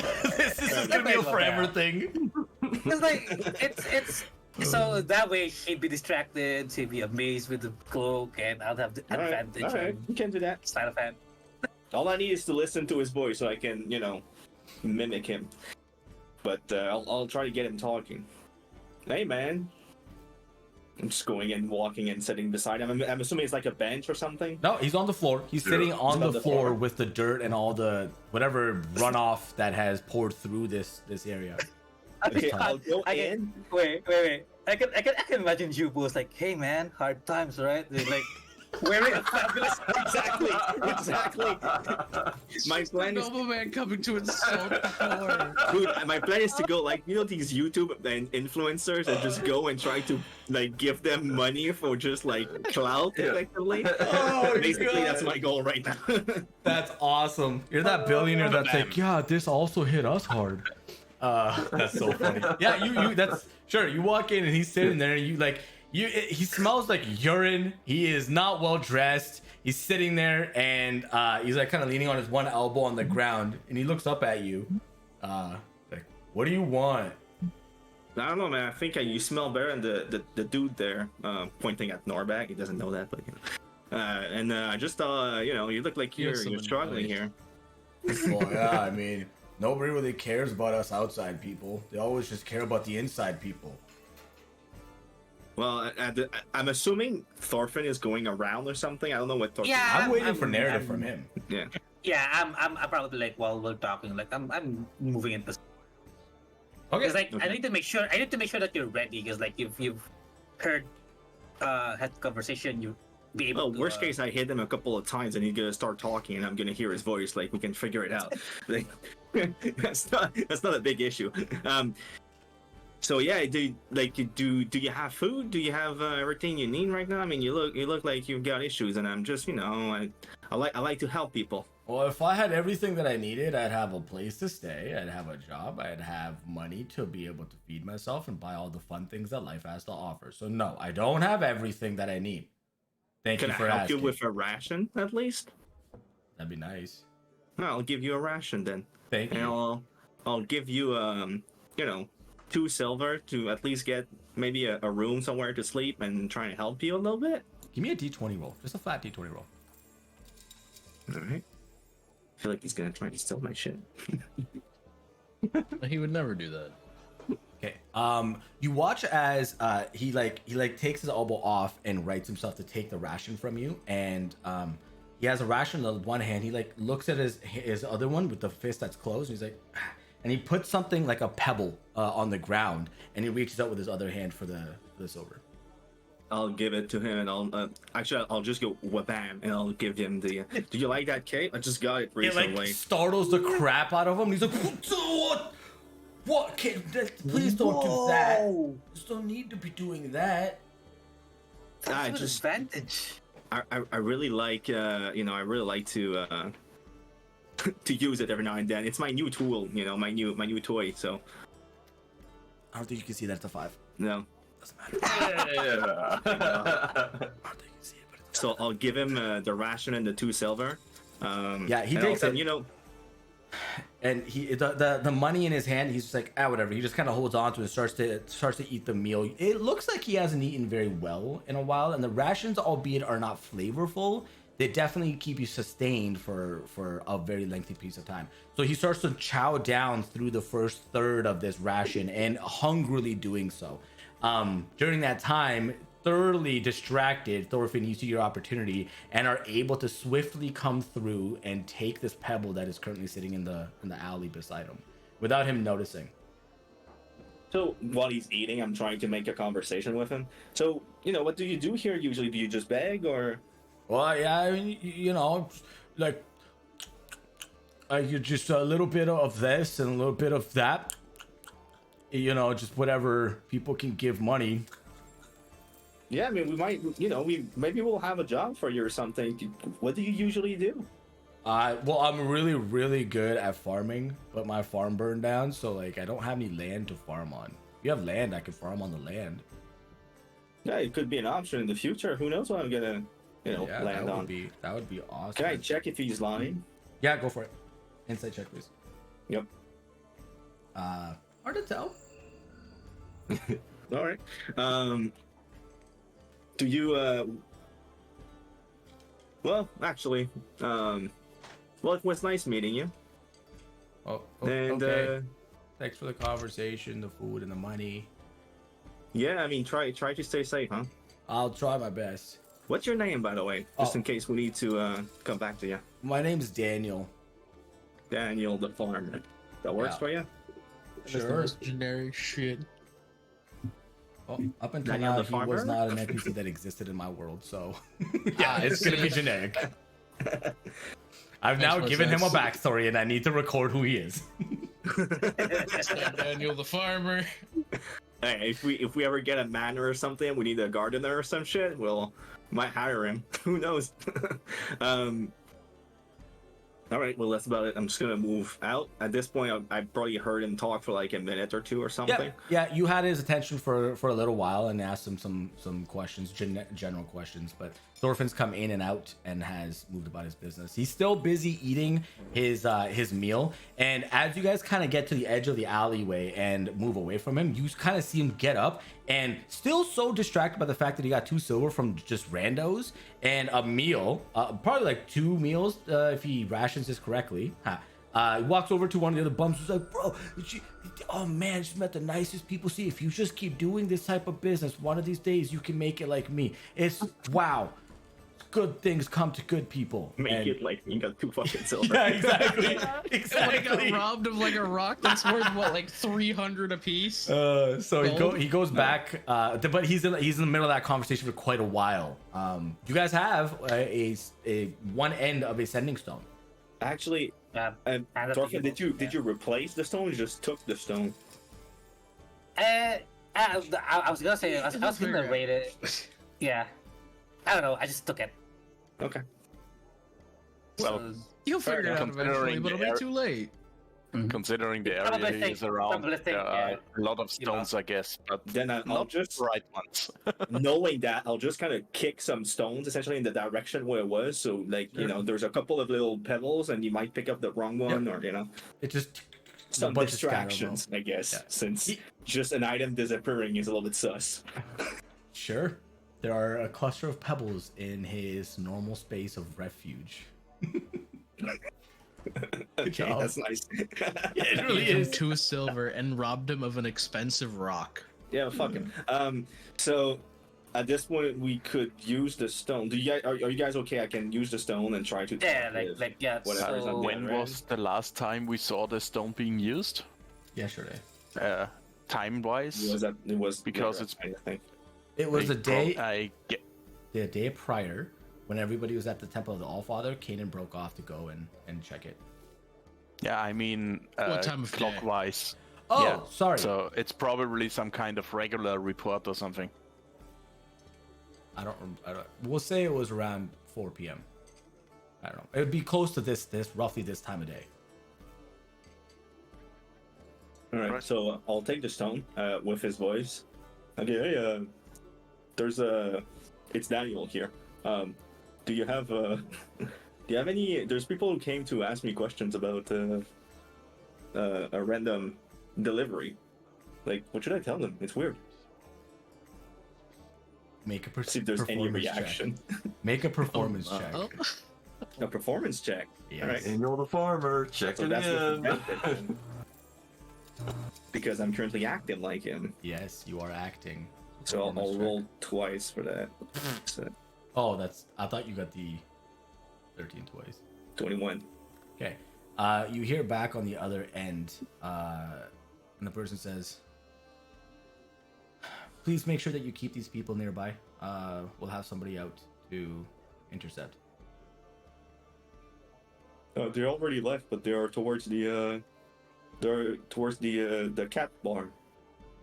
Daniel, we have spoken about this multiple times. You are to not let suspicious people just roam off. Please, next time, do your due diligence and keep them there. Because otherwise, you will be meeting a swift appointment with the morgue. I'm so sorry. I'm so sorry. I'm so sorry.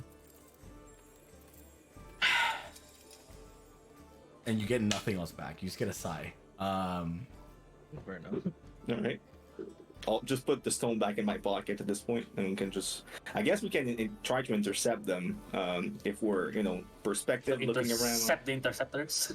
Yeah, intercept the I interceptors. mean, they're not gonna come because you already told them we left.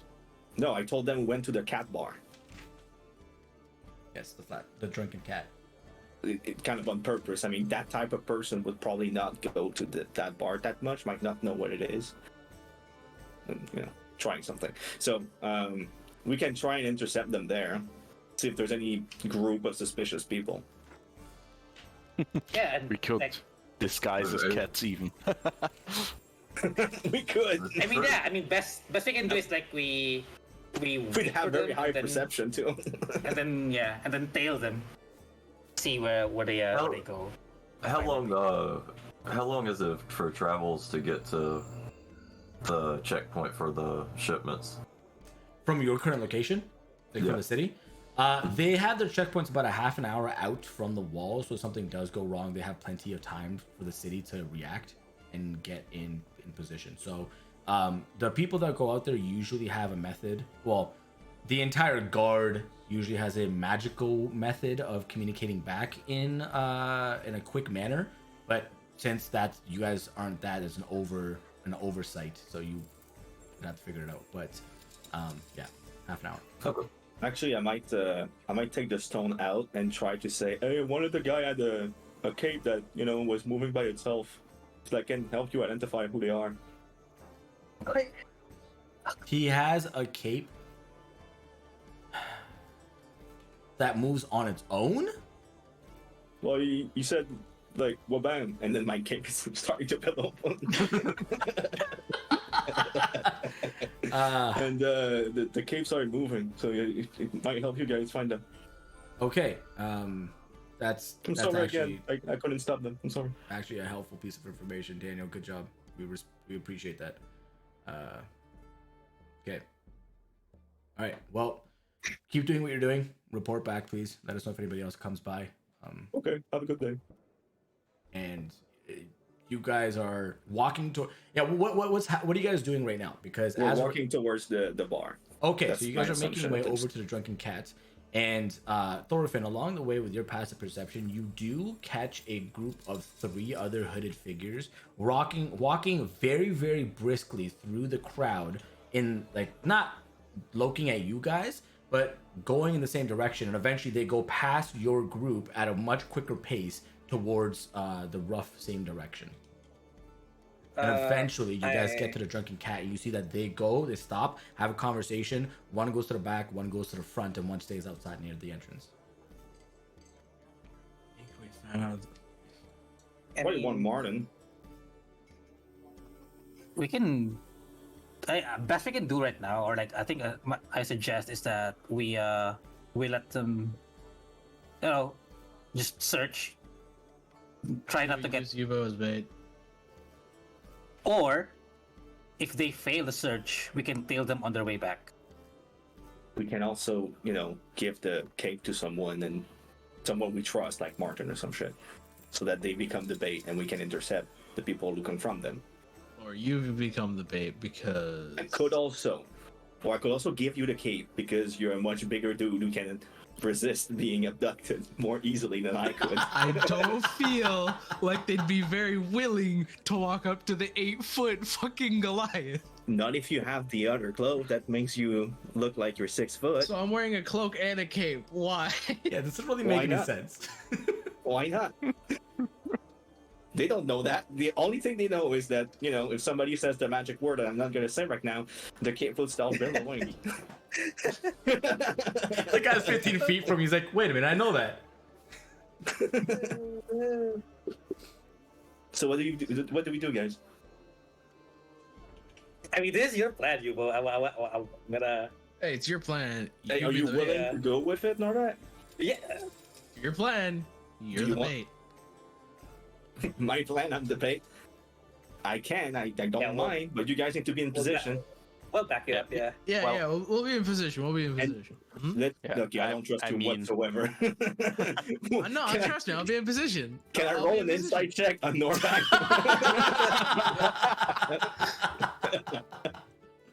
Oh my god. I do want to go and warn Martin. Like somebody should warn him that something is about to go down, probably around the bar. Well, those guys are already inside, so I don't. We We'll aren't find in out the here hard yet, way. are we? So You guys are outside in the It's- front. You can see the one that stayed Outside. out front. One, And we saw Yeah, 4 so- of them. 3. 3. Yeah. Nice. One's How inside. about So it's How about we so we lead- can't we really lead them- get in, and if they ask the barkeeper, then he will probably say something. Yeah, with the guy with the billowing cloak. Yeah, he left it a while ago. If they don't get any special information, then they will probably That's not either wrong. walk He does back know or who I look am. around. just find a way to lead them Cleric to here the wants alley. me to be the bait. Find a way to lead them to the alley. That's Okay, is there any shady area that we can see? The back Well, of not this shady, but like the That's back an of this alley. place, there are small little dark recesses that you could definitely take people. Also, now that I'm a cleric and I have access to thaumaturgy, I can yell the word so everybody would hear it. So I could kind of attract people using it, which is another, strategy. They know the word that I'm going to use. Yep. But yeah, So Shazam. yeah, Onward. basically. So let's we can go to a back alley. You guys can get in position stealthily or some shit, and I'm gonna yell the word, and then they're gonna come for me. Hopefully. I feel like they'd be suspicious of it. Well, maybe. I mean, they but are looking still for it, have a yeah. job to do. So Yeah, I mean, or we could just have someone be bait, you know? but that's the point. That's exactly what I'm gonna do. But we do not want to fight inside the bar though. So that's Exactly. why, You don't want to fight in yeah. public. Like, what if we hurt somebody else? Do we even need to fight? I mean, we can fight, take them down, and try to extract information, or we can I just. mean, who says they're gonna Deep- fight us immediately in the bar? They'll probably just like tail us until we get to a dark area, then they'll intercept us. And we only saw 3, but it doesn't mean there are only 3. Mhm. That's just. I don't think they probably- want to exactly make a scene in public either. Yeah, it's probably best to just wait and have us tail them. We I can do mean, they that. will. I'm open. I'm just spinning suggestion and ideas here. Hmm? I'm not Stupid saying I cape have of the best- billowing. I'll fucking do it. You want the cape, Yeah, screw it. Why not? and you'll be bait. Sure, why not? This- Alright. We're getting nowhere. I can still yell the word anyway, and confuse them because now they hear the word one place and you're also there. And. So what do we do? I mean, I go in, I talk to somebody, and I want to show off the cape because this is a cool cape. All right, so I give you And the then cape. they'll probably notice. They'll notice. Okay, I'll give you the cape. So I put it in, give it the cape, You and I'm are wearing a you cloak and a cape. you can't. good? Okay, so I'll take off the cloak and give it to fucking Goldar because I want to see how short he.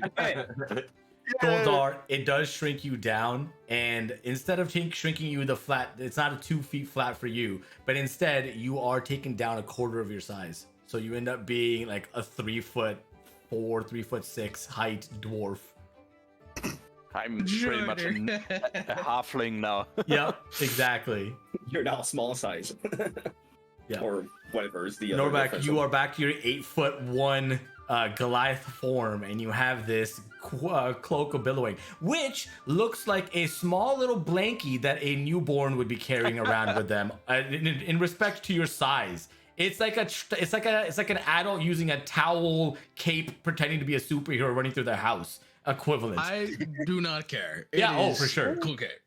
You go and you walk into the drunken cat, and you can see, you already know what this person looks like. They have their cape up and they're roaming through and trying to, because it's a relatively busy place, look at every table and inspect people, kind of look up and down and do their due diligence. You also see Martin, who is at the back where he sat the last time that your group had met them, with his other fellow friends, kind of having a conversation in like a huddle situation, and this person's roaming around and hasn't quite made it there. Okay.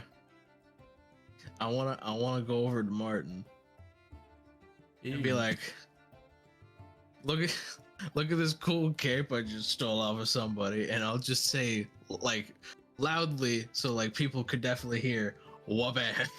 And sure enough, on this cape that is shorter than your belt height, it just starts to billow behind you. And Martin's like, I know where that's. You have one too? And in that moment, the head from the cloaked figure looks over, and you watch as he like kind of depresses down into the crowd a little bit more. Give me a perception check, please. All of us, or just Nope, him? just him. Because unless everybody else went in, it would only be the person who's inside. I believe Novak is the only one that went in. Yeah, that's like I kind of have an idea like what they look like because I saw them earlier. I'm staying outside the bar. Yeah, you're staying outside, so this is only for I'm people that are yeah. inside. Okay, you lose track of this person as they slink into the crowd and vanish. I'm sad that that's lower than my passive perception. Yep. But you still can't find them. You have no idea where this person went. They just disappeared. Huh. Anyways. Yeah, I got one too. Totally didn't take it off the other guy. Martin, it's like, yeah, I mean, it's kind of cool. I kind of want to buy one. Where did you get it? I forgot his name, but it was in the trade district. He had a very cool accent. Oh, okay. Yeah. I'll make sure that I go over and I do that. It's at that point. Plural. Well, okay, never mind. Go. It's at that point during that conversation that you feel a sharp pain in your lower back as you feel a hand approach across like your midsection and start to pat around, and a sharp pain comes up behind you. You are going to take 3, 4. I love when things goes through any armor. Oh no. Don't get the cape like poked. Jesus. It's a rental for you.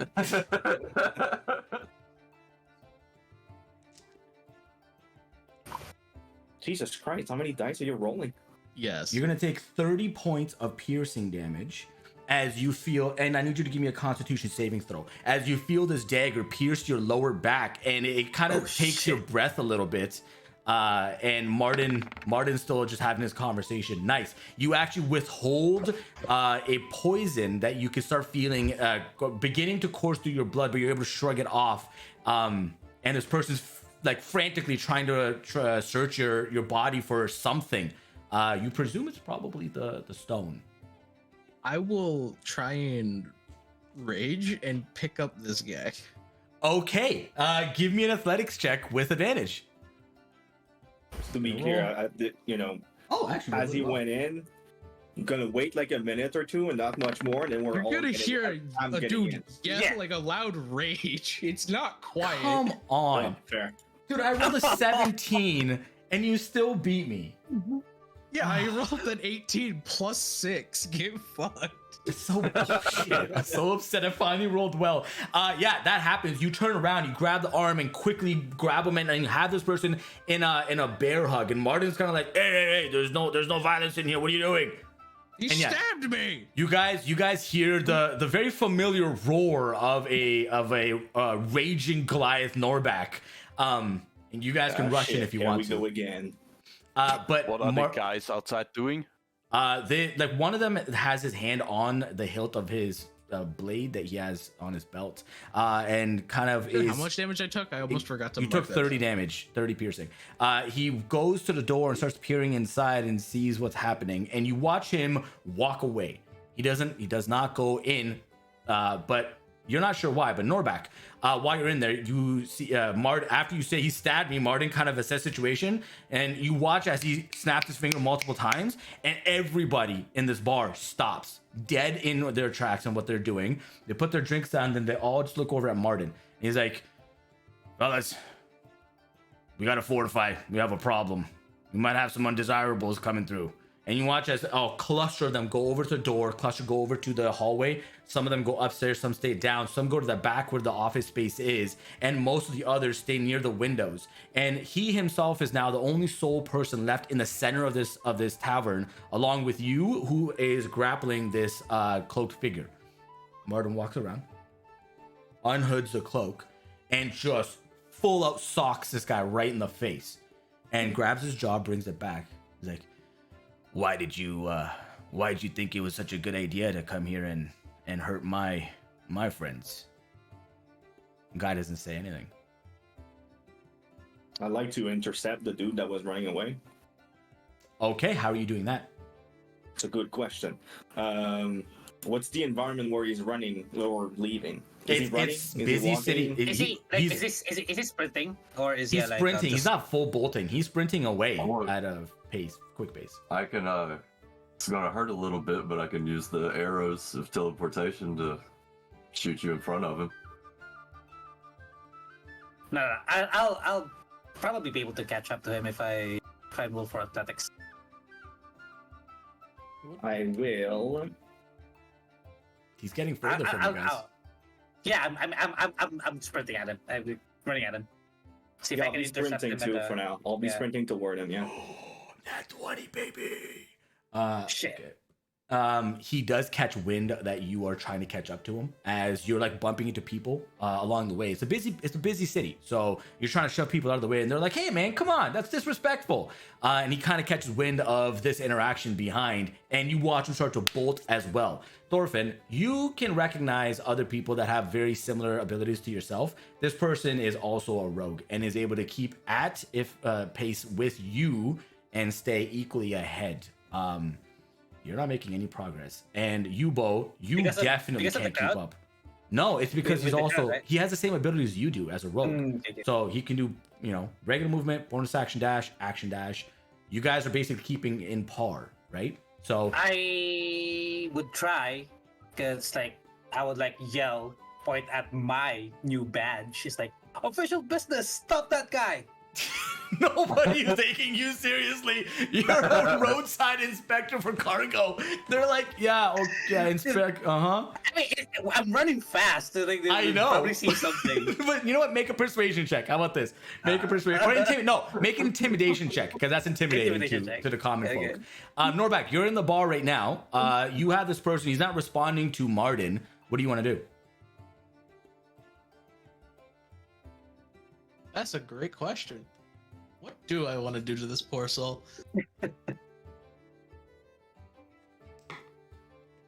Kind of want to raise him up and just slam his back straight into my knee. Oh, damn. Yeah, you pick him up and crack him down towards his knee, and you can hear this person go, It's like they're like gasping for air as you literally knocked the wind out of them. They're like, and they're trying to breathe a little bit. And Martin, again, now you right him up. Martin takes another blow to the stomach and gets him a real good one. And you can see him kind of starting to now cough up blood. And he says, "This is the last time I'm going to ask you. And after this, you're not going to want to know what the outcome is. Why are you here attacking my friends?" And after he stops kind of coughing a little bit of blood, you hear him say, We're instructed to come and take back something that they took from our leader. This is just quid pro quo. I'm sure you understand. Martin's just like, "No, big guy. Did you guys take something from them?" Did we? Why does he even know about the stone? I mean, there was a good performance, wasn't it? They are just looking for us because we ask questions. I mean, we didn't. I mean, you're not there, but that's a good question. What did we take from you guys?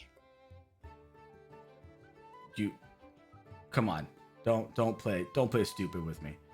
My whole job is stupid. He looks back at Martin and he says, "I'm sure you're aware that the people that do business around here don't like to have failures part of their business dealings.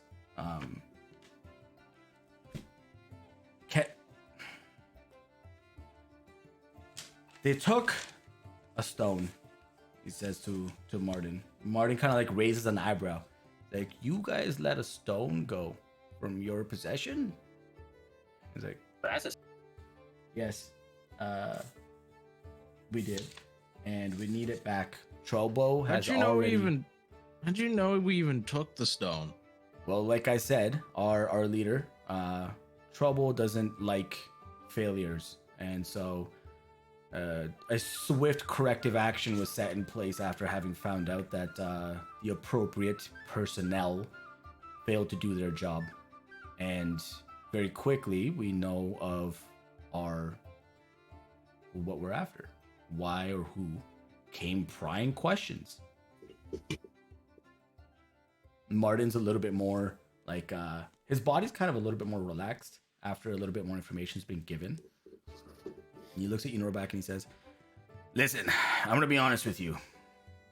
You don't want to get caught up in any of this. I promise. These guys, they're not the go and hoity-toity mess around and la-di-da-di-da business. No, they come, they slit your throat first and then ask the people around what happened. So I suggest if you've got the stone he's asking for, you return it to them, because they don't mess around. Clearly. And he's like looking at your profusely bleeding wound on the side of your hip. Well, I don't have stone. Then I suggest you find out who does, because them coming here consistently is a problem for me. Okay, jumping back to the outside. You guys By the way, I did a question. Where's the other guy? You have no idea. That person went out and behind the building. You have no idea where that That's person is. something Kanan and Goldar could be doing. I don't know. But I mean, no one has given me that instruction, so I'm Exactly. following the instruction that I have. I thought one was standing and one was bolting. So the person that was standing, The second one was also leaving. nope. So There's the one person that went was standing upstairs. in front. So just to reiterate, there was one that was left out front by the main entrance. There was one that went inside and one went around the back. The one inside clearly is currently dealing with situations. The one at the front door, after hearing the roar, the rage, walked to the front door, looked inside, and then briskly started walking away. So the one in the back is The one in the unaccounted front. for. Yeah, then I simply misunderstood that. I did too. Yeah, the one in the back is unaccounted for. I'll walk out back to see if I can locate that guy. Give me a perception check. Yeah, I'm please. following. Okay. You're welcome to look as well. Give me a perception check as well, Goldar. But the one that is currently running from the other two, what are you guys doing? Because he's getting... I'm trying to Yeah, use thaumaturgy to yell and tell people to move away. Official business. Did my intimidation work? Right. At least people like... Yep. Oh, it did. So in conjunction with everything that you guys are doing, you can definitely see the crowd ahead, like the people around. They're starting to see this. They're like, "Oh, yeah, city guard, when did they need help?" And you can see a lot of the general population is starting to slow this guy down significantly. And it doesn't take very long, maybe 10 seconds from that time. That a lot of people have basically barricaded this guy and shoved him to the ground and are pinning him there and holding him in place for you guys to catch up. So you two are beside this one on the floor, along with like a lot of other civilians and commoners that are helping keep this guy restrained from moving and leaving. Let's tie him up. Okay, yeah, you guys start that process. Kanan and Goldar, you guys go in the back and you see that there's nobody in front on the ground, but then you look up and in on the roof of the Drunken Cat, there's a small chimney space, and you see this one, the third person has made their way over to the chimney space and looking through the roof in some space beside it. Not sure why they're looking at the roof, but you presume there's probably an opening of some kind there, or they made one. They haven't recognized you. Yeah, they haven't noticed you guys at all. I They're assume, so like, entranced You by. rolled a 5 or less, didn't you? Doesn't matter. They are super entranced by the happenings inside. All right. Wanna try and get? I can try and get him down with one of my spells. Wanna take him down? Yeah, or I can try to misty step up there and knock him off the roof, and you can grab him.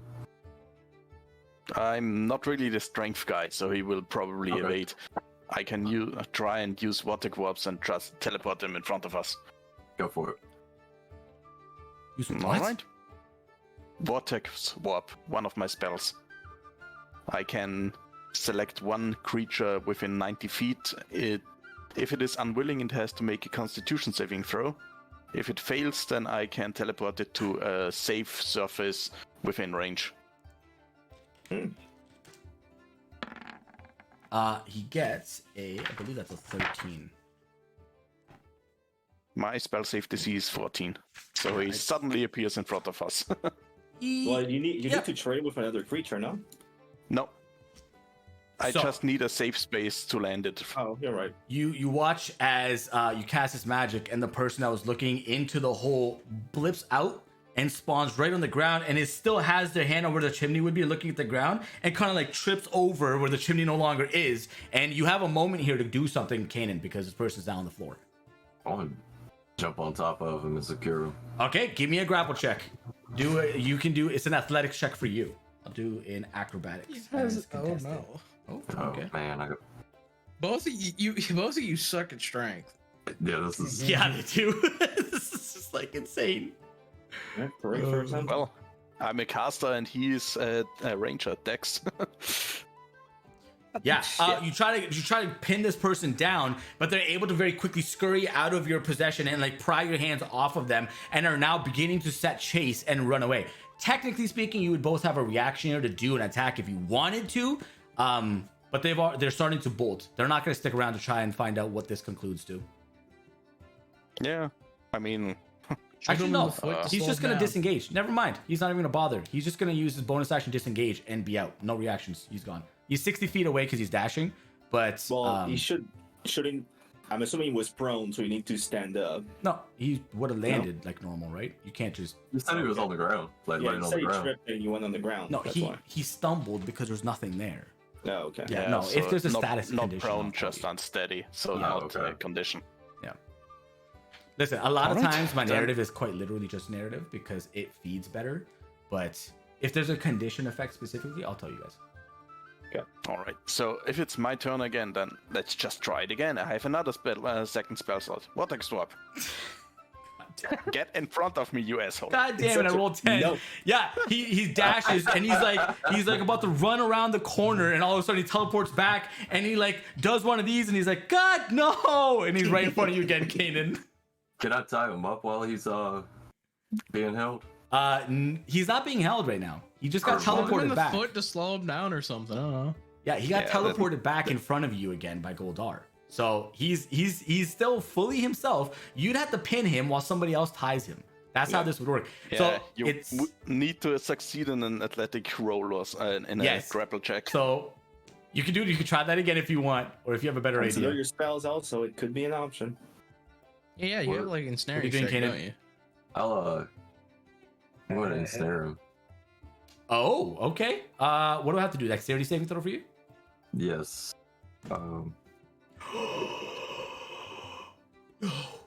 No.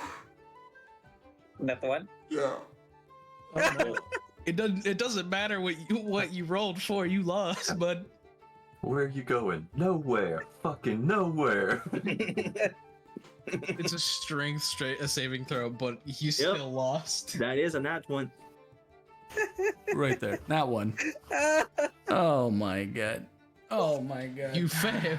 Yeah, We he comes appreciate back, and sure enough, you guys coordinate this. You wait, and you shoot him point blank in his butt cheek, and from there, it's just a bunch of vines start to sprout around him and wrap him and tether him to the ground right where you guys are. He is sufficiently grappled here.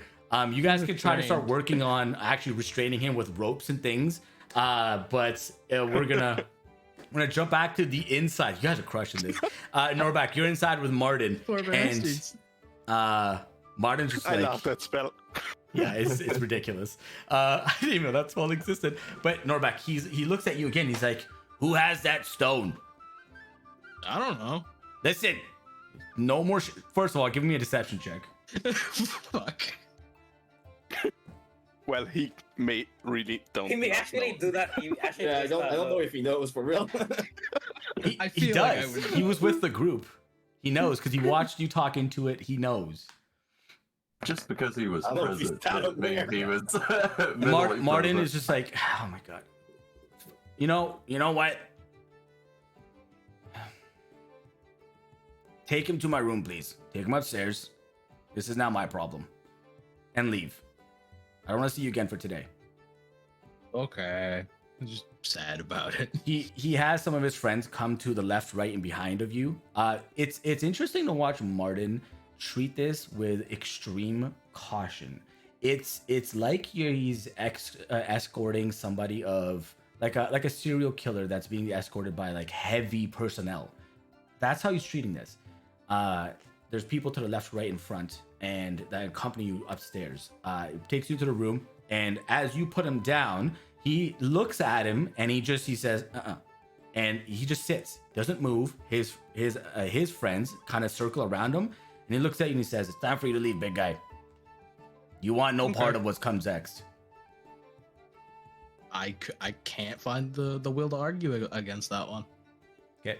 You leave, and before you're even able to leave the front entrance on the main floor, you can hear just the most excruciating screams upstairs, and they are painful, guttural sounds of somebody that is not happy and in agony. And you walk out. Whatever God have for mercy on his soul. As you leave, you actually watch from inside with the windows. Everybody resorts back to business as usual. They all go back, continue drinking, having their good time, and the door is unlocked, and people can start doing things from inside and out. You look around, and none of your allies are near you. No one is in sight. Fuck did they go? You look down the street, and there's some type of a kerfuffle happening with a collection of like people, and yeah, that's all you can see. You guys. How about like if does he like know that the No. Jaden and the Goldar? Nope. Okay. Because they're in the back, right? Nobody even knows what they specifically are doing. Because they're, like I said, dark recesses back there, right? Behind buildings. So they're completely clear of most visual things that anybody can see. But you two, you at this point have this person fully restrained with ropes, and the people have helped you pick him up. What are you doing with this guy?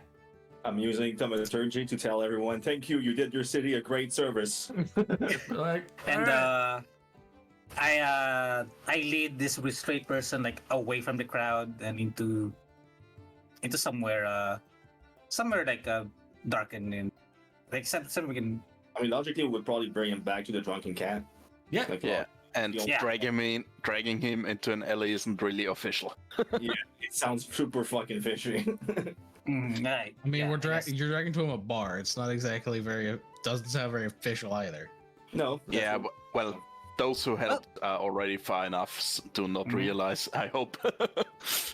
True. Yeah, you start to bring this person back and escort him. His feet are still open, so you can kind of walk, loosely restricted. You take him back to the drunken cat, and the mood instantly changes. You guys bring this guy. I don't think inside. Like, I don't think we want to take him inside. Why? Somewhere towards where, cat, but yeah, towards the drunken cat, but not inside. You're Okay, so you guys have him beside the main entrance, off to the side. There's like a bench you can sit him down on. Because we're trying to find the other guys. So basically, hopefully we find at least Norback. I mean, we Norback's don't know right in the anything. front. I'm right next to you. Yeah. We don't know Yeah. anything right now, right? So we would probably like try to look inside the drunken cat, like trying to figure out where the others are because we don't And, know. like, Since Norback is also, like, there, we would ask him what the hell is going on. Yeah. Norback is there bleeding. It's like, oh, what the fuck happened to him? You're good, What Norback. happened inside? I talked to Martin. I showed off my cape. I got stabbed. I held a dude, and now he's upstairs getting tortured and probably gonna die. Hear that, dude? I'm talking to the other guy. You sure you want to meet that same faith? He does What are you not. guys doing here? Does not Stop it. flinch. He All doesn't right. respond to you at all. Let's Can go I- take him to Martin. He'll eventually talk. Can I make an investigation check on his body to see if he carries anything of value? Yep, go ahead. I'm gonna help him. Oh, you have No, advantage. somebody should hold him. Well, he's tied up, and I imagine Norback being right there. Yeah, would but probably... his feet are free.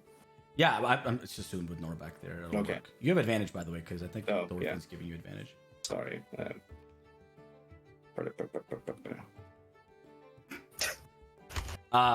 Yeah, outside of just like the daggers that this person's using, which don't seem anything like ornate, they just seem like regular daggers. There's nothing special. Yeah, I'll take whatever I find. Give that to Thorfinn. He can use some daggers. Okay, you find 3 daggers. All 3 of which are in a diagonal pattern on the belt to this person's right. Thorfinn, you have 3. You find a short sword. You can take that as well. And then just general, you actually find a thieves' tool set as well, a trap disarming kit, and a poisoneer's kit on this person. All right, I'll keep the poisoner's kit, but you can keep everything else as parking. And then just general clothing that this person wears. Yeah, fuck Just that. robs him of his clothing. No, he's gonna need something to be buried in, right? Okay, jumping to the back. You 2 have this person now restrained as well. And he's now sitting on the floor hogtied. What are you guys doing? Well, yeah. I so- would say we bring him into the cat through the back door, because we can't really deal with him here. Okay, you guys start to process and bring him inside. It's not too difficult after having restrained him the way you guys have and had this much time to do it too.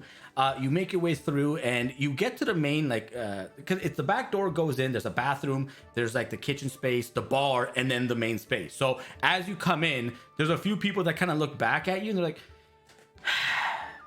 and they're like, you guys need to go to Martin right now. And a bunch of people have stopped doing what they're doing and they're just watching you. And it's bizarre. The atmosphere is very different from every other time you've been in here. Yeah. It's like Let's move up. Okay, you guys take this person upstairs, and you watch as 3 other people from the bar also accompany you from the backside and walk up with you. And you guys get to the room where Martin is. One of them knocks on. He's like, "Hold on a second, please. Stay here." And you hear Martin's voice from the inside to beckon him in. He sheepishly goes in to keep the door nice and tight. And shuts it behind him and goes inside. You hear some whispering happening, and you just hear Martin just be like, "Are you fucking serious?" And this person comes, he's like, tell him to wait 5 minutes, please. Guy comes outside. He's like, well, Martin's a little busy. He needs about 5 minutes to be decent. You guys comfortable keeping him here for 5 minutes in this state? I think we can give him the time. Okay. and then Just sit on top of him. Your armor should be heavy enough, right? That's true. He looks over at the guy. He's like, do any of you have any daggers? I left mine at home today. Let me search. Fine. I have one here. Okay, he takes the one off of your person, Goldar, and he looks at the other guy and he like shoves it into his chest very aggressively. He's like, if this guy moves, just cut his tendons, his Achilles. Make sure he doesn't move.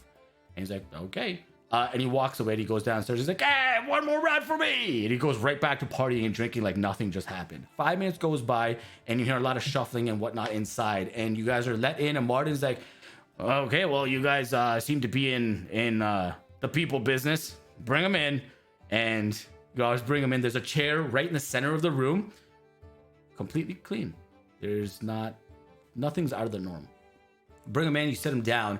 And he looks crosses his arm. He's like, so what's this about now? I met your other big guy friend, and I know what that's about. This one is part of the group that, well, the one inside belonged to. And our friends chased the third one. We can't really leave those who try to hunt us get away. Now, I understand. Problem is these guys aren't... these guys aren't the kind that you want to get tangled up with. They don't... I explained it to the big guy. They don't mess around. It's all or nothing for them. This is That much I could guess, but as I said, we can't really let any more information out. And letting them all easy off is not the choice right now. You watch Martin get close and like kind of lean down, face level, take his hood off as well, and he's like, I already got all the information I need from your buddy. Do I need any more information from you? Anything that you think you know that he wouldn't have known? And the guy just kind of smiles and he's like, doesn't respond. I'm giving it a thought. Well, I don't know that they were asking for the stone, so Yeah, I you know don't really nothing about the what previous. what I'm telling it. You technically, to you, it's actually a completely new piece of information that he's even talking about his ally, this assassin's ally, right? Like you don't know that he's had any dealings with him, so you don't know the happenings of that of any kind. But Does it mean the one inside was successfully captured too? He concluded his business and he went back to where he came from. You don't have to worry about that guy. Kind of dealt with it. I'm part of this world and I understand the ebbs and flows of how to manage these people. Leave them with me. I'll deal with them and I'll have a conversation with the appropriate people. We'll be okay. You guys just please don't come back. Leave. I told the big guy, just shut it down for the night. Go do what you're gonna do anyways. Fine from my side, but as I said, our friends hunted the third one down. I don't know if they succeeded since they haven't been back, but yeah, Yeah, let's it's hope like- for the best, I guess. With the timing, there's another knock on the door. It's like, it's us bringing in the third guy. There's a party in here. Another guy kind of walks in, same thing, like just creaks the door enough to like force his body in, shuts it, and he turns around, he's like, "God, we have another one outside. Apparently there's 3 of them, and you know all good things come in threes." And he's like, Martin looks at him, he's like, "Sorry, Cabs, it's not important right now. Shut your mouth. Get him in here." And he goes open the door. And he's like, "Yeah, go ahead." Walks back downstairs, and now there's 2 of them in here. And Martin goes, grabs the second chair, puts it down in the middle, and has him show up. And you guys tie him down properly. He's like, anyways, I'll take care of this. Go do what you're gonna do. And Have fun. I'm gonna leave 30 gold downstairs for a round for everyone. that would be a good idea. Yes, kind of ruined their night. So how likely are someone- we for these guys to talk? Hold on, Thorfinn, what were you saying? I mean, it's like aside from that, like we also need to get Norbeck looked at because like he's still bleeding. Fair. Martin is just he kind of like looking at the 2. Tis but a flesh wound. They're not going to talk. Their friend already kind of gave me the information I needed, and I already assumed you're not going to get much more out of these guys. So what did they want? Apparently, you guys stole a sending stone from their boss. Why? That's the stupidest thing I've ever heard. Why would you do that? Well, you remember the business who we came for, and I'm just pointing to like the Yeah. patch that we got. Well, apparently there are someone involved because we asked question about this, and that's what happened. No, asking questions is one thing. Stealing an object that is not regulated from somebody who has the means to get such objects is another thing. The Well, guy if it would- that you stole this Yeah. from is probably actually I can just tell you he's dead. There's no way they would have not killed him. So some poor guy that just was trying to do his job is now dead, and I'm gonna have to have a serious conversation with these 2. Well, I mean, if it helps, I do have the stone with me. If it helps, like diffuse the situation for you at least. How did they even figure out that the stone is gone?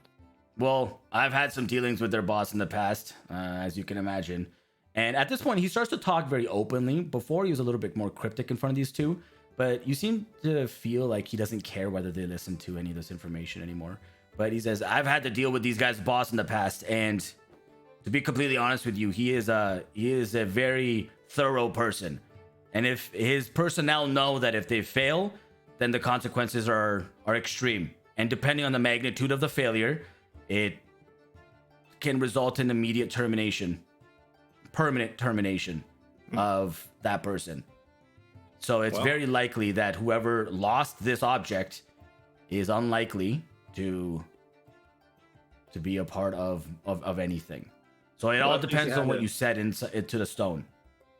I asked about the delivery. I was asking if they knew anything about the delivery. Basically, I'm an actor, and I start speaking as the homeless, and I'm just like, so I immediately I replicated or mimicked his voice, and I asked about. I said that people were looking for that delivery, and if they knew anything about, and this is what happened. So you said into the stone that suspicious people did you at any point insinuate that there was a flaw in how that interaction went with these people? Could there have been an interpretation there of failure to perform their duty, this person who's supposed to have the stone? Well, maybe. Yeah, Not see, directly, but you know. these people don't live in the world of maybes. It's black or white. A maybe is in the Probably wrong black. direction. It's probably black. It's a wrong direction. Regardless, please don't show your face here again. Because if for whatever reason they came here before he was here, I imagine they're going to send more to find these people. So just leave. Let me deal with this. Let me blow it over and try to figure out how the hell this is, what's going to happen from this. All right. So since we can't come here anymore, what do we do to talk to you? Not anymore. Yeah. Just leave for the night. Just don't come back okay. tonight. Let Fair me smooth this out. No, fair enough. Because they don't know. I suggest, yeah. With the three of I suggest them, we leave I suggest we leave the stone and probably the billowing cloak, because that's really, really hot right now. it doesn't matter anymore. Yeah. The Because stone is pretty much useless now. We should just destroy it. yes, they're just gonna end up stop communication and destroy their end most likely. And I'm gonna take my cloak back, by the way, Norback. No, I want it. No, Okay. I don't care what you want. I'm getting my cloak back. But you gave it to me. No. You want it to be the bait? Good. Martin That's is because just you looking. didn't want to Leave. do it. It's time for you to leave. Have this conversation outside. Get out. God, Okay, so, bye, Barton. Sorry for causing problems. it's All right, fine. see ya. These things happen. Goodbye. You guys leave, and as you're again making your way downstairs, you hear heavy thuds from upstairs. This doesn't disturb any of the happenings inside. You hear some gurgles, some excruciating, painful screams. You can make your assumptions about whatever's happening, and you make your way outside. You are amongst the city. But folk. first I do what I said. I keep my word and give a heavy pouch onto the bar bench for everyone for the night. And they thank you happily, and the atmosphere installs to the level it was prior to all the happenings that just occurred. You guys are, and they're very thankful for that. You guys are back outside on the street, and all of those events behind you are in the distance as the night is now approaching. Dusk is setting, and you know that your travel out to the inspection point is in your near future. That's where we're gonna leave it tonight. We're gonna shut it down right And there. I'm glad I didn't tell Martin that I knew I was being followed. I was being bait, and kind of knew that if I talked to him, he would help me. Yep. I'll be I back. 100% used him. Don't worry about that. Oh my word. That was cool. That was really, really cool to see that whole thing unfold. Holy crap. I have never in my life watched somebody as a collective group who is divided that far apart do so well simultaneously for trying to restrain or stop multiple different moving pieces all at once. That was insane. That was really, really cool. So they got lucky, I guess, because yeah, they already knew this, right? I guess they didn't know who the boss was, but yeah, the boss does not screw around. There's no, sure, these people are nasty, right? But oh well. Regardless, thank you guys for hanging out with me. I appreciate that. If you're not in my Discord, please go and join it. If you want to get more, I'll post it right here. Discord. If you want to get some daily vibes to try and do some of the Twitch integration, you can do negative things like make players fall prone, give them poopy butt, which in combat makes them harder to hide. You can do things of that nature if you want to do that. You can also help them up to giving them bardic inspirations, and even potentially reviving people, which is a very expensive thing to do for point wise. But the only way to get it is to be here, is to be in the Discord, because I give away 5 points straight up for just liking and commenting on the YouTube video, and then another 5 if you share it on a piece of social media. So if that's something that tickles your butt, please show up and partake in that. But nonetheless, thank you so much, Marsh. I appreciate you for being here, engaging with the session. That was really cool. I love listening to people in chat try to like figure out what's going on and talk about it. That stuff makes me happy, and I love engaging, and I like typing back and responding if I can. So that being said, appreciate you guys. You guys are incredible. Love you all. Stay frosty. Stay awesome. Enjoy the weather. I'll catch you guys next week.